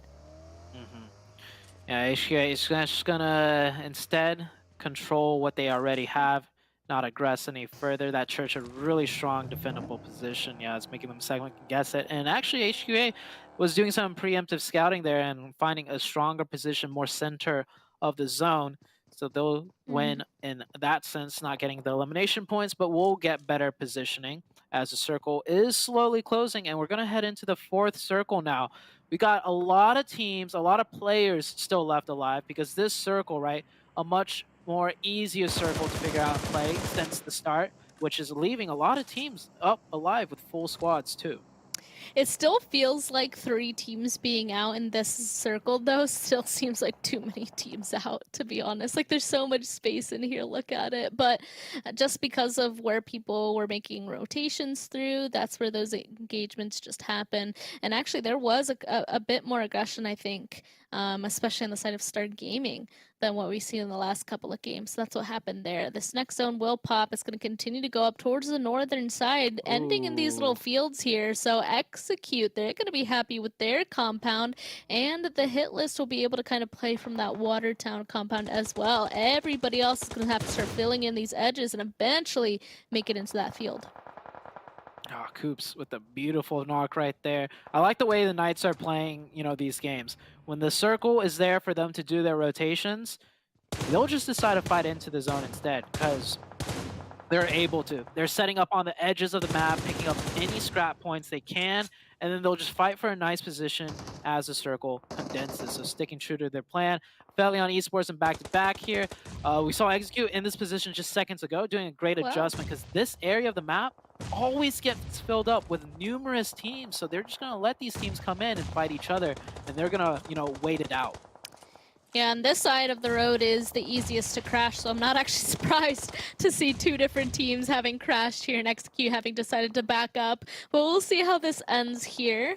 Of course, whoever wins down here, it's going to be difficult for them to make any sort of other movement into the zone because of Execute's presence. But right now, that's obviously not what APHELION and Back-to-Back are thinking of. Big Molotov actually catching a good amount of the APHELION members on fire. Clown, you can even see him healing down there. I was wondering if he was actually going to be able to get that off in time, but he does. And Killswitch and Polo, they're the last two to hold down the fort here for their team. As APHELION for sure is going to be pushing up slowly. Oh, Polo actually went down too. APHELION, knowing these numbers, two of them are going to start making that push as then one gets the res. And Fate is actually pushing a little bit closer too. I think he wants to get involved. Yeah, it was actually a knock from Execute. They actually threw a nade over and knocked Polo. Nice. So Execute third partying from. Yep, see, what? There's some more. And So oh yeah, good. Fate got another one onto Clown.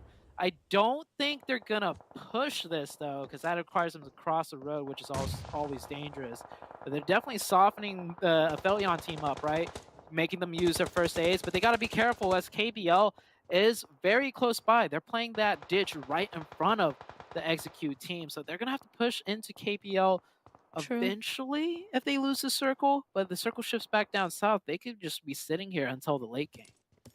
Yeah, there's just literally like a column of teams right here that the people in front of them will be blockers if this zone continues to go towards the center. So I think that's interesting. Like, I'm sure if KBL wasn't there, maybe XQ would have considered getting involved with that a little bit more, even though not getting involved is obviously the safer option. Just make sure that nothing's going to happen. They do have a good spot in zone so far, and they can kind of ignore what's happening down to the southern side for like a little bit longer. The Knights, we talked about that they were kind of chasing MEZEXIS, actually even inside of Rozhawk, the northern side of Rozhawk, and it looks like that fight has found itself into the southern side here. The Knights taking some damage here as one goat's knocked, another almost goes down. Oh, no. Huge nade remix. Disgusting nade. I think kind of turned this around here. He's going for the heal. There's only one member of the Knights left, but he's also the second to last member. So let's see what Remix will be able to do here. His other teammate is a little bit further away through the smoke. He could have waited for his team, I think, but he wanted to kind of push on that advantage. And here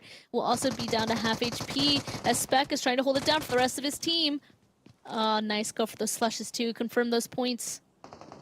Yeah, they're trying to bait the shots out for Spec to get Spec a very quick, millisecond timing, and actually a third party from Ace coming from the hilltop will take down the Knights team. The Knights almost had that fight against MEZEXIS, and they would have got almost like the full reset, but that grenade really well played out of MEZEXIS, proning on the outside behind the buggy. Usually you have players always camping the stairs, right? And that's what he did. He camped the stairs, but from a position that no one would really expect, outside of the house, prone next to the window. Really good thinking right there by MEZEXIS player. And that's going to completely destroy the Knights right there. KBL getting shot at by Ace of Spades. Ace of Spades positioning beautifully. 2 on the mountaintop, 2 on school. I'm surprised they managed to get those positions for free, because the other teams, MEZEXIS and Knights, were duking it out with one another. That was a little scary. Crystal Pig literally driving straight through the Panthers in this little bowl. They have to push there as Faker is going in too. I mean, this is the direction that they need to be pushing. And unfortunately, he just does not get it to happen. Frady, though, does go down to Crystal Pig. There we go. Crystal Pig cleaning it up in the end there. There's only one member left of the Panthers, and he was driving so far to the east that unfortunately, he still gets taken down. It wasn't even safe over in that direction. Oh, Execute also with a huge push. It was KBL holding them out, and it looks like it was no sweat for them. The only one that really took significant damage there is Jason down half HP. Yeah, it was Ace of Spades from distance that just kept battering KBL. And Execute, I think they got like some type of confirmation that it was KBL in front of them, so they just third party that and took them out. Also works out for the zone. Right now it's HUA taking a fight with Execute. Execute, I think, has the better positioning, but with the third party from Ace of Spades in distance, they got to be a little bit careful. HUA down to just, I think, Crystal Pig and Cross as Execute, trying to reset 2 of their members. 2 of them are knocked. Looks like they will be able to hold it down for now, but they spot Dope in the distance and a little bit more wary on sticking through with that revive.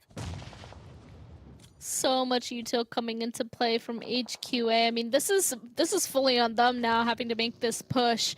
I think the timing was almost right for them, right? Like, if they had just gone a little bit closer, I think maybe HQA would have had more success in that initial fight. But now they're having to wait a little bit and then going for a second one in a moment. It also seems like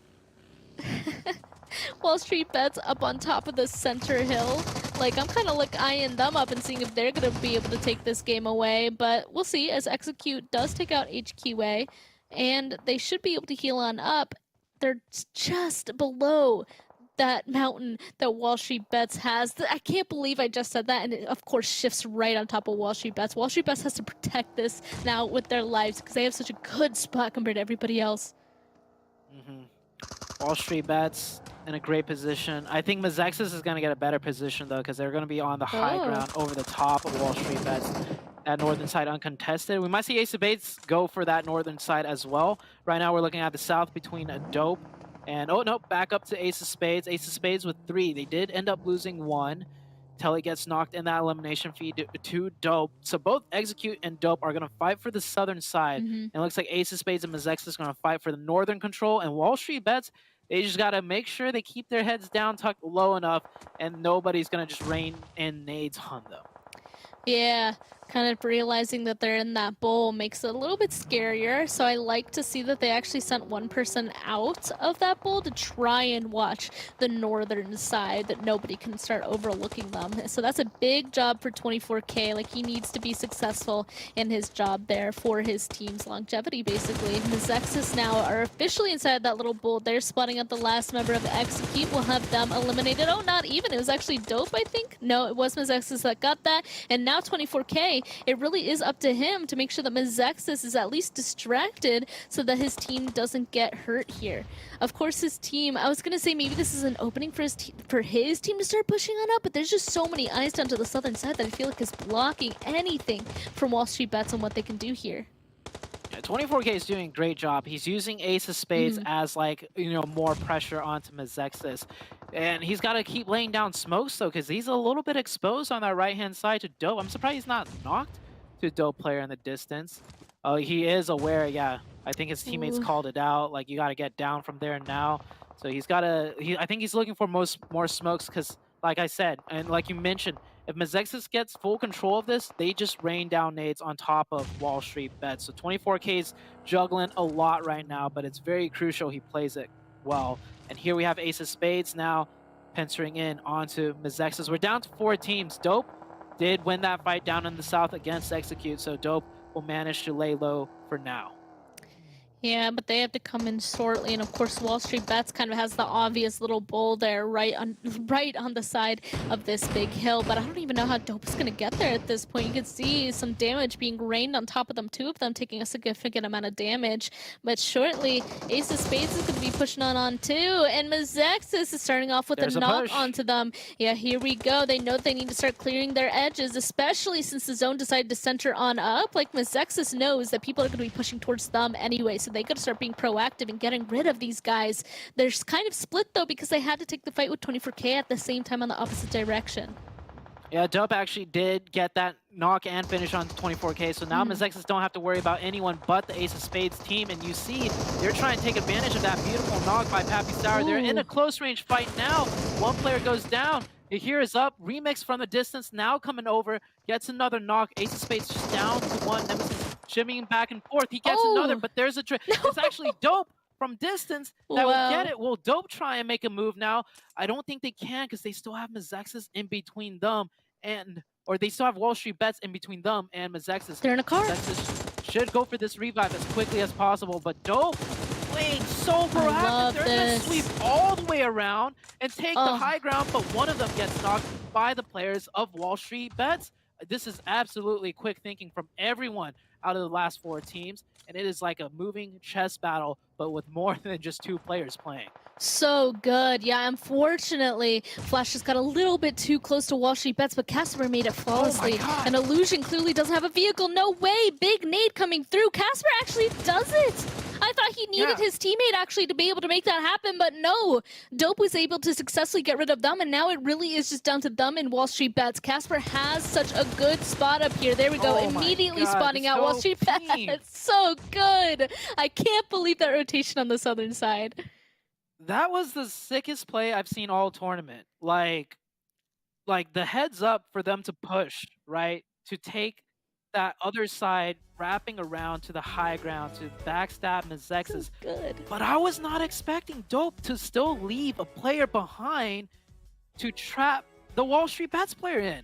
That was so beautiful. That was like 10 steps ahead. I was not expecting that. And let's just go to the highlights. I hope the analysts will focus a little bit more in on that, because that is by far the sickest play I've seen all tournament long. And that was out of Dope Esports. So we'll be right back. And I want to see that one more time.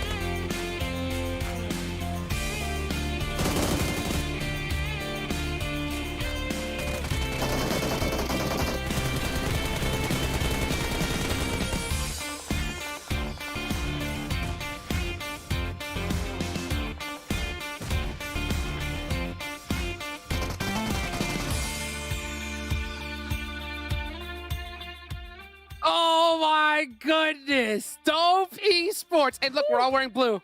You know, this is all brand right here. It was unbelievable there at the end. I mean, the ridiculous 5-head play of having Casper go over, say, hey, Casper, you go solo MEZEXIS over there, right? Just don't worry. We'll leave one player illusion at the back to solo Wall Street Bets. Everything had to go perfect for them to get that chicken dinner. It did. It did, Glitter.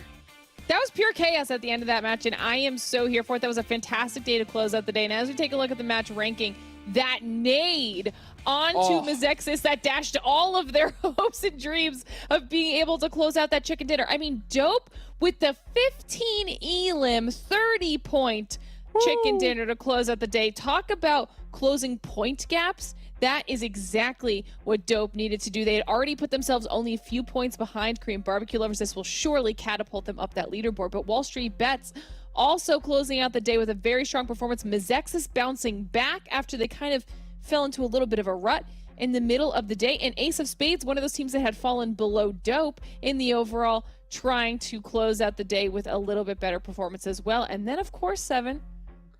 You wanted more consistency after they had a little bit of a slowdown. 7 elims out of Execute. 6 placement points. And a cool 13 points to close out the day. And you know who's not up here at all? Our top 2.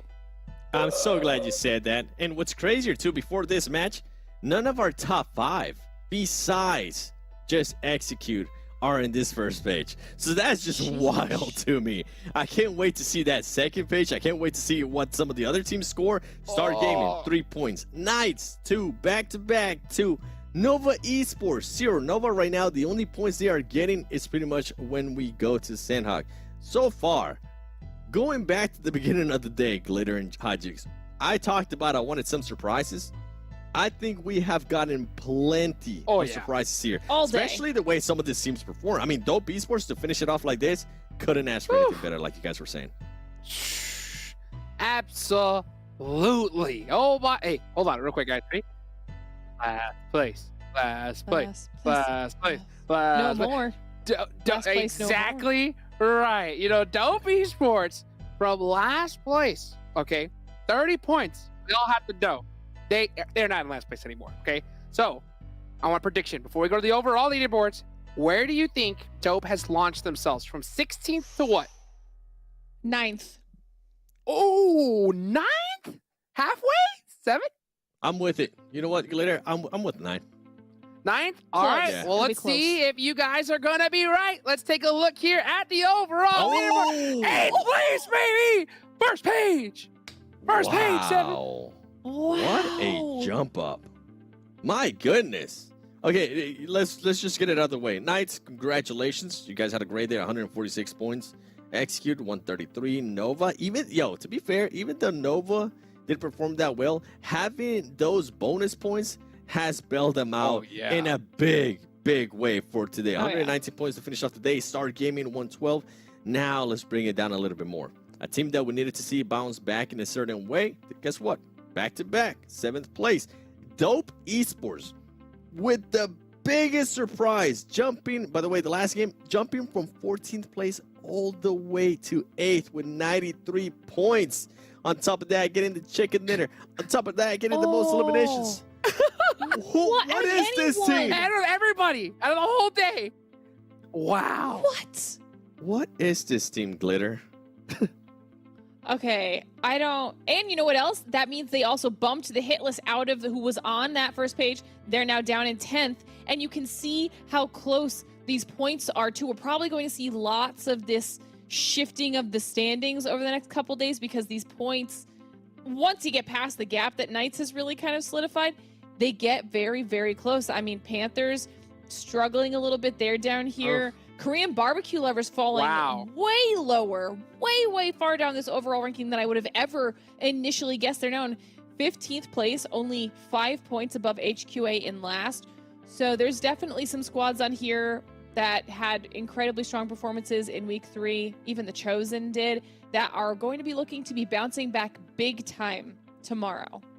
Whew.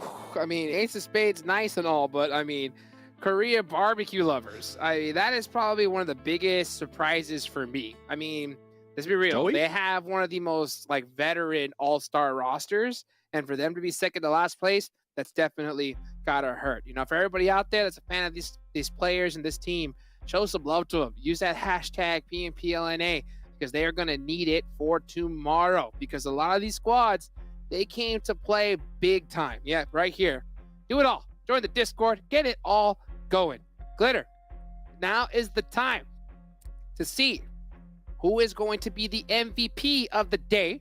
And you guys saw it right there. Oh, Make sure you guys God. share your predictions with us. All right. Who do you think is it gonna be? Are we gonna see a player Glitter from cheating. Dope Esports as the No. MVP? Huh? I don't. Most eliminations? Whole squad? Huh? I'm torn between Knights and Dope. Oh my gosh, what is this? I'll go with What Coops. is- Go with Coops? Can't go Hey, wrong with can't go Coops. wrong. Can't go wrong with Coops. Can't I'm go wrong still, with Coops. I might say Coops as well. Double Coops? Double Coops? down on the Coops? You know what? I'm going to go with Triple Pat Coops? Casper. Why not? Casper from Dope after that beautiful nade at the end. I got to throw it up there. It's Coops, baby. Hey, you cannot doubt the legend that is Coops Glitter. Casper was third from what I heard. Wow. Okay. Casper in third. That's honestly, talk about a night and day performance change from Dope, though. I mean, are we surprised to see Coops get another MVP? No, we're not, Nah. because this is not only multiple times within this season, this is multiple seasons back to back that this has happened. Yep. So, Coops is just unstoppable. But the fact that you had a squad go from last place to 8th and in contention for the daily MVP, Jukes, what is today? Who was second Ah, place? That's what I want to it's- know. I want to know I'm who telling you, was we all- second we all- place. We all went Fate for was reason second 7. place. Execute. Dang. Wow. People played today. Damn. Coops, Fate, Fate. Casper from Dope. Top 3 players. Wow. All right. If we had a something on the line for everybody to see who would guess that top 3, I guarantee you we would have 0 winners. All right. Well, Yeah. I mean, I think 100% on the first place, right? But on the second and third, easily. dang. I mean, that is what we like to see. Crazy guys, of course. This is what the show is all about. We got to give a big thank you to Monster Energy one more time, our official energy drink partner. Seven, this day has been nuts. What are your final thoughts here for the day? I'm speechless, man. I'm ready for tomorrow. Can it be tomorrow already? Please. Glitter? I think this might be the best performances we've seen out of most of these teams in weeks. Okay? Oh, True. In weeks. Out And of it's you also too. the best performance we've ever seen out of me this season so far with these predictions. Wait, I do have a question before we end What's it. up? Go Is ahead. this possibly the best first day of finals that we have had in PMPL and A? Because it wasn't just the top Yeah. two teams that we've been hyping up. That's It what wasn't I'm just saying. Knights It's or Nova. insane. Like, so know many what? teams stepped it up. That's why I'm You know what? speechless. Today is the day of last place. Okay, Dope coming from the bottom all the way up. Glitter coming from the depths all the way to the top as well. That is what this show is all about, guys. Show some love, and we will see y'all tomorrow. Be there.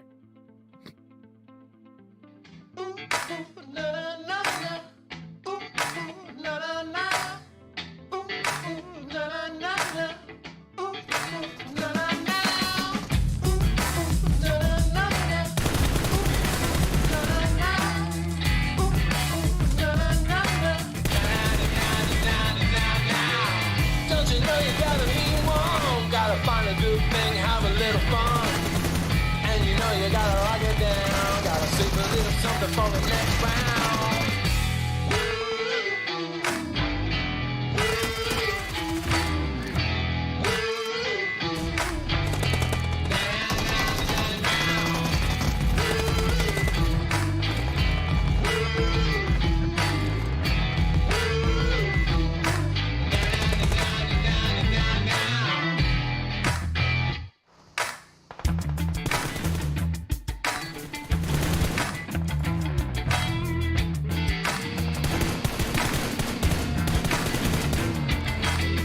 Don't you know you gotta be one? Gotta find a good thing, have a little fun. And you know you gotta lock it down. Gotta save a little something for the next round. Gonna give you just a little more. The brother's coming in through the outdoors. Doesn't even know what the beat's for. Gotta get your freaky body on the dance floor.